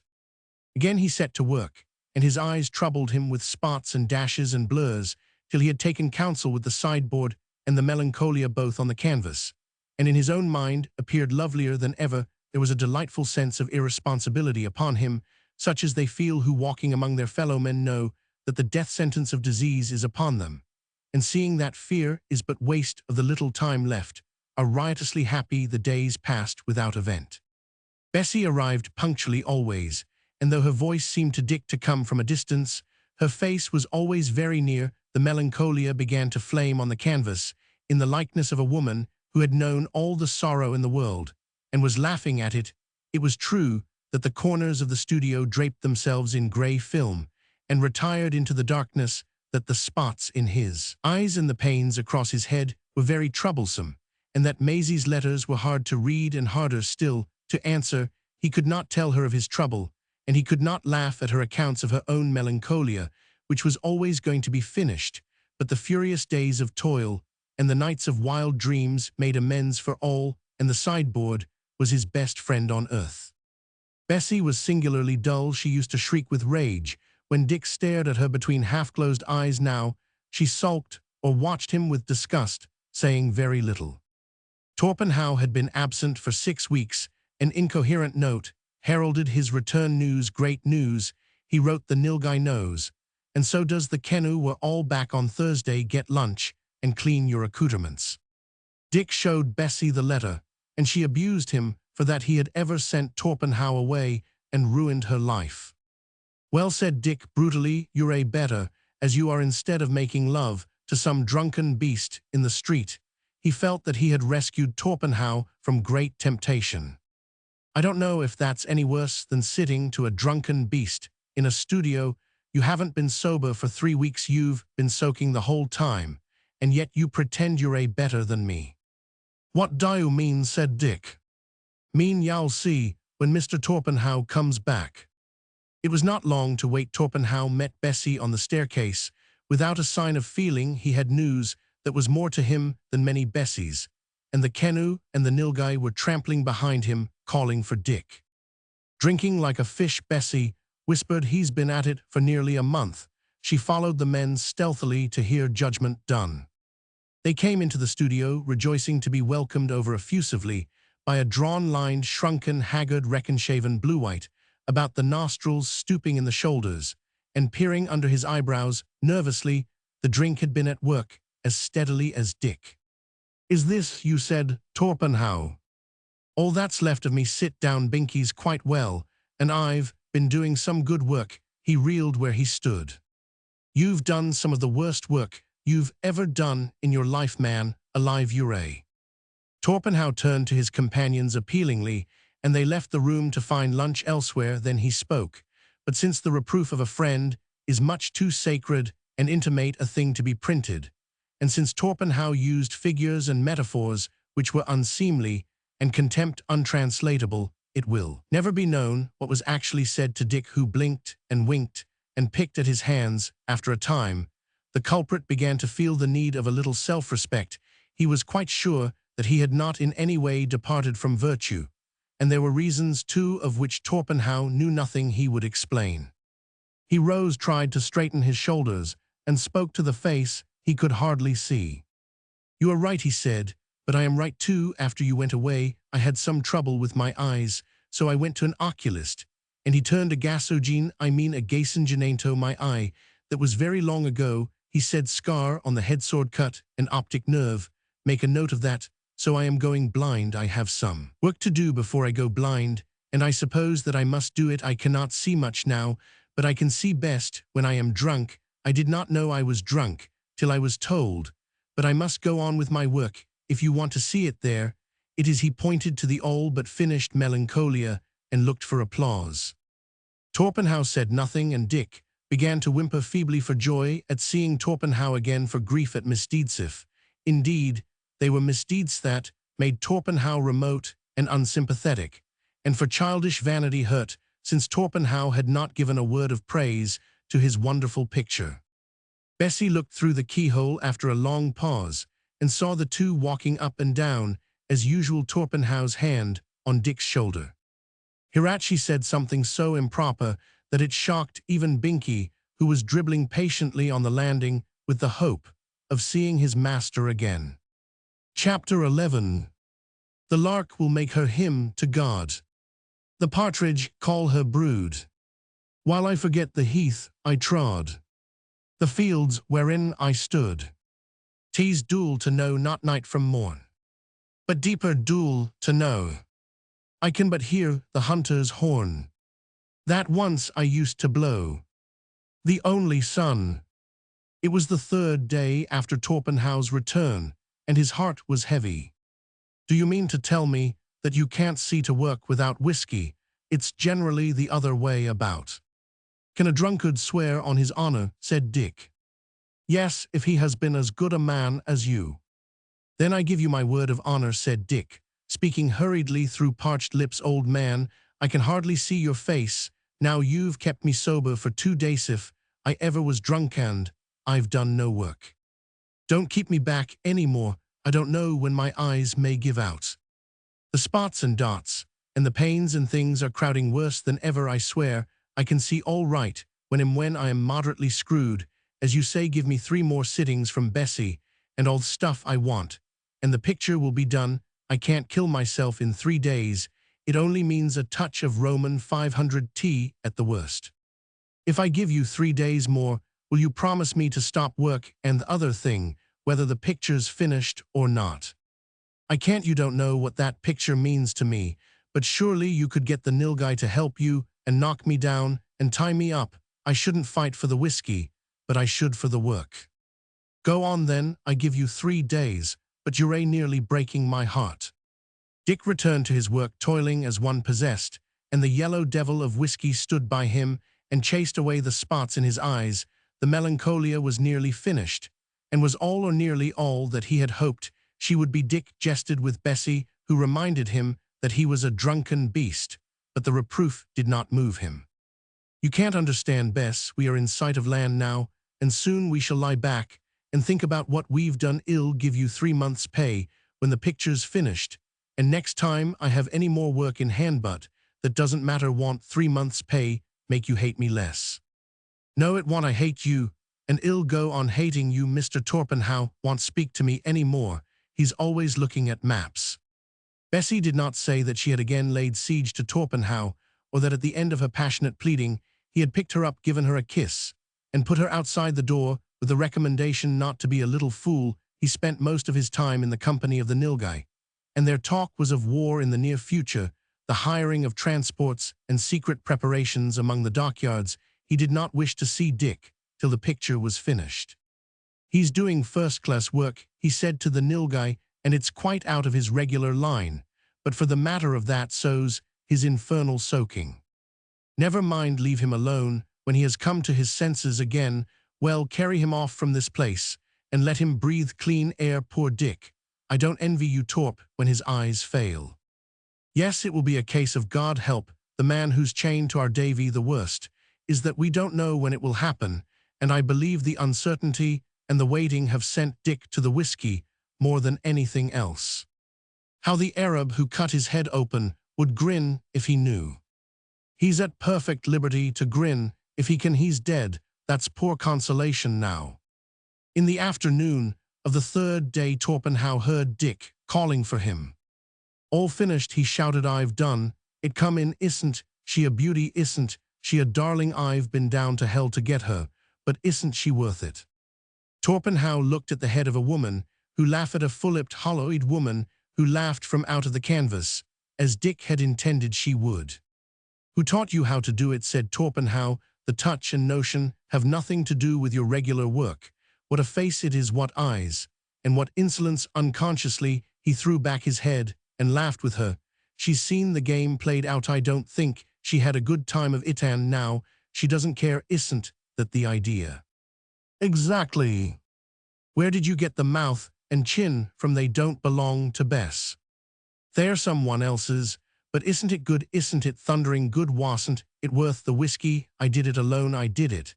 And it's the best I can do. He drew his breath sharply and whispered, just God, what could I not do 10 years hence, if I can do this now? By the way, what do you think of it, Bess?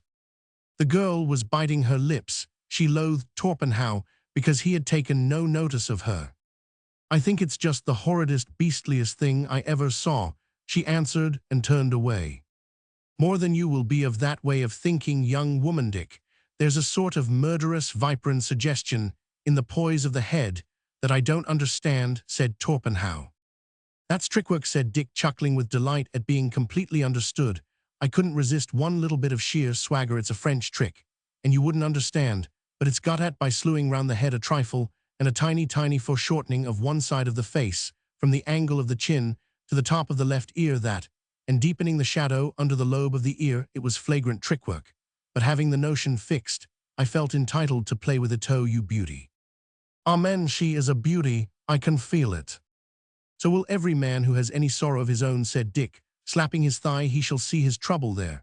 And by the Lord Harry, just when he's feeling properly sorry for himself, he shall throw back his head and laugh as she is laughing. I've put the life of my heart and the light of my eyes into her, and I don't care what comes. I'm tiredfully tired.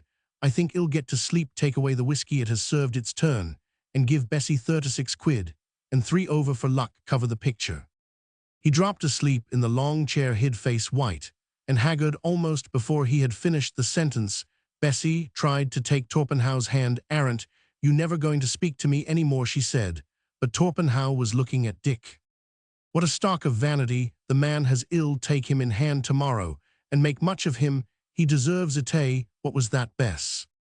Nothing. Ill put things tidy here a little, and then ill go. You couldn't give that 3 months' pay now, could you? He said you were too. Torpenhow gave her a check and went to his own rooms. Bessie faithfully tidied up the studio, set the door ajar for flight, emptied half a bottle of turpentine on a duster, and began to scrub the face of the Melancholia viciously.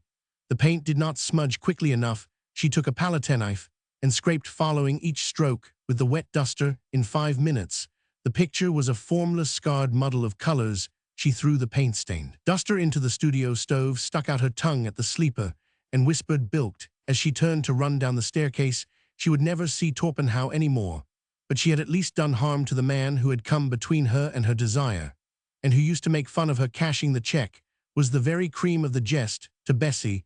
Then the little privateer sailed across the Thames to be swallowed up in the grey wilderness of South Water. Dick slept till late in the evening, when Torpenhow dragged him off to bed. His eyes were as bright as his voice was hoarse. Let's have another look at the picture, he said insistently, as a child. Yaugatobed, said Torpenhow, you aren't at all well, though you mayn't know it. You're as jumpy as a cat. I reform tomorrow. Good night. As he repassed through the studio, Torpenhow lifted the cloth above the picture and almost betrayed himself by outcries. Wiped out, scraped out, and turped out. He's on the verge of jumps.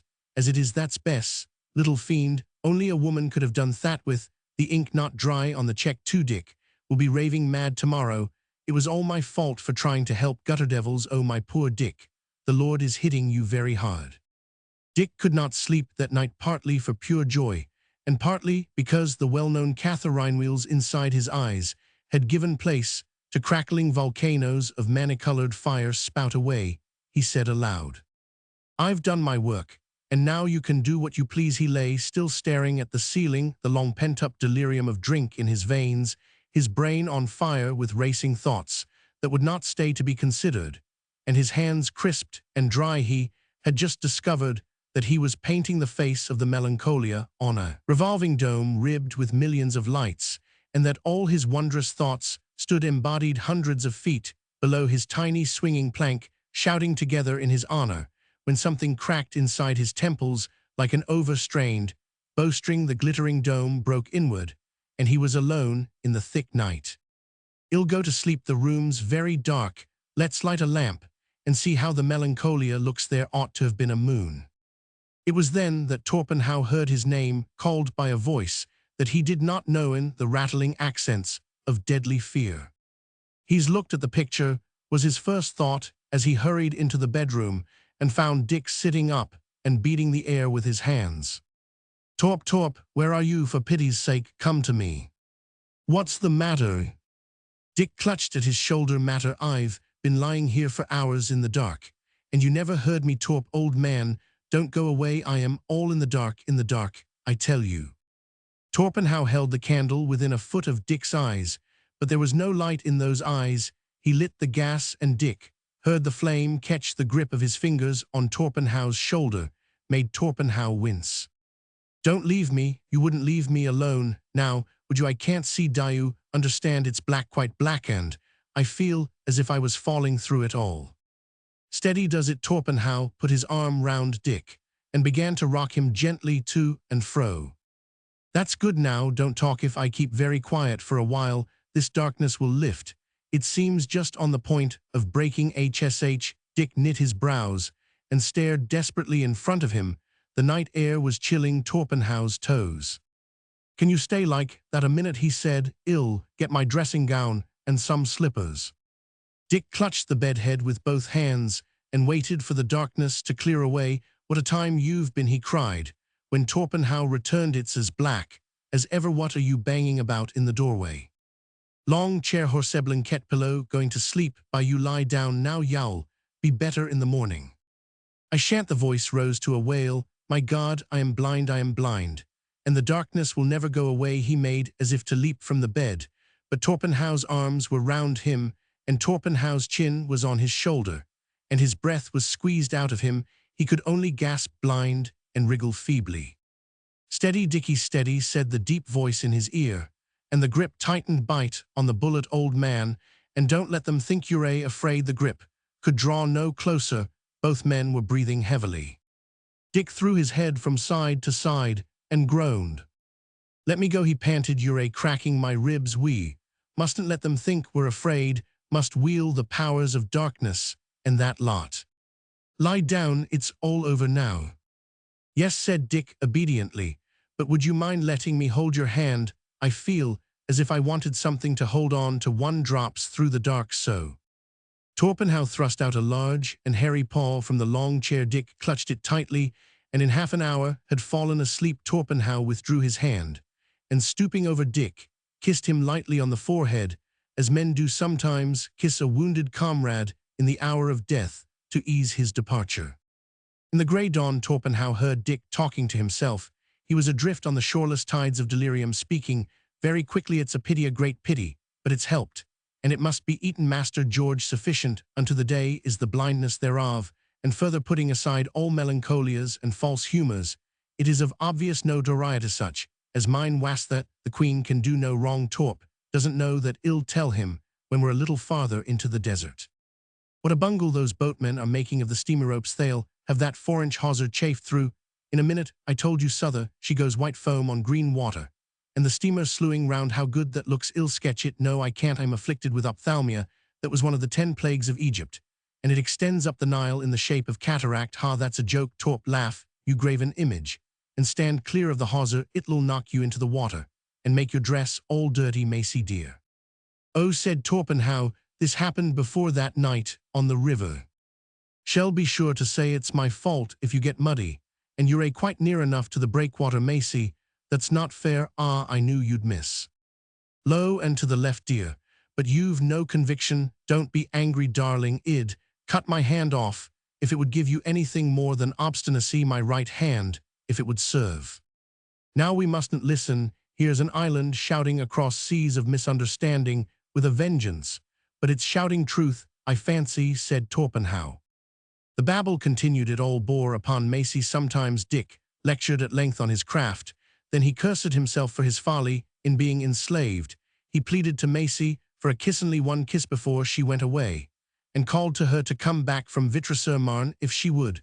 But through all his ravings, he bade heaven and earth witness that the Queen could do no wrong.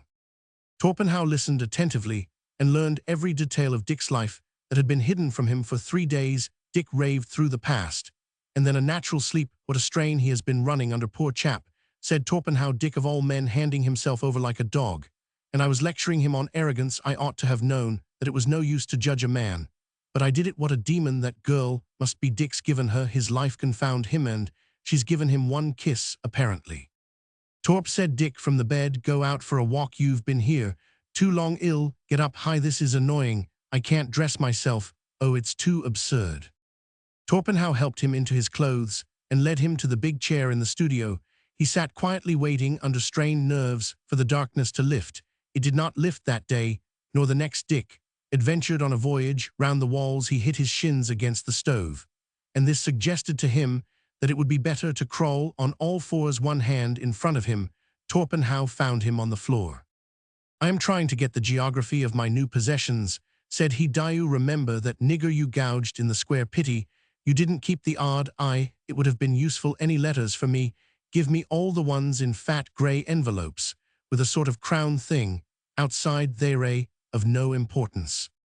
Torpenhow gave him a letter with a black Roman 1000 on the envelope flap. Dick put it into his pocket. There was nothing in it that Torpenhow might not have read, but it belonged to himself, and to Macy, who would never belong to him. When she finds that I don't write, she'll stop writing. It's better, so I couldn't be any use to her now, Dick argued, and the tempter suggested that he should make known his condition. Every nerve in him revolted. I have fallen low enough already. I am not going to beg for pity. Besides, it would be cruel to her. He strove to put Macy out of his thoughts, but the blind have many opportunities for thinking, and as the tides of his strength came back to him in the long employless days of dead darkness, Dick's soul was troubled to the core. Another letter, and another came from Macy. Then there was silence, and Dick sat by the window, the pulse of summer in the air, and pictured her being won by another man stronger than himself. His imagination, the keener for the dark background it worked against, spared him no single detail that might send him raging up and down the studio, to stumble over the stove that seemed to be in 4 places at once. Worst of all, tobacco would not taste in the darkness. The arrogance of the man had disappeared, and in its place was settled despair that Torpenhow knew, and blind passion that Dick confided to his pillow. At night, the intervals between the paroxysms were filled with intolerable waiting and the weight of intolerable darkness. Come out into the park, said Torpenhow. You haven't stirred out since the beginning of things. What's the use? There's no movement in the dark. And Besides paused irresolutely at the head of the stair. Something will run over me. Not if I am with you. Proceed gingerly. The roar of the streets filled Dick with nervous terror, and he clung to Torpenhow's arm. Fancy having to feel for a gutter with your foot, he said petulantly as he turned into the park. Let's curse God and die. Sentries are forbidden to pay unauthorized compliments. By Jove, there are the guards. Dick's figure straightened. Let's get near em. Let's go in and look. Let's get on the grass and run. I can smell the trees. Mind the low railing. That's all right. Torpenhow kicked out a tuft of grass with his heels. Smell that, he said. Isn't it good? Dick sniffed luxuriously. Now pick up your feet and run. They approached as near to the regiment as was possible. The clank of bayonets being unfixed made Dick's nostrils quiver. Let's get nearer. They're in column, aren't they? Yes, how did you know? Felt it. Oh, my men, me beautiful men. He edged forward as though he could see. I could draw those chaps once. I'll draw em now. They'll move off in a minute. Don't jump when the band begins. I'm not a new charger. It's the silences that hurt. Nearer, Torp, nearer. Oh my God, what wouldn't I give to see em for a minutione half-minute. He could hear the armed life almost within reach of him, could hear the slings tighten across the bandsman's chest as he heaved the big drum from the ground. Sticks crossed above his head, whispered Torpenhow. I know who should know if I don't. HSH. The drumsticks fell with a boom, and the men swung forward to the crash of the band. Dick felt the wind of the massed movement in his face, heard the maddening tramp of feet, and the friction of the pouches on the belts. The big drum pounded out the tune. It was a music-hall refrain that made a perfect quickstep. He must be a man of decent height. He must be a man of weight. He must come home on a Saturday night in a thoroughly sober state. He must know how to love me. And he must know how to kiss. And if he's enough to keep us both, I can't refuse him bliss. What's the matter, said Torpenhow, as he saw Dick's head fall when the last of the regiment had departed. Nothing, I feel a little bit out of the running, that's all. Torp, take me back. Why did you bring me out? Chapter 12. There were 3 friends that buried the 4th. The mold in his mouth and the dust in his eyes. And they went south and east and north. The strong man fights, but the sick man dies. There were 3 friends that spoke of the dead. The strong man fights, but the sick man dies. And would he were with us, now, they said. The sun in our face and the wind in our eyes. Ballad. The Nilgai was angry with Torpenhow. Dick had been sent to bed. Blind men are ever under the orders of those who can see, and, since he had returned from the park, had fluently sworn at Torpenhow because he was alive, and all the world because it was alive, and could see, while Dick was dead in the death of the blind, who at the best are only burdens upon their associates. Torpenhow had said something about a Mrs. Gummidge, and Dick had retired in a black fury to handle and rehandle 3 unopened letters from Macy. The Nilgai, fat, burly, and aggressive, was in Torpenhow's rooms. Behind him sat the Kennu, the great war eagle, and between them lay a large map embellished with blackened wit-headed pins. I was wrong about the Balkans, said the Nilgai, but I'm not wrong about this business. The whole of our work in the southern Soudan must be done over again. The public doesn't care, of course, but the government does, and they are making their arrangements quietly. You know that as well as I do. I remember how the people cursed us when our troops withdrew from Omdurman. It was bound to crop up sooner or later. But I can't go, said Torpenhow. He pointed through the open door. It was a hot night. Can you blame me? The Kennu purred above his pipe like a large and very happy cat. Don't blame you in the least. It's uncommonly good of you, and all the rest of it. But every mainvan you Torp must consider his work. I know it sounds brutal, but Dick's out of the race. Dungastado's expended, finished, done, for he has a little money of his own he won't starve. And you can't pull out of your slide for his sake. Think of your own reputation. Dick's was 5 times bigger than mine and yours put together. That was because he signed his name to everything he Roman 999. It's all ended now. You must hold yourself in readiness to move out. You can command your own prices, and you do better work than any 3 of us. Don't tell me how tempting it is. I'll stay here to look after Dick for a while. He's as cheerful as a bear with a sore head, but I think he likes to have me near him. The Nilgai said something uncomplimentary about soft-headed fools who throw away their careers for other fools. Torpenhow flushed angrily. The constant strain of attendance on Dick had worn his nerves thin.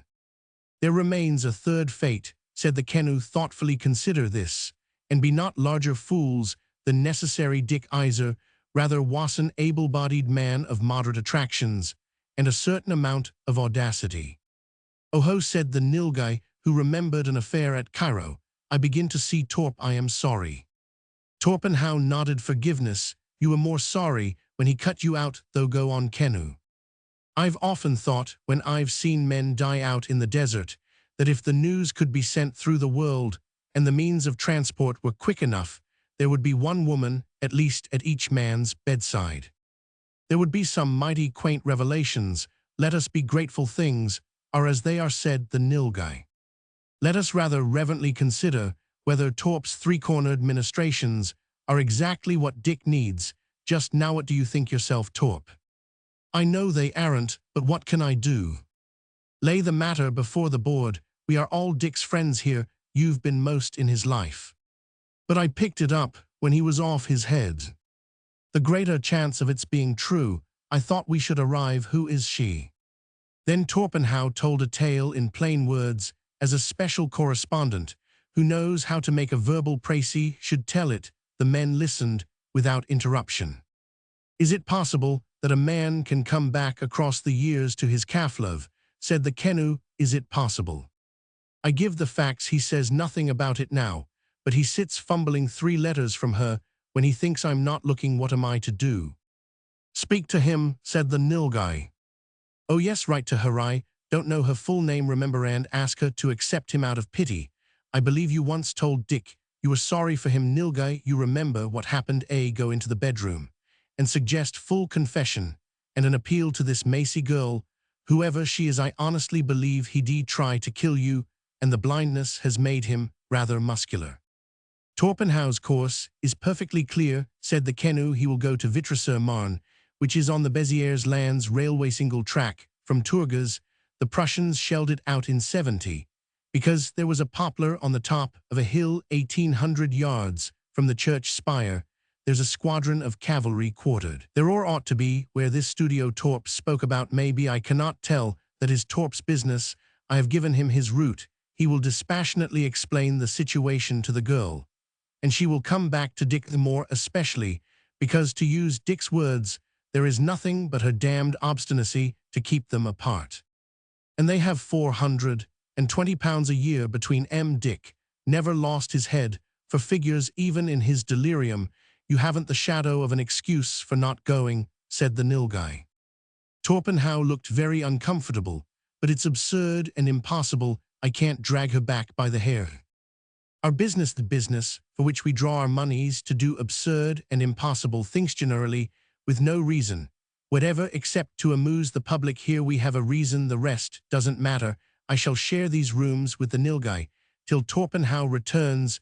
There will be a batch of unbridled specials coming to town in a little while, and these will serve as their headquarters. Another reason for sending Torpenhow away. Thus Providence helps those who help others. And her, the Kennu, dropped his measured speech. We can't have you tied by the leg to Dick. When the trouble begins, it's your only chance of getting away, and Dick will be grateful. He will. Worse luck, I can but go and try. I can't conceive a woman in her senses refusing Dick. Talk that out with the girl. I have seen you wheedle an angry Mahdi woman into giving you dates. This won't be a tithe as difficult. You had better not be here tomorrow afternoon, because the Nilgai and I will be in possession. It is an order, obey. Dick, said Torpenhow next morning. Can I do anything for you? No, leave me alone. How often must I remind you that I am blind? Nothing I could go for, to fetch for, to carry for, to bring. No, take those infernal creaking boots of yours away. Poor chap, said Torpenhow to himself. I must have been sitting on his nerves lately. He wants a lighter step. Then aloud, very well, since you're so independent, I am going off for 4 or 5 days. Say goodbye. At least the housekeeper will look after you, and Kennu has my rooms. Dick's face fell. You won't be longer than a week at the outside. I know I am touched in the temper, but I can't get on without you. Can't you? You'll have to do without me in a little time, and you'll be glad I am gone. Dick felt his way back to the big chair and wondered what these things might mean. He did not wish to be tended by the housekeeper, and yet Torpenhow's constant tenderness jarred on him. He did not exactly know what he wanted. The darkness would not lift, and Maisie's unopened letters felt worn and old from much handling. He could never read them for himself as long as life endured. But Maisie might have sent him some fresh ones to play with. The Nilgai entered with a gift, a piece of red modeling wax. He fancied that Dick might find interest in using his hands. Dick poked and patted the stuff for a few minutes. And is it like anything in the world? He said drearily. Take it away. I may get the touch of the blind in 50 years. Do you know where Torpenhow has gone? The Nilgai knew nothing was staying in his rooms till he comes back. Can we do anything for you? I'd like to be left alone, please. Don't think I am ungrateful, but I am best alone. The Nilgai chuckled, and Dick resumed his drowsy brooding and sullen rebellion against fate. He had long since ceased to think about the work he had done in the old days, and the desire to do more work had departed from him. He was exceedingly sorry for himself, and the completeness of his tender grief soothed him, but his soul and his body cried for Maisie. Maisie, who would understand his mind, pointed out that Maisie, having her own work to do, would not care. His experience had taught him that when money was exhausted, women went away, and that when a man was knocked out of the race, the others trampled on him. Then at the least, said Dick, in reply, she could use me as I used by Nat for some sort of a study.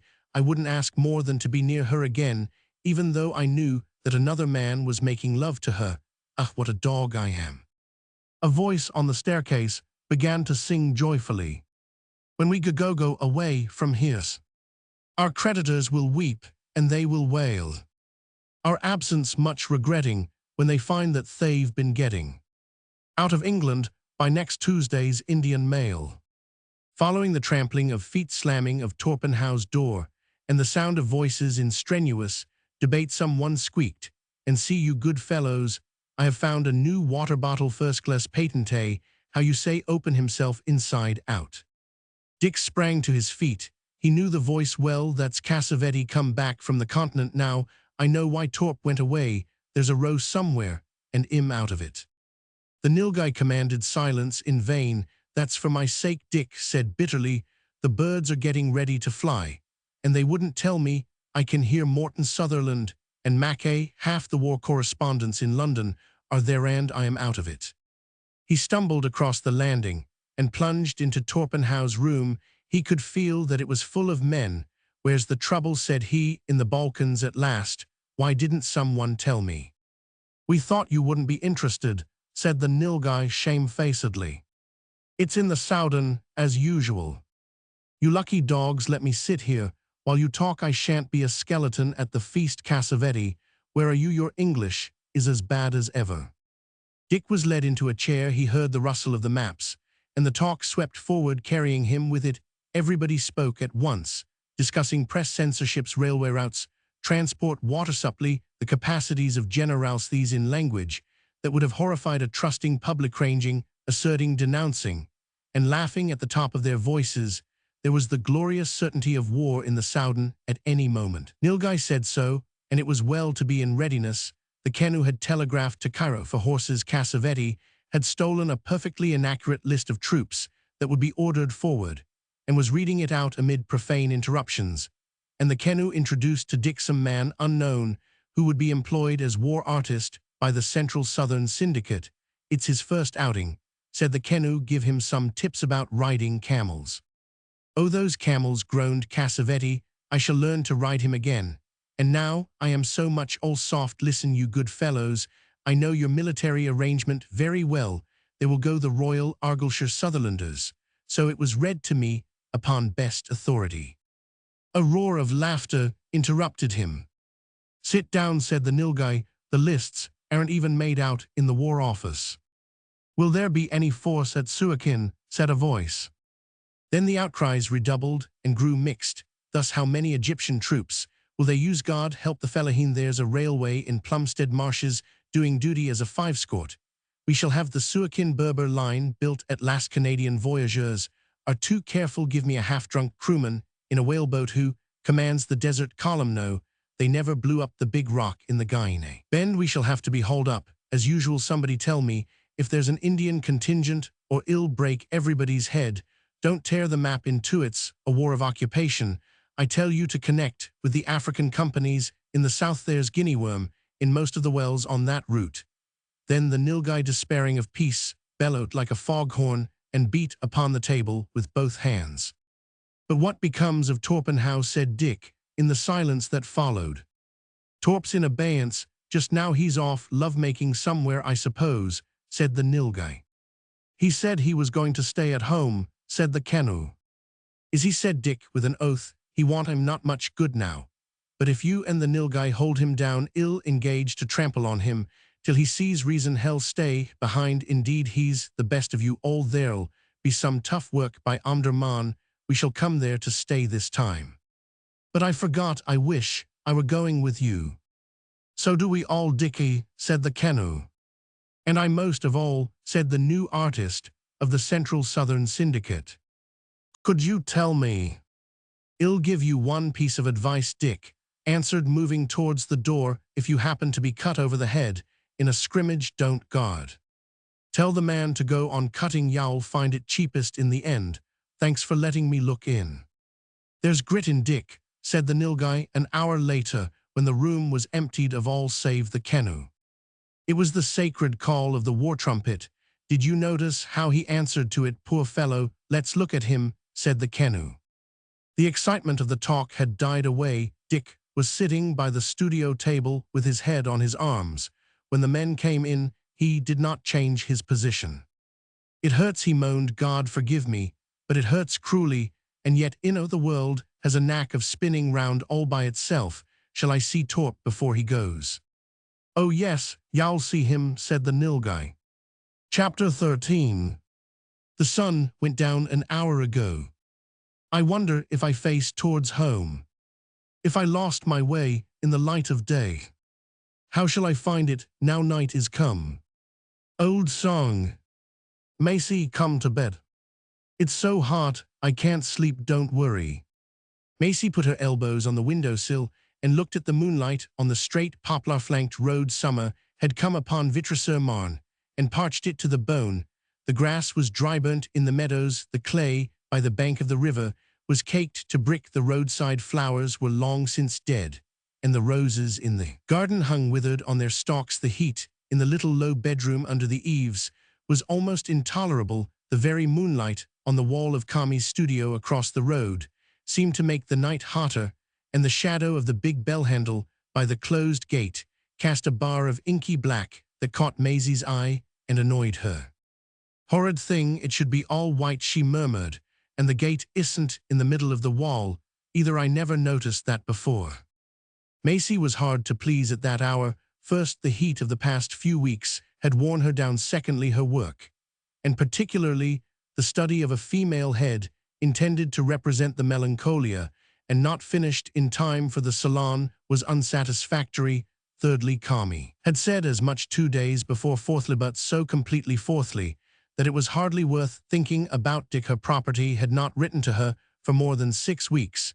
She was angry with the heat, with Kami, and with her work, but she was exceedingly angry with Dick. She had written to him 3 times, each time proposing a fresh treatment of her melancholia. Dick had taken no notice of these communications. She had resolved to write no more when she returned to England in the autumn. For her pride's sake, she could not return earlier. She would speak to him. She missed the Sunday afternoon conferences more than she cared to admit. All that Kami said was continuez, mademoiselle, continuez Tauges, and he had been repeating the wearisome counsel through the hot summer, exactly like a cicadon old gray cicada in a black alpaca coat, white trousers, and a huge felt hat. But Dick had tramped masterfully up and down her little studio north of the cool green London park, and had said things 10 times worse than continuez before he snatched the brush out of her hand and showed her where the error lay. His last letter, Maisie remembered, contained some trivial advice about not sketching in the sun or drinking water at wayside farmhouses, and he had said that not once but 3 times, if he did not know that Maisie could take care of herself. But what was he doing that he could not trouble to write? A murmur of voices in the road made her lean from the window. A cavalryman of the little garrison in the town was talking to Kami's cook. The moonlight glittered on the scabbard of his saber, which he was holding in his hand. Lest it should clank inopportunely, the cook's cap cast deep shadows on her face, which was close to the conscript's. He slid his arm round her waist, and there followed the sound of a kiss. "Fa," said Maisie, stepping back. "What's that?" said the red-haired girl, who was tossing uneasily outside her bed. "Only a conscript kissing the cook," said Maisie. "They've gone away now." She leaned out of the window again and put a shawl over her nightgown to guard against chills. There was a very small night breeze abroad, and a sun-baked rose below nodded its head, as one who knew unutterable secrets. Was it possible that Dick should turn his thoughts from her work and his own and descend to the degradation of Suzanne? And the conscript, he could not. The rose nodded its head, and one leaf therewith, it looked like a naughty little devil scratching its ear. Dick could not, because, thought Maisie, he is mine, mine, mine. He said he was. I am sure I don't care what he does. It will only spoil his work if he does, and it will spoil mine too. The rose continued to nod in the futile way peculiar to flowers. There was no earthly reason why Dick should not disport himself as he chose, except that he was called by Providence, which was Maisie, to assist Maisie in her work, and her work was the preparation of pictures that went sometimes to English provincial exhibitions, as the notices in the scrapbook proved, and that were invariably rejected by the salon when Kami was plagued into allowing her to send them up. Her work in the future, it seemed, would be the preparation of pictures on exactly similar lines, which would be rejected in exactly the same way. The red-haired girl threshed distressfully across the sheets "It's too hot to sleep," she moaned, and the interruption jarred. Exactly the same way then she would divide her years between the little studio in England and Kami's big studio at Vitry-sur-Marne. No, she would go to another master who should force her into the success that was her right if patient toil and desperate endeavor gave one a right to anything. Dick had told her that he had worked 10 years to understand his craft. She had worked 10 years, and 10 years were nothing. Dick had said that 10 years were nothing, but that was in regard to herself. Only he had said this very man who could not find time to write that he would wait 10 years for her, and that she was bound to come back to him sooner or later.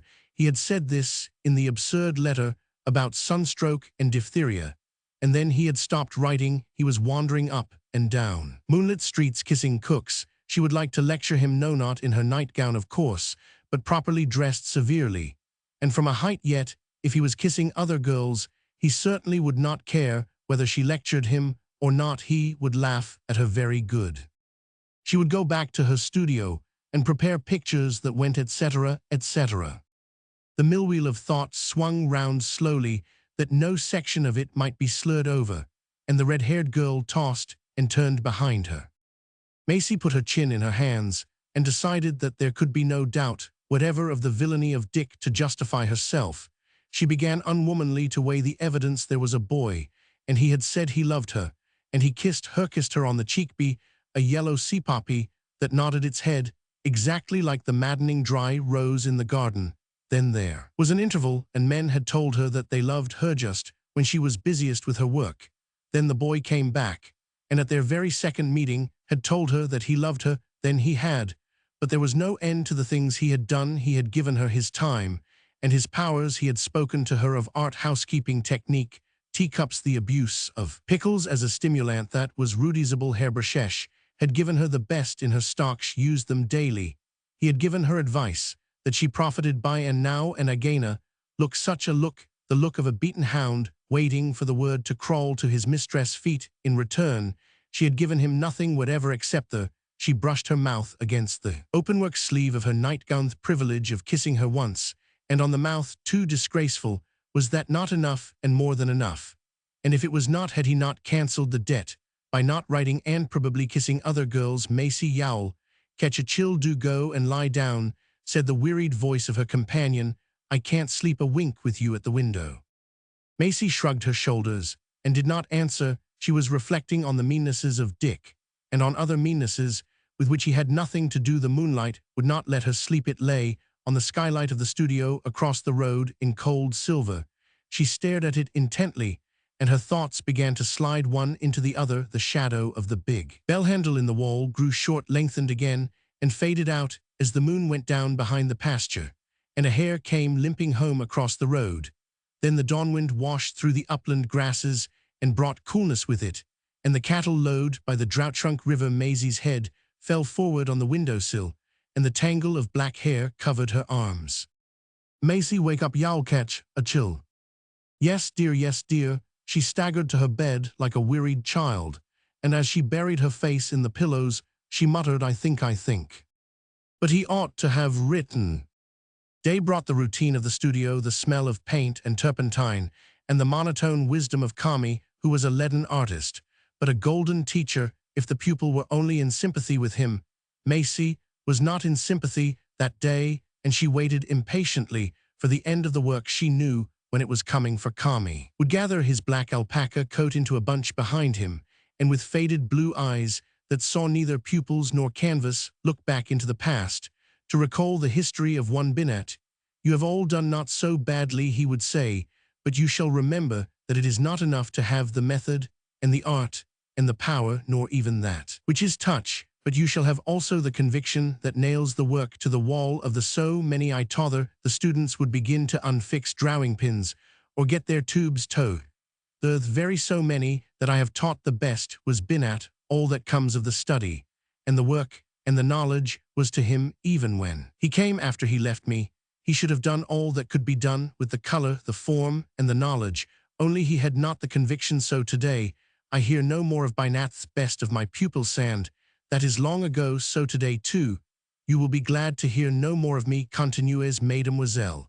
and above all with conviction.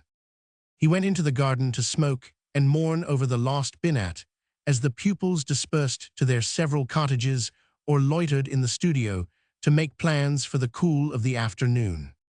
Macy looked at her very unhappy melancholia, restrained a desire to grimace before it, and was hurrying across the road to write a letter to Dick, when she was aware of a large man on a white truffus, how Torpenhow had managed, in the course of 20 hours, to find his way to the hearts of the cavalry officers in quarters at Vitry-sur-Marne to discuss with them the certainty of a glorious revenge for France, to reduce the colonel to tears of pure affability, and to borrow the best horse in the squadron for the journey to Kami's studio, is a mystery that only special correspondence can unravel. "I beg your pardon," said he, "it seems an absurd question to ask, but the fact is that I don't know her by any other name. Is there any young lady here that is called Macy?" "I am Macy," was the answer from the depths of a great sun-hat. "I ought to introduce myself," he said, as the horse capered in the blinding white dust. "My name is Torpenhow. Dick Heldar is my best friend, and the fact is that he has gone blind." "Blind?" said Macy stupidly. "He can't be blind. He has been stone-blind for nearly 2 months." Macy lifted up her face, and it was pearly white. "No, no, not blind. I won't have him blind." "Would you care to see for yourself?" said Torpenhow. "No, at once." "Oh no, the Paris train doesn't go through this place till tonight. There will be ample time." "Did Mr. Heldar send you to me?" "Certainly not. Dick wouldn't do that sort of thing. He's sitting in his studio, turning over some letters that he can't read because he's blind." There was a sound of choking from the sun-hat. Macy bowed her head and went into the cottage, where the red-haired girl was on a sofa complaining of a headache. "Dick's blind," said Macy, taking her breath quickly as she steadied herself against a chairback. "My Dick's blind." What? The girl was on the sofa no longer. "A man has come from England to tell me he hasn't written to me for 6 weeks." "Are you going to him?" "I must think I should go back to London and see him, and I should kiss his eyes and kiss them until they got well again. If you don't go, I shall. Oh, what am I talking about, you wicked little idiot? Go to him at once, go." Torpenhow's neck was blistering, but he preserved a smile of infinite patience as Maisie's appeared bareheaded in the sunshine. "I am coming," said she, her eyes on the ground. "You will be at Vitry Station, then at 7 this evening." This was an order delivered by one who was used to being obeyed. Macy said nothing, but she felt grateful that there was no chance of disputing with this big man who took everything for granted and managed a squealing horse with one hand. She returned to the red-haired girl, who was weeping bitterly, and between tears kisses very few of Thosmenthal packing, and an interview with Kami. The sultry afternoon wore away. Thought might come afterwards. Her present duty was to go to Dick, who owned the wondrous friend, and sat in the dark, playing with her unopened letters. "But what will you do?" she said to her companion. I shall stay here and finish your melancholia," she said, smiling pitifully. "Write to me afterwards." That night there ran a legend through Vitry-sur-Marne of a mad Englishman, doubtless suffering from sunstroke, who had drunk all the officers of the garrison under the table, had borrowed a horse from the lines, and had then and there eloped after the English custom, with one of those more mad English girls who drew pictures down there under the care of that good Monsieur Kami. "They are very droll," said Susan to the conscript in the moonlight. By the studio wall she walked always with those big eyes that saw nothing, and yet she kisses me on both cheeks as though she were my sister, and gives Messiton francs. The conscript levied a contribution on both gifts, for he prided himself on being a good soldier. Torpenhow spoke very little to Macy during the journey to Calais, but he was careful to attend to all her wants, to get her a compartment entirely to herself, and to leave her alone. He was amazed of the ease with which the matter had been accomplished. The safest thing would be to let her think things out by Dick's showing when he was off his head. Must have ordered him about very thoroughly. Wonder how she likes being under orders. Macy never told. She sat in the empty compartment, often with her eyes shut, that she might realize the sensation of blindness. It was an order that she should return to London swiftly, and she found herself at last almost beginning to enjoy the situation. This was better than looking after luggage and a red-haired friend who never took any interest in her surroundings. But there appeared to be a feeling in the air that she may see off. All people was in disgrace, therefore she justified her conduct to herself with great success, till Torpenhow came up to her on the steamer, and without preface began to tell the story of Dick's blindness, suppressing a few details. But dwelling at length on the miseries of delirium, he stopped before he reached the end, as though he had lost interest in the subject, and went forward to smoke. Maisie was furious with him and with herself. She was hurried on from Dover to London almost before she could ask for breakfast, and was past any feeling of indignation. Was bidden curtly to wait in a hall at the foot of some lead-covered stairs, while Torpenhow went up to make inquiries again. The knowledge that she was being treated like a naughty little girl made her pale cheeks flame. It was all Dick's fault for being so stupid as to go blind. Torpenhow led her up to a shut door, which he opened very softly. Dick was sitting by the window with his chin on his chest. There were 3 envelopes in his hand, and he turned them over and over. The big man who gave orders was no longer by her side, and the studio door snapped behind her. Dick thrust the letters into his pocket as he heard the sound. "Hullo, Torp, is that you? I've been so lonely." His voice had taken the peculiar flatness of the blind. Maisie pressed herself up into a corner of the room. Her heart was beating furiously, and she put one hand on her breast to keep it quiet. Dick was staring directly at her, and she realized for the first time that he was blind. Shutting her eyes in a railway carriage to open them when she pleased was child's play. This man was blind, though his eyes were wide open. "Torp, is that you? They said you were coming." Dick looked puzzled and a little irritated at the silence. "No, it's only me," was the answer in a strained little whisper. Maisie could hardly move her lips. Said Dick composedly, without moving. "This is a new phenomenon, darkness, I am getting used to, but I object to hearing voices." Was he mad then, as well as blind, that he talked to himself? Maisie's heart beat more wildly, and she breathed in gasps. Dick rose and began to feel his way across the room, touching each table and chair as he passed. Once he caught his foot on a rug and swore, dropping on his knees to feel what the obstruction might be. Maisie remembered him walking in the park, as though all the earth belonged to him, tramping up and down her studio 2 months ago, and flying up the gangway of the Channel steamer. The beating of her heart was making her sick, and Dick was coming nearer. Guided by the sound of her breathing, she put out a hand mechanically to ward him off or to draw him to herself. She did not know which. It touched his chest, and he stepped back as though he had been shot. "It's Maisie," said he, with a dry sob. "What are you doing here?" "I comido, see you please." Dick's lips closed firmly. "Won't you sit down? Then you see I've had some bother with my eyes, and—" I know, why didn't you tell me?" "I couldn't write." "You might have told Mr. Torpenhow." "What has he to do with my affairs?" He brought me from Vitry-sur-Marne. He thought I ought to see you." "Why, what has happened? Can I do anything for you?" "No, I can't, I forgot." "Oh, Dick, I'm so sorry. I've come to tell you, and let me take you back to your chair." "Don't, I'm not a child. You only do that out of pity. I never meant to tell you anything about it. I am no good now. I am down and done for. Let me alone." He groped back to his chair, his chest laboring as he sat down. Maisie watched him, and the fear went out of her heart, to be followed by a very bitter shame. He had spoken a truth that had been hidden from the girl through every step of the impetuous flight to London.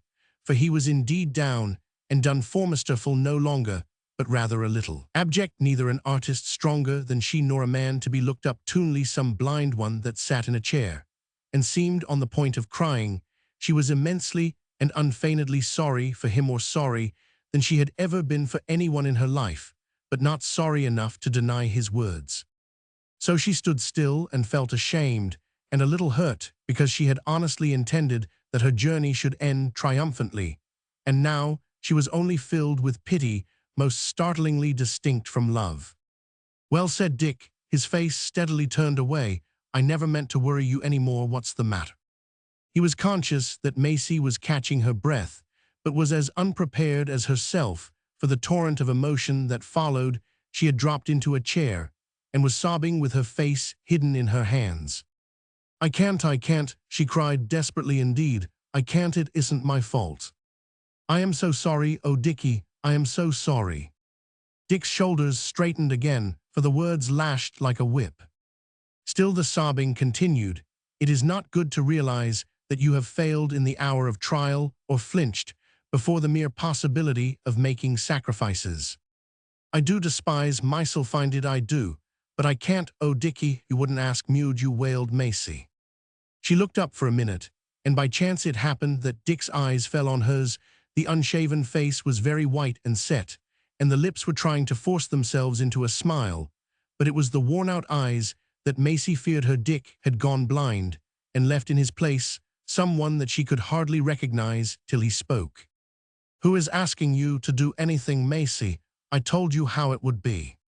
What's the use of worrying? For pity's sake, don't cry like that, it isn't worth it. You don't know how I hate myself, oh Dick, help me. The passion of tears had grown beyond her control, and was beginning to alarm the man. He stumbled forward, and put his arm round her, and her head fell on his shoulder.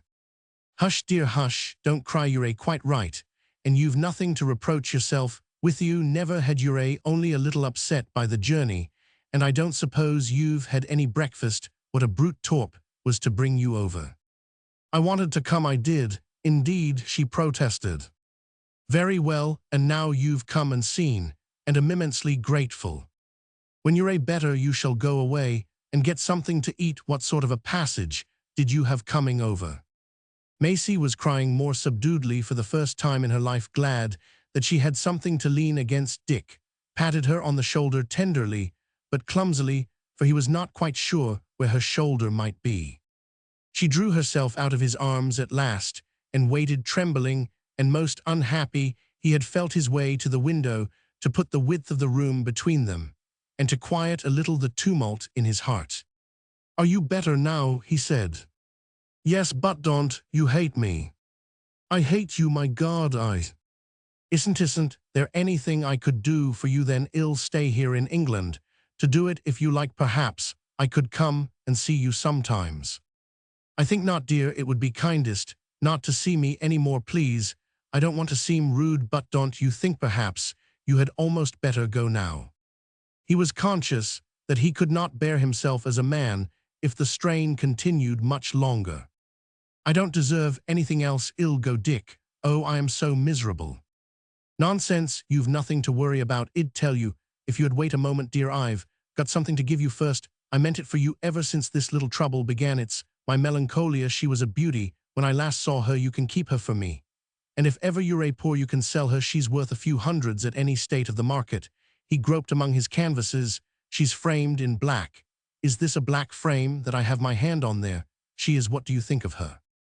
He turned a scarred, formless muddle of paint towards Macy, and the eyes strained, as though they would catch her wonder and surprise. One thing, and one thing only, could she do for him. Well, the voice was fuller and more rounded, because the man knew he was speaking of his best work. Macy looked at the blur, and a lunatic desire to laugh caught her by the throat. But for Dick's sake, whatever this mad blankness might mean, she must make no sign. Her voice choked with hard-held tears as she answered, still gazing at the wreck. Oh, Dick, it is good. He heard the little hysterical gulp, and took it for tribute. Want you have it? Then I'll send it over to your house, if you will. Oh yes, thank you, ha. If she did not fly at once, the laughter that was worse than tears would kill her. She turned and ran, choking and blinded, down the staircases that were empty of life, to take refuge in a cab and go to her house across the parks. There she sat down in the dismantled drawing-room and thought of Dick in his blindness, useless till the end of life, and of herself in her own eyes. Behind the sorrow, the shame, and the humiliation lay fear of the cold wrath of the red-haired girl. When Macy should return, Macy had never feared her companion before, not until she found herself saying, well, he never asked me. Did she realize her scorn of herself? And that is the end of Macy. For Dick was reserved more searching torment. He could not realize at first that Macy, whom he had ordered to go, had left him without a word of farewell. He was savagely angry against Torpenhow, who had brought upon him this humiliation, and troubled his miserable peace. Then his dark hour came, and he was alone with himself, and his desires to get what help he could from the darkness. The Queen could do no wrong, but in following the right so far as it served her work, she had wounded her one subject more than his own brain would let him know. "It's all I had, and I've lost it," he said, as soon as the misery permitted clear thinking, "and Torp will think that he has been so infernally clever that I shan't have the heart to tell him. I must think this out quietly." "Hullo," said Torpenhow, entering the studio after Dick had enjoyed 2 hours of thought. "I'm back. Are you feeling any better?" "Torp, I don't know what to say. Come here." Dick coughed huskily, wondering, indeed, what he should say, and how to say it temperately.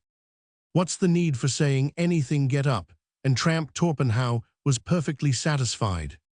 They walked up and down, as of custom, Torpenhow's hand on Dick's shoulder, and Dick buried in his own thoughts. "How in the world did you find it all out?" said Dick at last. "You shouldn't go off your head if you want to keep secrets, Dickie. It was absolutely impertinent on my part. But if you'd seen me rocketing about on a half-trained French truthful under a blazing sun, you'd have laughed. There will be a charivari in my rooms tonight. 7 other devils I know row in the southern Soudan. I surprised their councils the other day, and it made me unhappy. Have you fixed your flint to go? Who do you work for? Haven't signed any contracts, yet I wanted to see how your business would turn out. Would you have stayed with me, then, if things had gone wrong? He put his question cautiously. "Don't ask me too much. I am only a man." "You've tried to be an angel very successfully." "Oh yes, well, do you attend the function tonight? We shall be half screwed before the morning. All the men believe the war's a certainty." "I don't think I will, old man. If it's all the same to you, I'll stay quiet here and meditate. I don't blame you. You observe a good time, if ever a man." Roman 999. That night there was a tumult on the stairs. The correspondents poured in from theater, dinner, and music hall to Torpenhow's room, that they might discuss their plan of campaign in the event of military operations becoming a certainty. Torpenhow, the Kennu, and the Nilgai had bidden all the men they had worked with to the orgy, and Mr. Beaton, the housekeeper, declared that never before in his checkered experience had he seen quite such a fancy lot of gentlemen. They waked the chambers with shoutings and song, and the elder men were quite as bad as the younger, for the chances of war were in front of them, and all knew what those meant. Sitting in his own room, a little perplexed by the noise across the landing, Dick suddenly began to laugh to himself.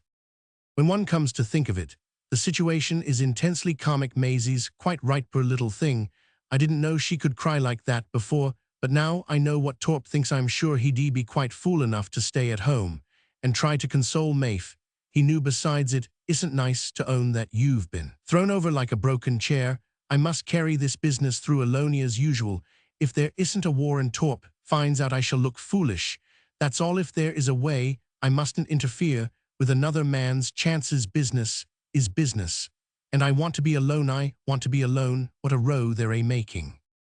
Somebody hammered at the studio door. "Come out and frolic, Dickie," said the Nilgai. "I should like to, but I can't. I am not feeling frolicsome." "Then I'll tell the boys, and they'll drag you like a badger." "Please not, old man, on my word. I'd sooner be left alone just now." "Very good. Can we send anything in to you, Fizz, for instance?" "Cassavetti is beginning to sing songs of the sunny South already." For 1 minute, Dick considered the proposition seriously. "No thanks, I've a headache already."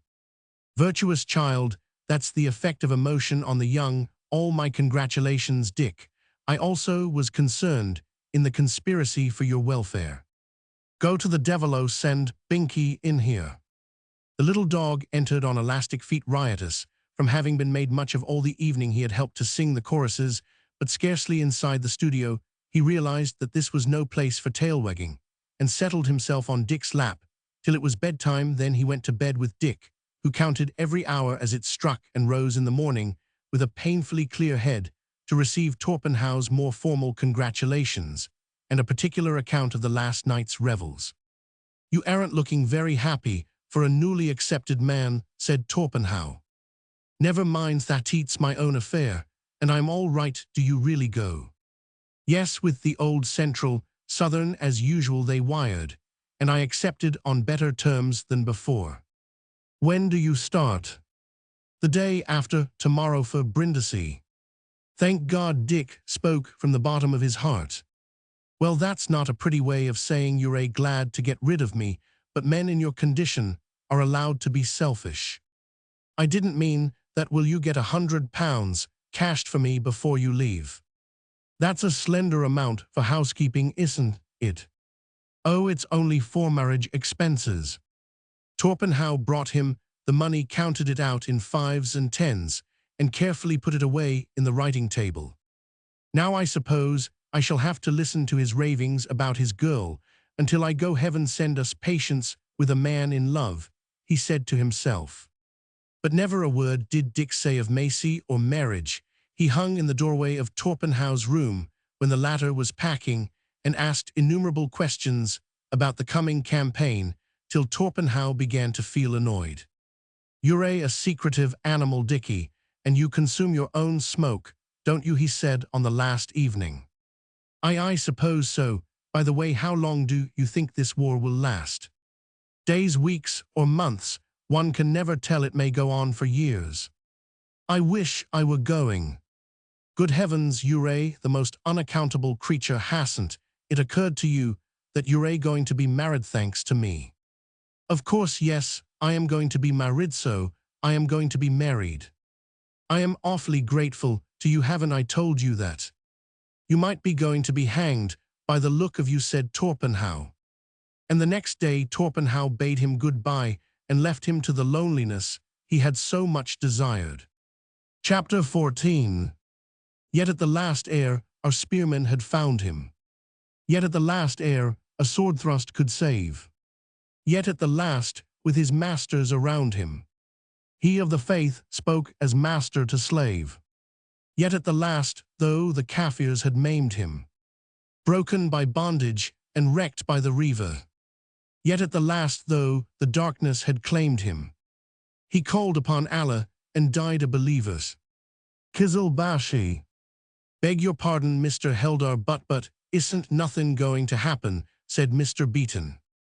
No, Dick had just waked to another morning of blank despair, and his temper was of the shortest. "'Tain't my regular business, o' course, sir, and what I say is mind your own business, and let other people mind theirs. But just before Mr. Torpenhow went away, he give me to understand like that you might be moving into a house of your own, so to speak, a sort of house with rooms upstairs and downstairs, where you'd be better attended to, though I try to act just by all our tenants, don't I? Ah, that must have been a madhouse. I shan't trouble you to take me there, yet get me my breakfast, please, and leave me alone. I hope I haven't done anything wrong, sir, but you know I hope that as far as a man can, I tries to do the proper thing by all the gentlemen in Chambersand, more particular those whose lot is hard, such as you, for instance, Mr. Heldar. You like softro bloater, don't you? Softro bloaters is scarcer than hardro. But what I says is never mind a little extra trouble, so long as you give satisfaction to the tenants." Mr. Beeton withdrew and left Dick to himself. Torpenhow had been long away. There was no more rioting in the chambers, and Dick had settled down to his new life, which he was weak enough to consider nothing better than death. It is hard to live alone in the dark, confusing the day and night, dropping to sleep through sheer weariness at midday, and rising restless in the chill of the dawn. At first Dick, on his awakenings, would grope along the corridors of the chambers till he heard someone snore. Then he would know that the day had not yet come, and return wearily to his bedroom. Later he learned not to stir till there was a noise and movement in the house, and Mr. Beeton advised him to get up once dressed. And dressing now that Torpenhow was away was a lengthy business, because collars, ties, and the like hid themselves in far corners of the room, and search meant head beating against chairs, and trunksance dressed. There was nothing whatever to do except to sit still and brood till the 3 daily meals came. Centuries separated breakfast from lunch and lunch from dinner, and though a man prayed for hundreds of years that his mind might be taken from him, God would never hear. Rather, the mind was quickened, and the revolving thoughts ground against each other as millstones grind when there is no corn between, and yet the brain would not wear out and give him rest. It continued to think at length with imagery and all manner of reminiscences. It recalled Macy and past success, reckless travels by land, and see the glory of doing work, and feeling that it was good, and suggested all that might have happened, had the eyes only been faithful to their duty. When thinking ceased through sheer weariness, there poured into Dick's soul tide on tide of overwhelming purposeless. Feared of starvation, always terror, lest the unseen ceiling should crush down upon him, fear of fire in the chambers, and a louse's death in red flame, and agonies of fiercer horror that had nothing to do with any fear of death. Then Dick bowed his head, and clutching the arms of his chair fought with his sweating self, till the tinkle of plates told him that something to eat was being set before him. Mr. Beeton would bring the meal when he had time to spare, and Dick learned to hang upon his speech, which dealt with badly fitted gas plugs, waste pipes, out of repair, little tricks for driving pictorials into walls, and the sins of the charwoman or the housemaids in the lack of better things. The small gossip of a servant hall becomes immensely interesting, and the screwing of a washer on a tap an event to be talked over for days. Once or twice a week, too, Mr. Beeton would take Dick out with him when he went marketing in the morning to haggle with tradesmen over fish lampwicks, mustard, tapioca, and so forth, while Dick rested his weight first on one foot and then on the other, and played aimlessly with the tins and string ball on the counter. Then they would perhaps meet one of Mr. Beeton's friends, and Dick, standing aside a little, would hold his peace till Mr. Beeton was willing to go on again. The life did not increase his self-respect. He abandoned shaving as a dangerous exercise, and being shaved in a barber's shop meant exposure of his infirmity. He could not see that his clothes were properly brushed, and since he had never taken any care of his personal appearance, he became every known variety of sloven. A blind man cannot deal with cleanliness till he has been some months used to the darkness. If he demand attendance and grow angry at the want of it, he must assert himself and stand upright. Then the meanest menial can see that he is blind and therefore of no consequence. A wise man will keep his eyes on the floor and sit still. For amusement he may pick coal lump by lump out of the scuttle with the tongs and pile it in a little heap in the fender, keeping count of the lumps, which must all be put back again one by one and very carefully. He may set himself sums if he cares to work them out. He may talk to himself or to the cat if she chooses to visit him, and if his trade has been that of an artist he may sketch in the air with his forefinger, but that is too much like drawing a pig with the eyes shut. He may go to his bookshelves and count his books, ranging them in order of their size, or to his wardrobe and count his shirts, laying them in piles of 2 or 3 on the bed as they suffer from frayed cuffs or lost buttons. Even this entertainment wearies after a time, and all the times are very, very long. Dick was allowed to sort a tool chest where Mr. Beeton kept hammers, taps, and nuts, lengths of gas pipes, oil bottles, and string. If I don't have everything just where I know where to look for it, why then I can't find anything when I do want it. You've no idea, sir, the amount of little things that these chambers uses up, said Mr. Beeton, fumbling at the handle of the door as he went out. It's hard on you, sir. I do think it's hard on you. Ain't you going to do anything, sir? I'll pay my rent, and messing isn't that enough. I wasn't doubting for a moment that you couldn't pay your way, sir, but I've often said to my wife, it's 'ard on him, because it isn't as if he was an old man nor yet a middle-aged one, but quite a young gentleman. That's where it comes so 'ard. I suppose so, said Dick absently. This particular nerve, through long battering, had ceased to feel much. I was thinking, continued Mr. Beeton, still making as if to go, that you might like to hear my boy Alf read you the papers sometimes of an evening. He do read beautiful, seeing he's only 9. I should be very grateful, said Dick, only let me make it worth his while. We wasn't thinking of that, sir, but of course it's in your own hands, but only to 'ear Alf sing A Boy's Best Friend is His Mother. I'll hear him sing that too. Let him come this evening with the newspapers. Alf was not a nice child, being puffed up with many schoolboard certificates for good conduct and inordinately proud of his singing. Mr. Beeton remained beaming, while the child wailed his way through a song of some 8 8-line verses in the usual whine of a young cockney. and after compliments left him to read Dick the foreign telegrams.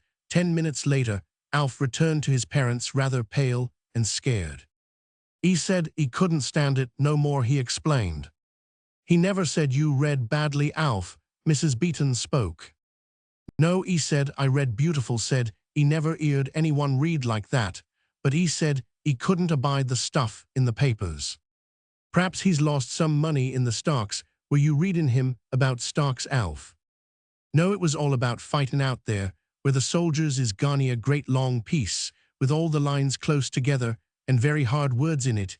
He give me half a crown, because I read so well, and he says the next time there's anything he wants read, I'll send for me. That's good hearing, but I do think for all the half-crown put it into the kicking donkey money box, Alf, and let me see you do either, might have kept you longer. Why, he couldn't have begun to understand how beautiful you read. He's best left to hisself, gentlemen always are when they're a downhearted, said Mr. Beeton. Alf's rigorously limited powers of comprehending Torpenhow's special correspondence had waked the devil of unrest in Dick. He could hear through the boy's nasal chant, the camels grunting in the squares behind the soldiers outside Suakin, could hear the men swearing and chaffing across the cooking pots, and could smell the acrid wood smoke as it drifted over camp before the wind of the desert. That night he prayed to God that his mind might be taken from him, offering for proof that he was worthy of this favor the fact that he had not shot himself long ago. That prayer was not answered, and indeed Dick knew in his heart of hearts that only a lingering sense of humor and no special virtue had kept him alive. Suicide, he had persuaded himself, would be a ludicrous insult to the gravity of the situation, as well as a weak-kneed confession of fear. Just for the fun of the thing, he said to the cat, who had taken Binky's place in his establishment, I should like to know how long this is going to last. I can live for a year on the £100 Torp cashed for me. I must have 2,000 or 3,000 at least, in the bank 20 or 30 years more provided for that, is to say then I fall back on my 120 a year, which will be more by that time. Let's consider. 25 a man's in his prime, then they say 40 a middle-aged man, just entering politics 50 at the comparatively early age of 55, according to the newspapers, by how these Christians funk death 60 were only getting on in years 7 to 5, is just possible, though great hell cat 50 years more of solitary confinement in the dark. Y'all die, and Beeton will die, and Torp will die, and may everybody else will die, but I shall be alive and kicking with nothing to do. I am very sorry for myself. I should like someone else to be sorry for me. Evidently, I'm not going mad before I die, but the pain's just as bad as ever someday. When you're a vivisected cat, they'll tie you down on a little table and cut you open, but don't be afraid, they'll take precious good care that you don't die. Y'all live, and y'all be very sorry then that you weren't sorry for me. Perhaps Torp will come back, or I wish I could go to Torp and the Nilgai, even though I were in their way. Pussy left the room before the speech was ended, and Alf, as he entered, found Dick addressing the empty hearthrug. There's a letter for you, sir, he said. Perhaps you'd like me to read it. Lend it to me for a minute, and I'll tell you. The outstretched hand shook just a little, and the voice was not oversteady. It was within the limits of human possibility. That was no letter from Macy. He knew the heft of 3 closed envelopes only too well. It was a foolish hope that the girl should write to him, for he did not realize that there is a wrong which admits of no reparation, though the evildoer may with tears and the heart's best love strive to mend all. It is best to forget that wrong, whether it be caused or endured, since it is as remediless as bad work once put forward. Read it then, said Dick, and Alf began intoning according to the rules of the board school. I could have given you love, I could have given you loyalty such as you never dreamed of. Do you suppose I cared what you were? But you chose to whistle everything down the wind for nothing. My only excuse for you is that you are so young. That's all, he said, returning the paper to be dropped into the fire. What was in the letter? Asked Mrs. Beeton when Alf returned. I don't know. I think it was a circular or a tract about not whistling at everything when you're young. I must have stepped on something when I was alive and walking about, and it has bounced up and hit me. God help it. Whatever it is, unless it was all a joke. But I don't know anyone who'd take the trouble to play a joke on me. Love and loyalty for nothing it sounds tempting enough. I wonder whether I have lost anything really. Dick considered for a long time, but could not remember when or how he had put himself in the way of winning these trifles at a woman's hands. Still, the letter, as touching on matters that he preferred not to think about, stung him into a fit of frenzy that lasted for a day and night, when his heart was so full of despair that it would hold no more. Body and soul together seemed to be dropping without check through the darkness. Then came fear of darkness and desperate attempts to reach the light again, but there was no light to be reached. When that agony had left him sweating and breathless, the downward flight would recommence, till the gathering torture of it spurred him into another fight as hopeless as the first. Followed some few minutes of sleep, in which he dreamed that he saw. Then the procession of events would repeat itself till he was utterly worn out, and the brain took up its everlasting consideration of Macy and might have beens. At the end of everything, Mr. Beeton came to his room and volunteered to take him out, not marketing this time, but well, go into the parks if you like. Be damned if I do, quoth Dick. Keep to the streets and walk up and down. I like to hear the people round me. This was not altogether true. The blind, in the first stages of their infirmity, dislike those who can move with a free stride and unlifted arms, but Dick had no earthly desire to go to the parks. Once, and only once, since Macy had shut her door, he had gone there under Alf's charge. Alf forgot him and fished for minnows in the Serpentine with some companions. After half an hour's waiting, Dick, almost weeping with rage and wrath, caught a passer-by who introduced him to a friendly policeman who led him to a four-wheeler opposite the Albert Hall. He never told Mr. Beeton of Alf's forgetfulness, but this was not the manner in which he was used to walk the parks aforetime. What streets would you like to walk down, then? Said Mr. Beeton sympathetically. His own ideas of a riotous holiday meant picnicking on the grass of Green Park with his family and half a dozen paper bags full of food. Keep to the river, said Dick, and they kept to the river, and the rush of it was in his ears till they came to Blackfriars Bridge, and struck thence on to the Waterloo Road. Mr. Beeton explaining the beauties of the scenery as he went on, and walking on the other side of the pavement, said he, unless I am much mistaken, is the young woman that used to come to your rooms to be drawed. I never forgets a face, and I never remembers a name, except paying tenants, o' course. Stop her, said Dick. It's Bessie Broke. Tell her I'd like to speak to her again, quick, man. Mr. Beeton crossed the road under the noses of the omnibuses and arrested Bessie. Then, on her way northward, she recognized him as the man in authority who used to glare at her when she passed up Dick's staircase, and her first impulse was to run. Wasn't you Mr. Heldar's model, said Mr. Beeton, planting himself in front of her. You was he's on the other side of the road, and he'd like to see you. Why, said Bessie faintly. She remembered indeed had never for long forgotten an affair connected with a newly finished picture. Because he has asked me to do so, and because he's most particular blind. Drunk. No, orspital blind, he can't see, that's him over there. Dick was leaning against the parapet of the bridge as Mr. Beeton pointed him out a stub-bearded bowed creature wearing a dirty magenta-colored neckcloth outside an unbrushed coat. There was nothing to fear from such an one. Even if he chased her, Bessie thought, he could not follow far. She crossed over, and Dick's face lighted up. It was long since a woman of any kind had taken the trouble to speak to him. I hope you're well, Mr. Heldar, said Bessie. A little puzzled. Mr. Beeton stood by with the air of an ambassador and breathed responsibly. I'm very well indeed, and by Jove I'm glad to see you. I mean, Bess, you never thought it worthwhile to turn up and see us again after you got your money. I don't know why you should. Are you going anywhere in particular just now? I was going for a walk, said Bessie. Not the old business, Dick spoke under his breath.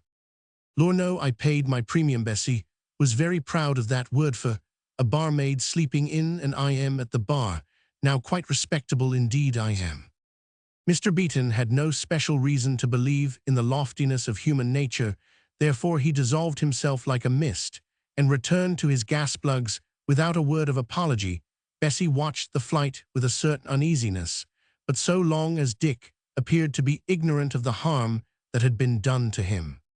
It's hard work pulling the beer handles, she went on, and they've got one of them penny in the slot cash machines, so if you get wrong by a penny at the end of the day, but then I don't believe the machinery is right, do you? I've only seen it work, Mr. Beaton. He's gone. I'm afraid I must ask you to help me home, then it'll make it worth your while. You see the sightless eyes turned towards her, and Bessie saw. It isn't taking you out of your way, he said hesitatingly. I can ask a policeman if it is. Not at all, I come on at 7, and I am off at 4, that's easy hours. Good God, but I am on all the time. I wish I had some work to do too. Let's go home, Bess. He turned and cannoned into a man on the sidewalk.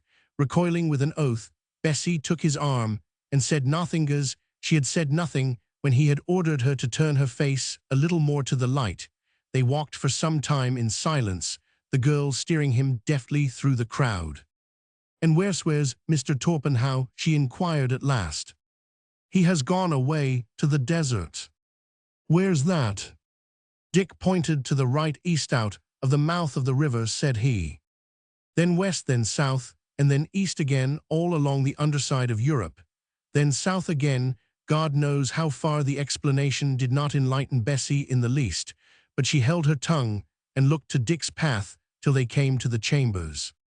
Well, have tea and muffins, he said joyously. I can't tell you, Bessie, how glad I am to find you again. What made you go away so suddenly? I didn't think you'd want me any more, she said, emboldened by his ignorance.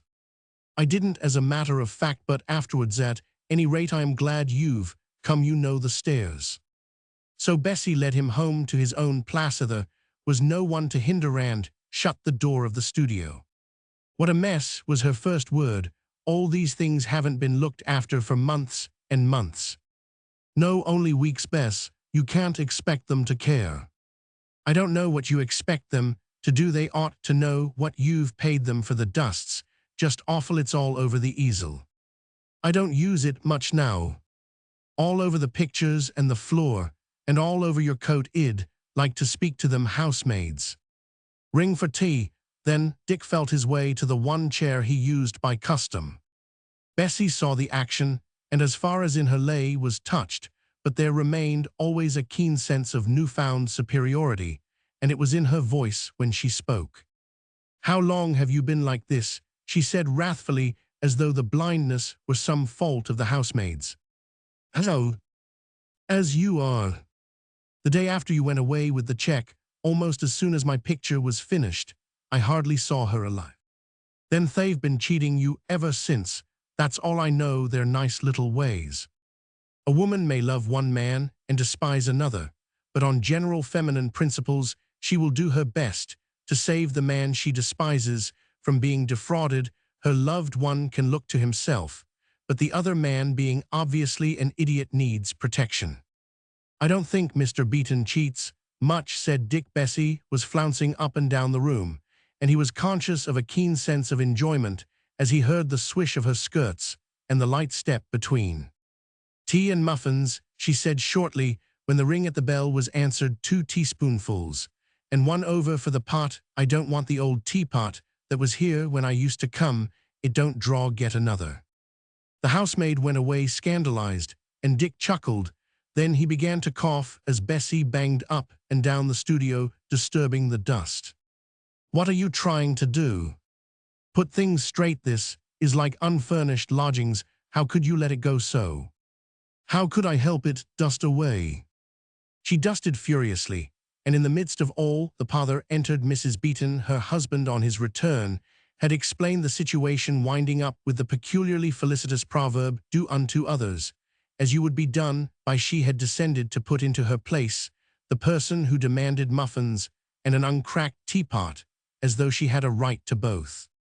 Muffins ready yet, said Bess, still dusting. She was no longer a drab of the streets, but a young lady who, thanks to Dick's check, had paid her premium, and was entitled to pull beer handles, with the best being neatly dressed in black. She did not hesitate to face Mrs. Beaton, and there passed between the two women certain regards that Dick would have appreciated. The situation adjusted itself. Bessie had won, and Mrs. Beaton returned to cook muffins, and make scathing remarks about models, hussies, trollops, and the like to her husband. "There's nothing to be got of interfering with him, Lisa," he said. "Alf, you go along into the street to play. When he isn't crossed he's as kindly as kind, but when he's crossed he's the devil, and all we took too many little things out of his rooms, since he was blind to be that particular about what he does. They ain't no objects to a blind man, of course. But if it was to come into court, we'd get the sack. Yes, I did introduce him to that girl, because I am a feelin' man myself." Much too feelin', Mrs. Beeton slapped the muffins into the dish and thought of comely housemaids long since dismissed on suspicion. "I ain't ashamed of it, and it isn't for us to judge him hard so long as he pays quiet and regular, as he do. I know how to manage young gentlemen, you know how to cook for them, and what I says is let each stick to his own business, and then there won't be any trouble. Take them muffins down, Lisa, and be sure you have no words with that young woman. His lot is cruel hard, and if he's crossed, he do swear worse than anyone I've ever served." "That's a little better," said Bessie, sitting down to the tea. "You needn't wait." "Thank you, Mrs. Beeton. I had no intention of doing such, I do assure you." Bessie made no answer whatever. This, she knew, was the way in which real ladies rooted their foes, and when one is a barmaid at a first-class public house, one may become a real lady at 10 minutes' notice. Her eyes fell on Dick opposite her, and she was both shocked and displeased. There were droppings of food all down the front of his coat. The mouth, under the ragged, ill-grown beard, drooped sullenly. The forehead was lined and contracted, and on the lean temples the hair was a dusty, indeterminate color that might or might not have been called gray. The utter misery and self-abandonment of the man appealed to her, and at the bottom of her heart lay the wicked feeling that he was humbled and brought low who had once humbled her. "Oh, it is good to hear you moving about," said Dick, rubbing his hands. "Tell us all about your bar successes, Bessie, and the way you live now." "Never mind that I am quite respectable, as you'd see by looking at me. You don't seem to live too well. What made you go blind that sudden? Why isn't there anyone to look after you?" Dick was too thankful for the sound of her voice to resent the tone of it. "I was cut across the head a long time ago, and that ruined my eyes. I don't suppose anybody thinks it worthwhile to look after me anymore. Why should they? And Mr. Beeton really does everything I want. Don't you know any gentlemen and ladies then, while you was? Well, a few, but I don't care to have them looking at me." "I suppose that's why you've growed a beard. Take it off, it don't become you." "Good gracious, child, do you imagine that I think of what becomes of me these days? You ought get that taken off before I come here again. I suppose I can come, can't I? It'd be only too grateful if you Roman 999. I don't think I treated you very well in the old days. I used to make you angry. Very angry, you Roman 999s. I am sorry for it. Then come and see me when you can, and as often as you can. God knows there isn't a soul in the world to take that trouble, except you and Mr. Beeton. A lot of trouble he's taking, and she to this, with a toss of the head. They've let you do anyhow, and they haven't done anything for you. I've only to look and see that much ill come, and ill be glad to come. But you must go and be shaved, and you must get some other clothes. Those ones aren't fit to be seen." "I have heaps somewhere," he said helplessly. "I know you have. Tell Mr. Beeton to give you a new suit, and ill brush it and keep it clean. You may be as blind as a barn door, Mr. Heldar, but it doesn't excuse you looking like a sweep." "Do I look like a sweep then?" "Oh, I am sorry for you. I am that sorry for you," she cried impulsively, and took Dick's hands mechanically. He lowered his head as if to kiss. She was the only woman who had taken pity on him, and he was not too proud for a little pity now. She stood up to go. "Nothing o' that kind, till you look more like a gentleman. It's quite easy when you get shaved and some clothes." He could hear her drawing on her gloves, and rose to say goodbye. She passed behind him, kissed him audaciously on the back of the neck, and ran away as swiftly as on the day when she had destroyed the melancholia. "To think of me kissing Mr. Heldar," she said to herself, "after all he's done to me, and all well. I'm sorry for him, and if he was shaved, he wouldn't be so bad to look at. But oh, them Beetons, how shameful they've treated him. I know Beeton's wearing his shirt on his back today, just as well as if id aired it tomorrow. I'll see. I wonder if he has much of his own, it might be worth more than the bar. I wouldn't have to do any work and just as respectable as if no one knew. Dick was not grateful to Bessie for her parting gift. He was acutely conscious of it in the nape of his neck throughout the night, but it seemed among very many other things to enforce the wisdom of getting shaved.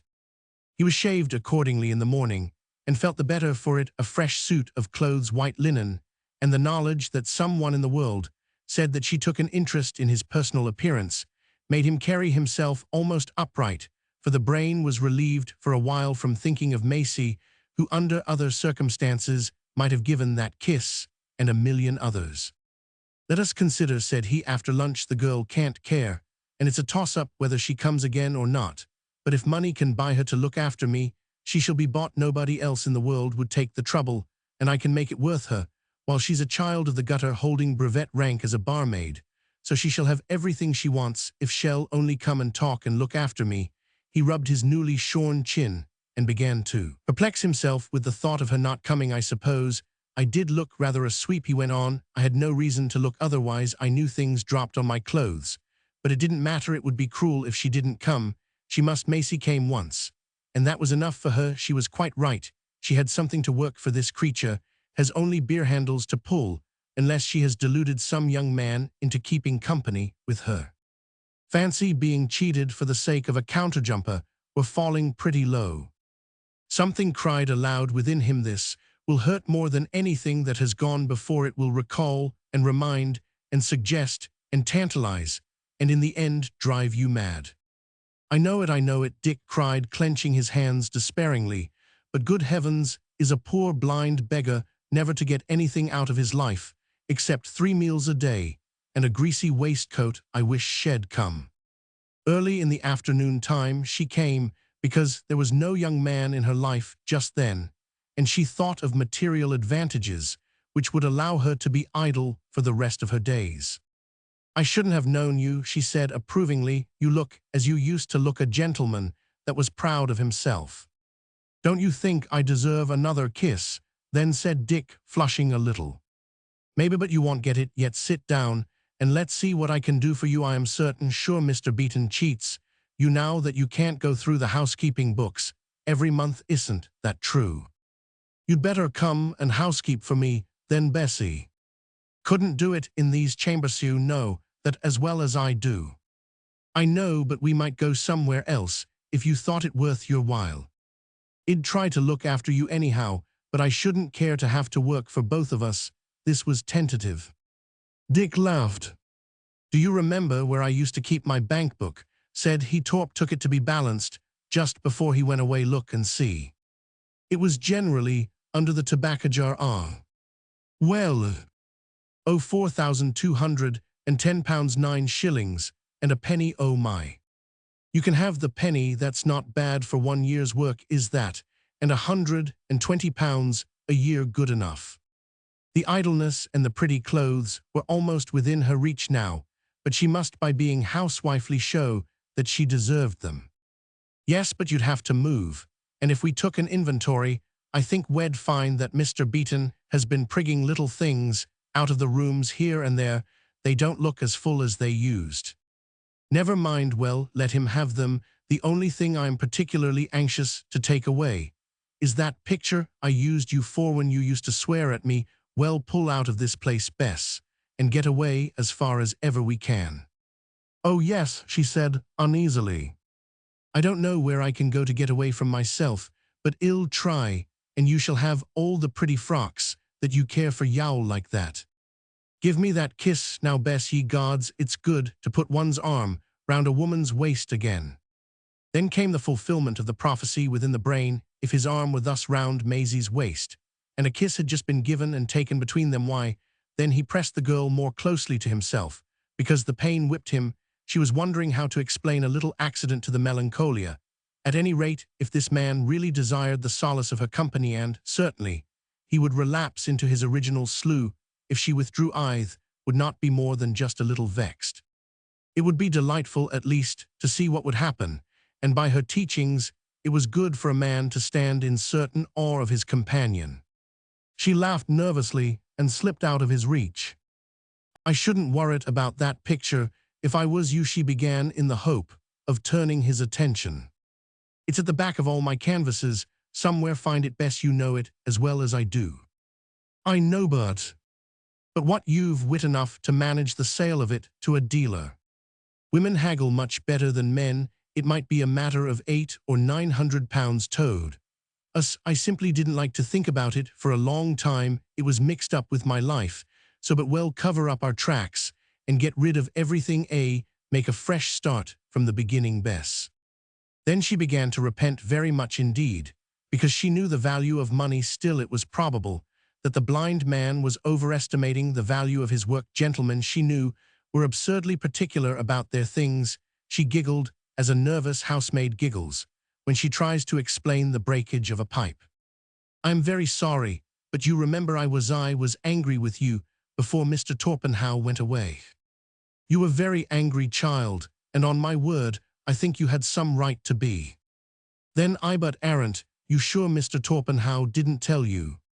Tell me, what, good gracious, what are you making such a fuss about when you might just as well be giving me another kiss? He was beginning to learn, not for the first time in his experience, that kissing is a cumulative poison. The more you get of it, the more you want. Bessie gave the kiss promptly, whispering as she did so, I was so angry I rubbed out that picture with the turpentine. You aren't angry, are you? What, say that again? The man's hand had closed on her wrist. I rubbed it out with turps, and the knife, faltered Bessie. I thought you'd only have to do it over again. You did do it over again, didn't you? Oh, let go of my wrist, you're hurting me. Isn't there anything left of the thing? And nothing that looks like anything. I am sorry, I didn't know you'd take on about it.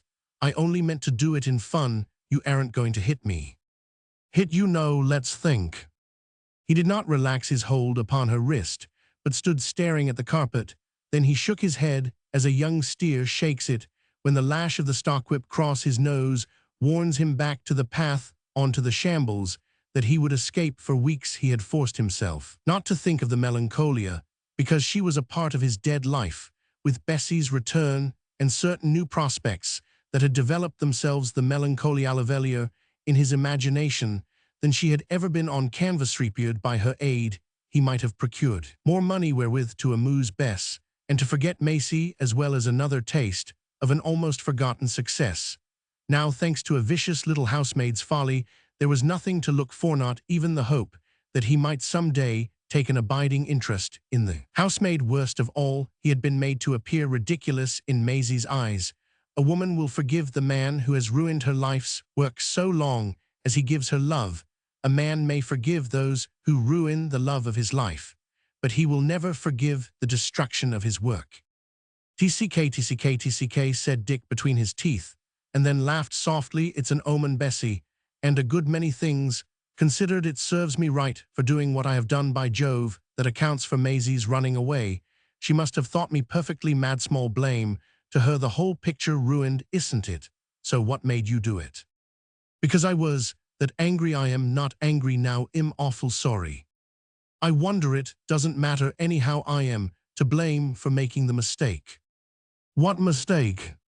Something you wouldn't understand, dear. Great heavens, to think that a little piece of dirt like you could throw me out of stride. Dick was talking to himself as Bessie tried to shake off his grip on her wrist. I ain't a piece of dirt, and you shouldn't call me, so I did it cause I hated you, and I am only sorry now cause you're a cause you're exactly cause I am blind. There's nothing like tact in little things.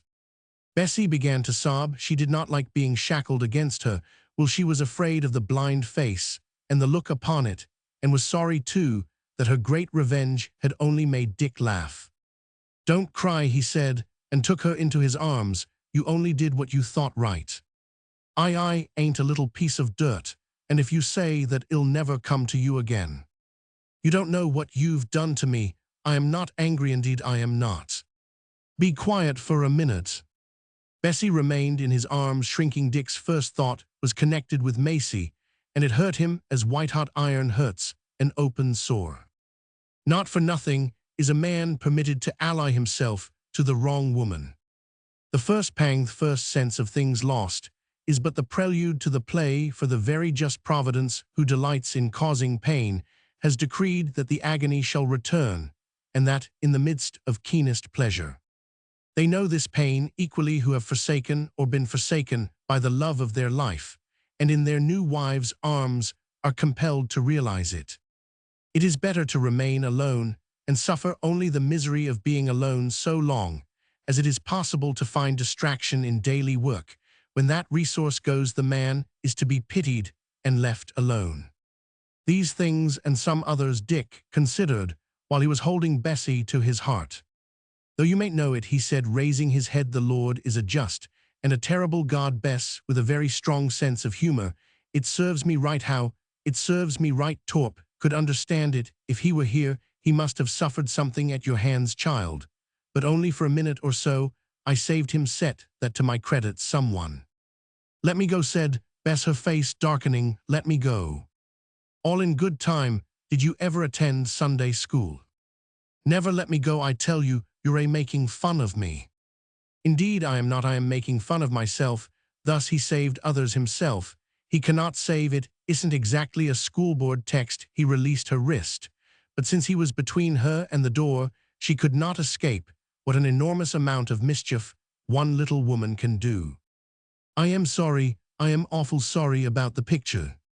"I'm not. I am grateful to you for spoiling it. What were we talking about before you mentioned the thing?" "About getting away and money, me and you going away." "Of course we will get away. That is to say, I will." "And me?" "You shall have 50 whole pounds for spoiling a picture." "Then you want—" "I'm afraid not, dear. Think of 50 pounds for pretty things all to yourself." "You said you couldn't do anything without me." "That was true a little while ago. I am better now. Thank you. Get me my hat." "S'pose I don't?" "Beaton will and you'll lose 50 pounds. That's all. Get it."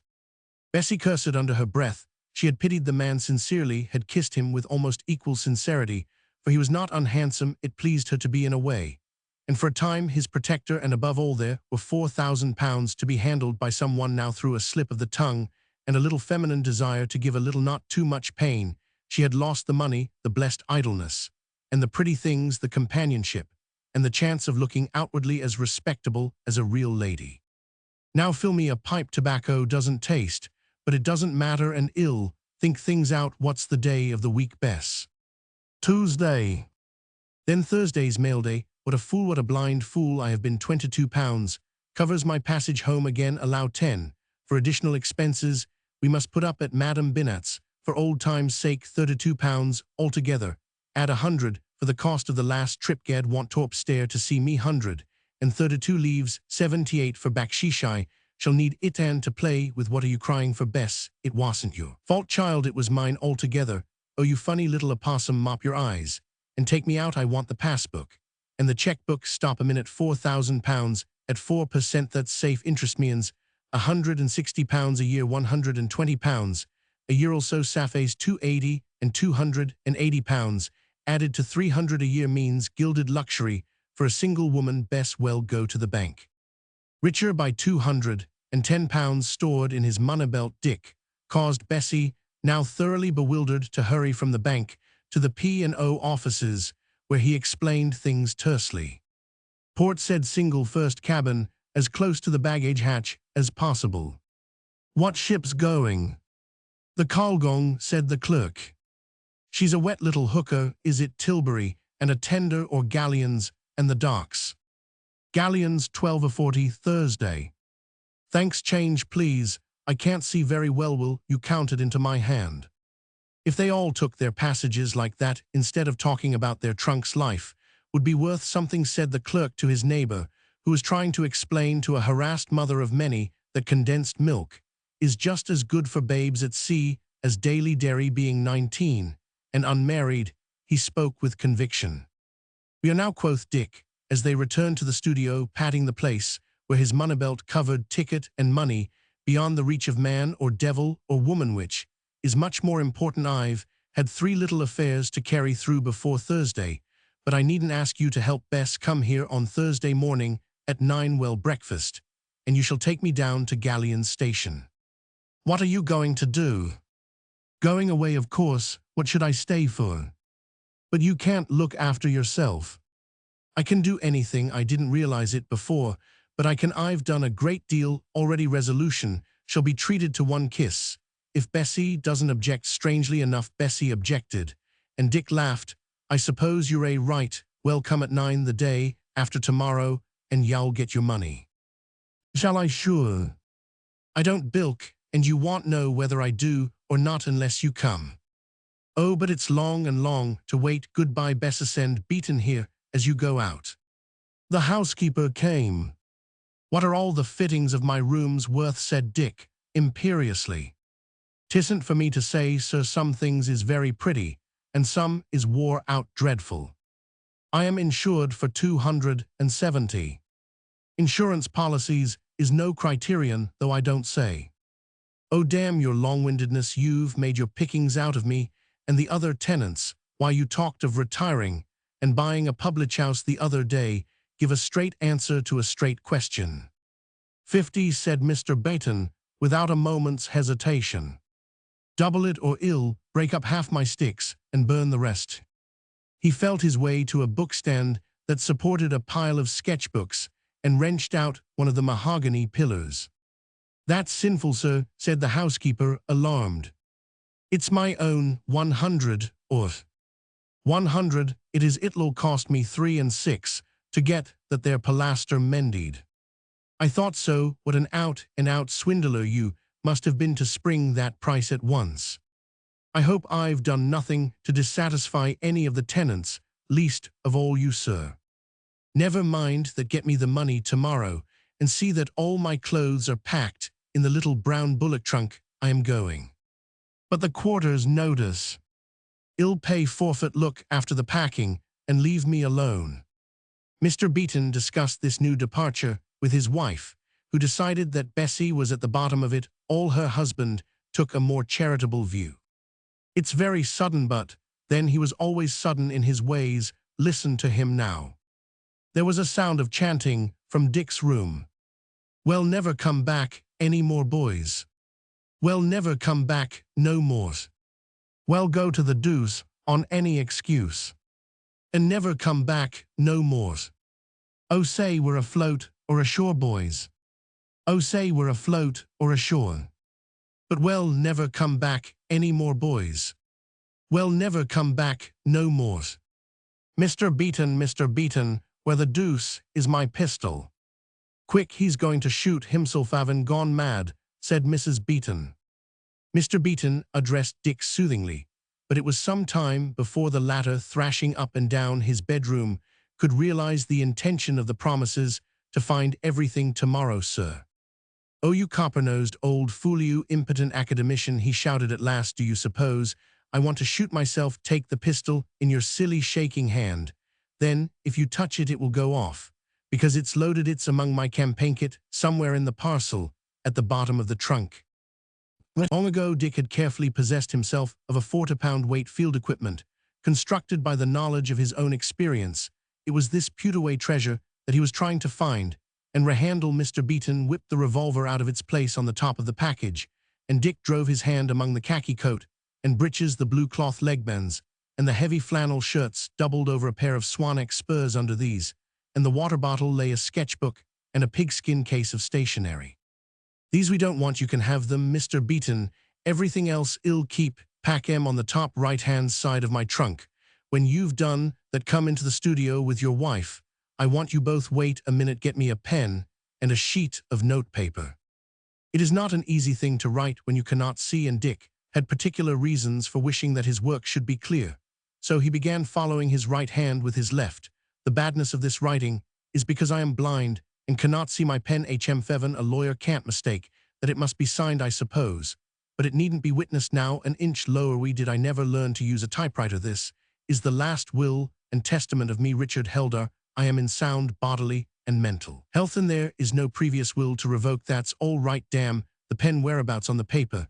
Was I leave everything that I possess in the world, including £4,000 and £2,728 held for me. Oh, I can't get this straight. He tore off half the sheet and began again with the caution about the handwriting. Then I leave all the money I possess in the world. Toho followed Maisie's name, and the names of the two banks that held the money. It mayn't be quite regular, but no one has a shadow of a right to dispute it. And I've given Maisie's address. Come in, Mr. Beaton. This is my signature. I want you and your wife to witness it. Thanks. Tomorrow you must take me to the landlord, and I'll pay forfeit for leaving without notice, and I'll lodge this paper with him in case anything happens. While I'm away now, we're going to light up the studio stove. Stay with me and give me my papers as I want 'em. No one knows until he has tried how fine a blaze a year's accumulation of bills, letters, and dockets can make Dick stuffed into the stove. Every document in the studio, saving only 3 unopened letters, destroyed sketchbooks, rough notebooks, new and half-finished canvases alike. What a lot of rubbish a tenant gets about him if he stays long enough in one place, to be sure, said Mr. Beaton at last. He does. Is there anything more left? Dick felt round the walls. Not a thing, and the stove's nigh red-hot. Excellent, and you've lost about £1,000 worth of sketches. Ho ho, quite £1,000 worth, if I can remember what I used to be. Yes, sir. Politely, Mr. Beaton was quite sure that Dick had gone mad, otherwise he would have never parted with his excellent furniture for a song. The canvas things took up storage room, and were much better out of the way. There remained only to leave the little will in safe hands that could not be accomplished to tomorrow. Dick groped about the floor, picking up the last pieces of paper, assured himself again and again that there remained no written word or sign of his past life in drawer or desk, and sat down before the stove till the fire died out and the contracting iron cracked in the silence of the night. Chapter 15. With a heart of furious fancies, whereof I am commander, with a burning spear and a horse of air, to the wilderness I wander, with a night of ghosts and shadows. I summoned am to tourney, 10 leagues beyond the wide world's end. Methinks it is no journey. Tom a Bedlam's song. Goodbye, Bess. I promised you 50. Here's 100 all that I got for my furniture from Beaton, that will keep you in pretty frocks for some time. You've been a good little girl, all things considered, but you've given me and Torpenhow a fair amount of trouble. Give Mr. Torpenhow my love if you see him want you. Of course I will, dear. Now take me up the gangplank and into the cabin once aboard the lugger, and the maid is, and I am free. I mean, I'll look after you on this ship. The head steward, if there's any use in money, the doctor, when we come to port, said, if I know anything of P&O doctors, after that the Lord will provide, as he used to do. Bess found Dick his cabin in the wild turmoil of a ship full of leave-takers and weeping relatives. Then he kissed her and laid himself down in his bunk until the decks should be clear. He, who had taken so long to move about his own darkened rooms, well understood the geography of a ship, and the necessity of seeing to his own comforts was as wine to him. Before the screw began to thrash the ship along the docks, he had been introduced to the head steward, had royally tipped him, secured a good place at table, opened out his baggage, and settled himself down with joy in the cabin. It was scarcely necessary to feel his way as he moved about, for he knew everything so well. Then God was very kind. A deep sleep of weariness came upon him, just as he would have thought of Maisie, and he slept till the steamer had cleared the mouth of the Thames and was lifting to the pulse of the Channel. The rattle of the engines, the reek of oil and paint, and a very familiar sound in the next cabin roused him to his new inheritance. Oh, it's good to be alive again. He yawned, stretched himself vigorously, and went on deck to be told that they were almost abreast of the lights of Brighton. This is no more open water than Trafalgar Square is a common. The free levels begin at Ushant, but none the less Dick could feel the healing of the sea at work upon him. Already a boisterous little cross-swell swung the steamer disrespectfully by the nose, and one wave, breaking far aft, spattered the quarterdeck, and the pile of new deck chairs. He heard the foam fall with the clash of broken glass, was stung in the face by a cupful, and sniffing, luxuriously felt his way to the smoking room by the wheel. There a strong breeze found him, blew his cap off, and left him bareheaded in the doorway and the smoking room. Steward, understanding that he was a voyager of experience, said that the weather would be stiff in the chops off the channel and more than half a gale in the bay. These things fell as they were foretold, and Dick enjoyed himself to the utmost. It is allowable and even necessary at sea to lay firm hold upon tables, stanchions, and ropes in moving from place to place. On land, the man who feels with his hands is patently blind. At sea, even a blind man who is not seasick can jest with the doctor over the weakness of his fellows. Dick told the doctor many tales, and these are coin of more value than silver, if properly handled, smoked with him till unholy hours of the night, and so won his short-lived regard that he promised Dick a few hours of his time. When they came to port, said, and the sea roared or was still as the winds blew, and the engines sang their song day and night, and the sun grew stronger day by day, and Tom, the Lascar barber, shaved Dick of a morning under the opened hatch grating where the cool winds blew and the awnings were spread, and the passengers made merry, and at last they came to port. Said, take me, said Dick to the doctor, to Madame by Natsif. You know where that is?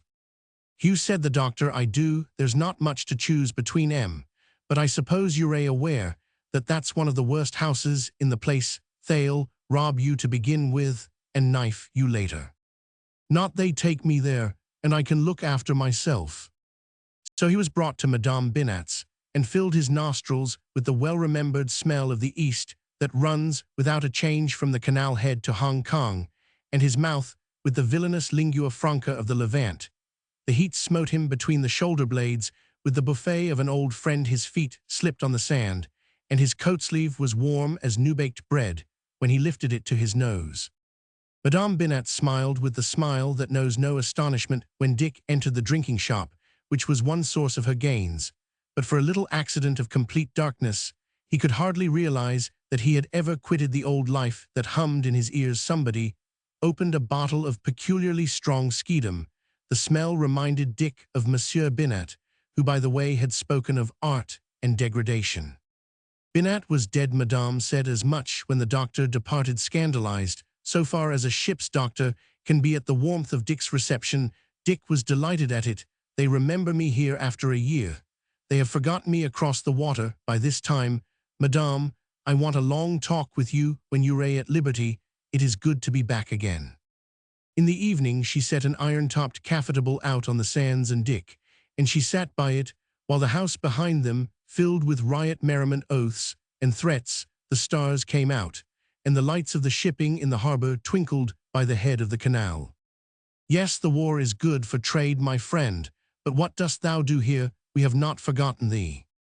I was over there in England, and I went blind. But there was the glory first we heard of it here, even here I and Binat, and thou hast used the head of yellow to Nash, is still alive so often, and so well that Tina laughed when the papers arrived by the mailboats. It was always something that we here could recognize in the paintings, and then there was always the glory and the money for thee. I am not poor, I shall pay you well. Not to me, thou hast paid for everything. Under her breath moan, dear to be blind, and so young, what horror. Dick could not see her face with the pity on it, or his own, with the discolored hair at the temples. He did not feel the need of pity. He was too anxious to get to the front once more, and explained his desire. And where the canal is full of the English ships, sometimes they fire, as they used to do when the war was herritin years ago beyond Cairo. There is fighting, but how canst thou go there without a correspondence passport? And in the desert, there is always fighting, but that is impossible also, said she. I must go to Suakin. He knew, thanks to Alf's readings, that Torpenhow was at work with the column that was protecting the construction of the Suakin Berber Line. P&O steamers do not touch at that port.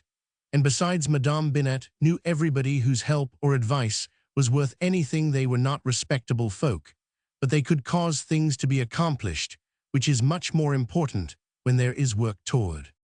But at Suakin, they are always fighting. The desert breeds men, always, and always more men, and they are so bold. Why to Suakin? My friend is there. Thy friend, CHTT, thy friend is death then.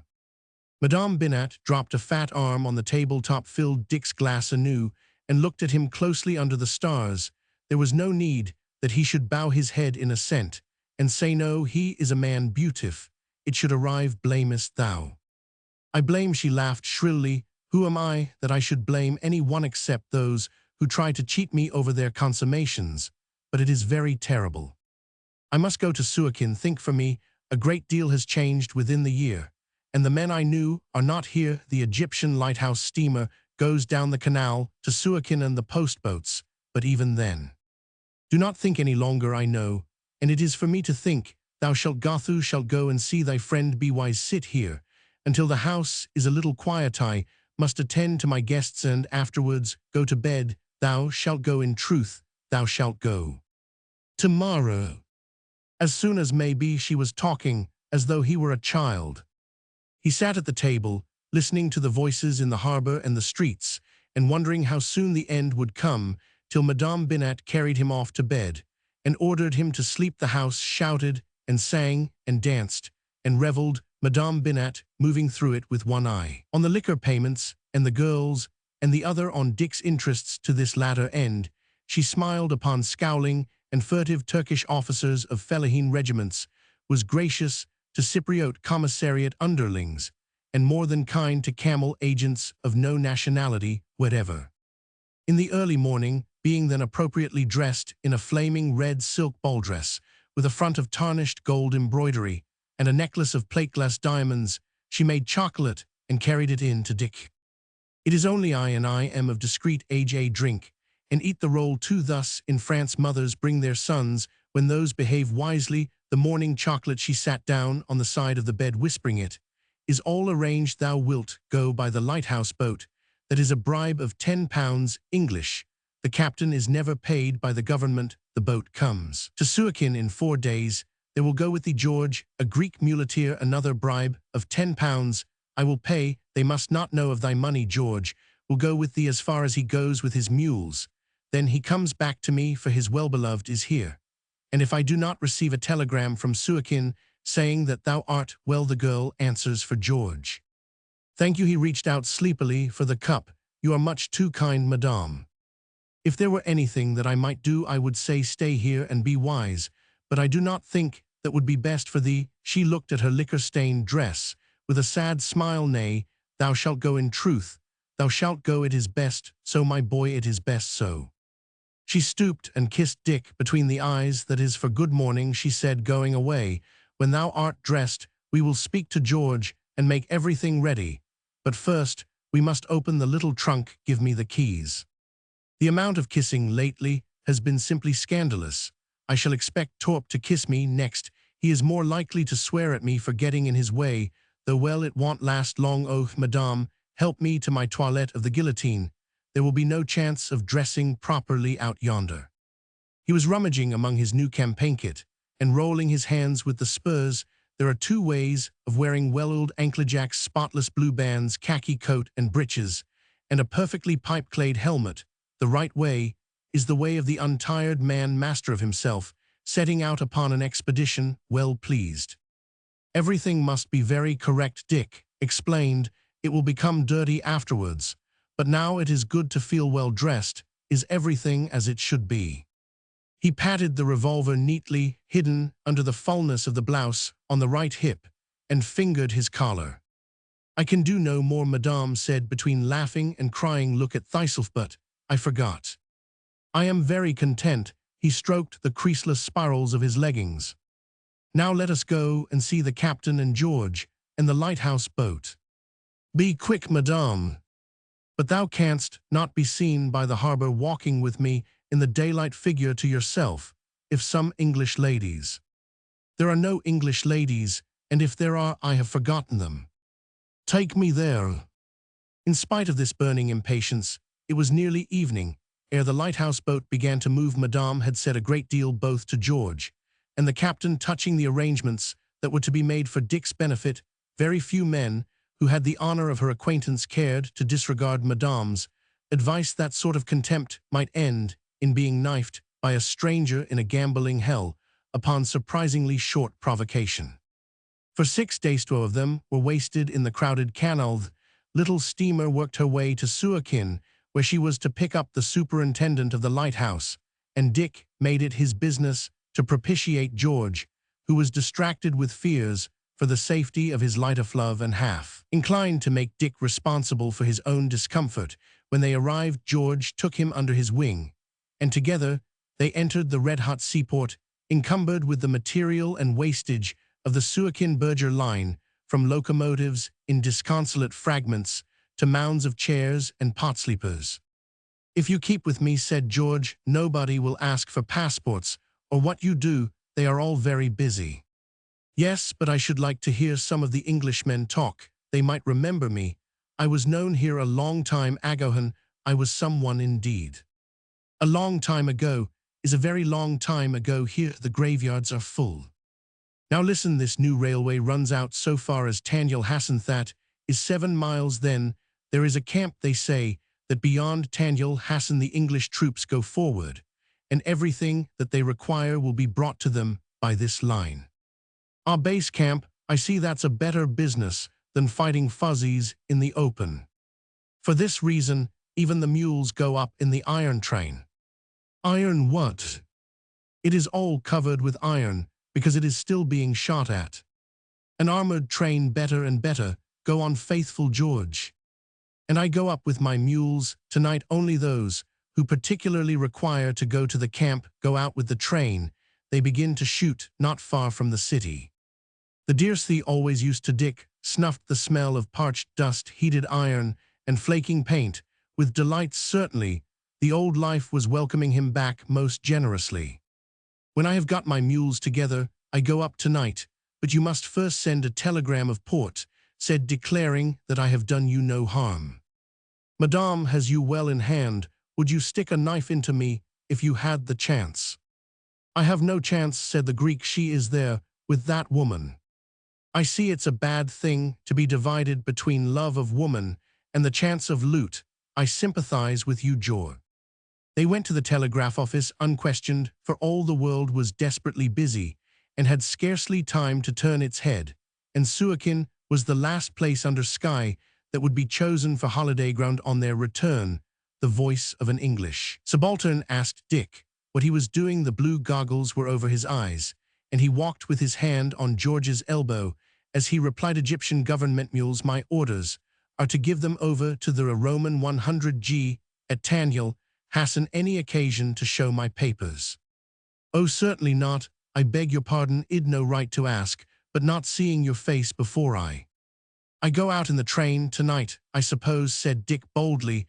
"There will be no difficulty in loading up the mules, will there? You can see the horse platforms from here. You must have them loaded up early."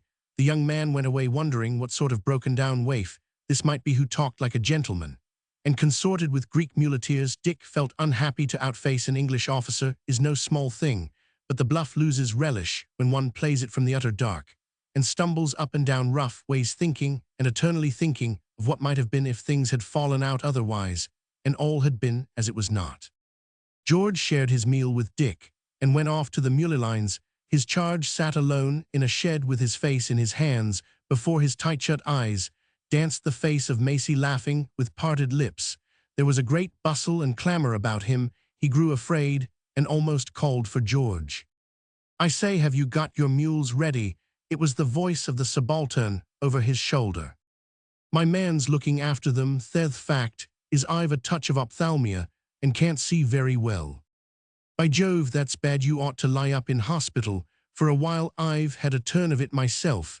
It's as bad as being blind." "So I find it. When does this armored train go?" "At 6 o'clock. It takes an hour to cover the 7 miles. "Are the fuzzies on the rampage?" "About 3 nights a week. Fact is I am in acting command of the night train. It generally runs back empty to Tanai for the night." "Big camp at Tanai, I suppose?" "Pretty big. It has to feed our desert column somehow." "Is that far off?" "Between 30 and 40 miles in an infernal thirsty country." "Is the country quiet between Tanai and our men?" "More or less. I shouldn't care to cross it alone, or with a subaltern's command for the matter of that, but the scouts get through it in some extraordinary fashion. They always Roman 999. "Have you been here before then?" "I was through most of the trouble when it first broke out." In the service and cashiered was the subaltern's first thought, so he refrained from putting any questions. There's your man coming up with the mules. It seems rather queer. That I should be mule-leading, said Dick. I didn't mean to say so, but it is forgive mate's beastly impertinence, I know. But you speak like a man who has been at a public school. There's no mistaking the tone. I am a public school man. I thought so. I say, I don't want to hurt your feelings, but you're a little down on your luck, errant. I saw you sitting with your head in your hands, and that's why I spoke. Thanks, I am about as thoroughly and completely broke as a man need be. Suppose I am a public school man myself, couldn't I perhaps take it as a loan in O end? You're a much too good, but on my honor I've as much money as I want. I tell you what you could do for me though, and put me under an everlasting obligation. Let me come into the bogie truck of the train. There is a foretruck, isn't there? Yes, how do you know? I've been in an armored train before. Only let me see here some of the fun I mean, and I'll be grateful I go at my own risk, as a non-combatant.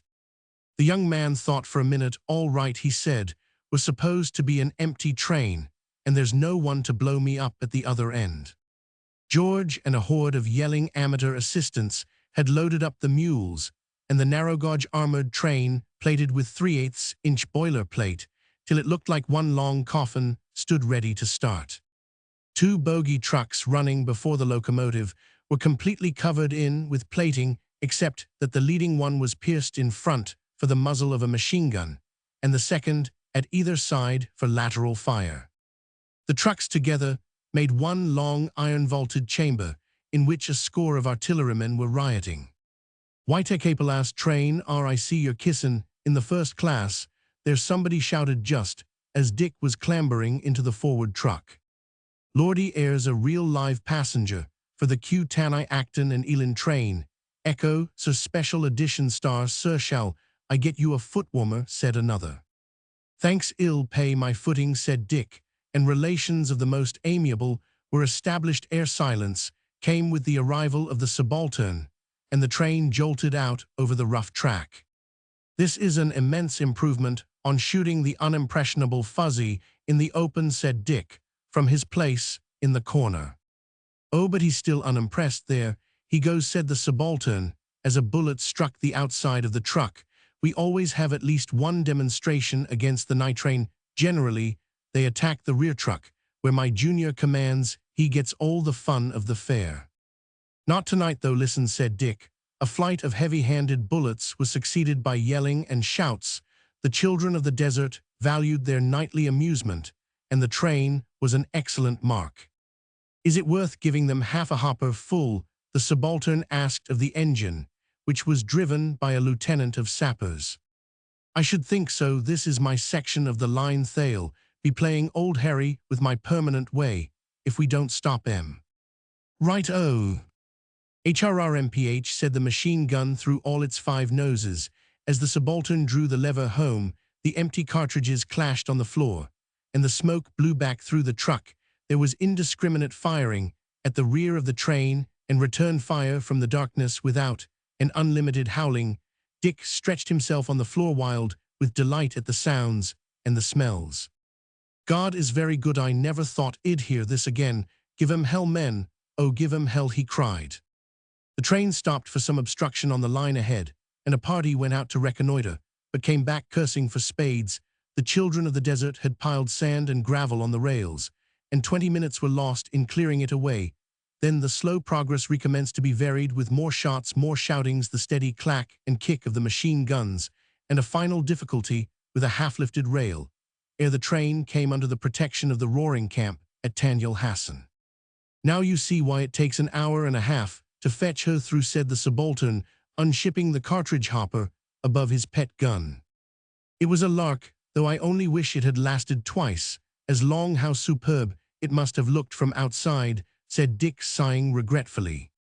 "It palls after the first few nights. By the way, when you've settled about your mules, come and see what we can find to eat in my tent. I am Benel of the Gunnersin, the artillery lines, and mind you don't fall over my tentropes in the dark." But it was all dark to Dick. He could only smell the camels, the hay bales, the cooking, the smoky fires, and the tanned canvas of the tents, as he stood where he had dropped from the train shouting for George. There was a sound of light-hearted kicking on the iron skin of the rear trucks, with squealing and grunting. George was unloading the mules. The engine was blowing off steam nearly in Dick's ear. A cold wind of the desert danced between his legs. He was hungry and felt tired and so dirty that he tried to brush his coat with his hands. That was a hopeless job. He thrust his hands into his pockets and began to count over the many times that he had waited in strange or remote places for trains or camels, mules, or horses to carry him to his business. In those days, he could see few men more clearly, and the spectacle of an armed camp at dinner under the stars was an ever-fresh pleasure to the eye. There was color, light, and motion without which no man has much pleasure in living this night. There remained for him only one more journey through the darkness that never lifts to tell a man how far he has traveled. Then he would grip Torpenhow's hand again, Torpenhow, who was alive and strong, and lived in the midst of the action that had once made the reputation of a man called Dick Heldar, not in the least to be confused with the blind, bewildered vagabond who seemed to answer to the same name. Yes, he would find Torpenhow and come as near to the old life as might be afterwards. He would forget everything. Bessie, who had wrecked the Melancholia, and so nearly wrecked his life, Beaton, who lived in a strange, unreal city full of tin tacks and gas plugs and matters that no men needed, that irrational being who had offered him love and loyalty for nothing, but had not signed her name, and most of all Macy, who from her own point of view was undeniably right in all she did, but oh, at this distance, so tantalizingly fair. George's hand on his arm pulled him back to the situation. "And what now?" said George. "Oh yes, of course, what now? Take me to the camel men, take me to where the scouts sit. When they come in from the desert, they sit by their camels, and the camels eat grain out of a black blanket held up at the corners, and the men eat by their side, just like camels. Take me there." The camp was rough and rutty, and Dick stumbled many times over the stumps of scrub. The scouts were sitting by their beasts, as Dick knew they would. The light of the dung fires flickered on their bearded faces, and the camels bubbled and mumbled beside them at rest. It was no part of Dick's policy to go into the desert with a convoy of supplies that would lead to impertinent questions, and since a blind non-combatant is not needed at the front, he would probably be forced to return to Suakin. He must go up alone, and go immediately. "Now for one last bluff, the biggest of all," he said. "Peace be with you, brethren." The watchful George steered him to the circle of the nearest fire. The heads of the camel sheikhs bowed gravely, and the camels, scenting a European, looked sideways curiously, like brooding hens, half ready to get to their feet. "A beast and a driver to go to the fighting line tonight," said Dick. "A mulade," said a voice scornfully, naming the best baggage breed that he knew. "A bisharin," returned Dick, with perfect gravity. "A bisharin without saddle goals, therefore no charge of thine shockhead." 2 or 3 minutes passed, then we be knee-haltered for the night. There is no going out from the camp. "Not for money." English money." Another depressing interval of silence. "How much?" £25 English paid into the hand of the driver at my journey's end, and as much more into the hand of the camel sheikh, here to be paid when the driver returns. This was royal payment, and the sheikh, who knew that he would get his commission on this deposit, stirred in Dick's behalf. For scarcely one night's journey, £50, land and wells and good trees and wives to make a man content for the rest of his days. "Who speaks?" said Dick. I said, a voice. "I will go, but there is no going from the camp." "Fool, I know that a camel can break his knee halter, and the sentries do not fire if one goes in chase." £25, and another £25, "but the beast must be a good bisharin. I will take no baggage camel." Then the bargaining began, and at the end of half an hour the first deposit was paid over to the sheikh, who talked in low tones to the driver. Dick heard the latter say a little way out, "Only any baggage beast will serve. Am I a fool to waste my cattle for a blind man?" And though I cannot see, Dick lifted his voice a little, "Yet I carry that which has 6 eyes, and the driver will sit before me. If we do not reach the English troops in the dawn, he will be dead." But where in God's name are the troops? Unless thou knowest, let another man ride. Dost thou know, remember, it will be life or death to thee. I know, said the driver sullenly, stand back from my beast, I am going to slip him. Not so swiftly, George, hold the camel's head a moment, I want to feel his cheek. The hands wandered over the hide, till they found the branded half-circle, that is the mark of the Baharin, the light-built ridding camel. That is well cut, this one loose, remember, no blessing of God comes on those who try to cheat the blind. The men chuckled by the fires at the camel driver's discomfiture. He had intended to substitute a slow, saddle-galled baggage colt.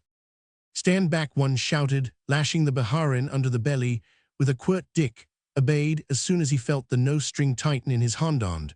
A cry went up, Ilaha Aho, he is loose. With a roar and a grunt, the Baharin rose to his feet and plunged forward toward the desert, his driver following with shouts and lamentation. George caught Dick's arm and hurried him, stumbling and tripping, past a disgusted sentry who was used to stampeding camels. What's the row now? He cried. Every stitch of my kit on that blasted dromedary, Dick answered after the manner of a common soldier. Go on and take care your throat's not cut outside you and your dromedaries. The outcries ceased when the camel had disappeared behind a hillock and his driver had called him back and made him kneel down. Mount first, said Dick, then climbing into the second seat and gently screwing the pistol muzzle into the small of his companion's back. Go on, in God's name, and swiftly. Goodbye, George, remember me to Madame, and have a good time with your girl. Get forward, child of the pit. A few minutes later, he was shut up in a great silence, hardly broken by the creaking of the saddle and the soft pad of the tireless feet. Dick adjusted himself comfortably to the rock and pitch of the pace, girthed his belt tighter, and felt the darkness slide past. For an hour he was conscious only of the sense of rapid progress. A good camel, he said at last. He was never underfed. He is my own, and clean bred, the driver replied. Go on.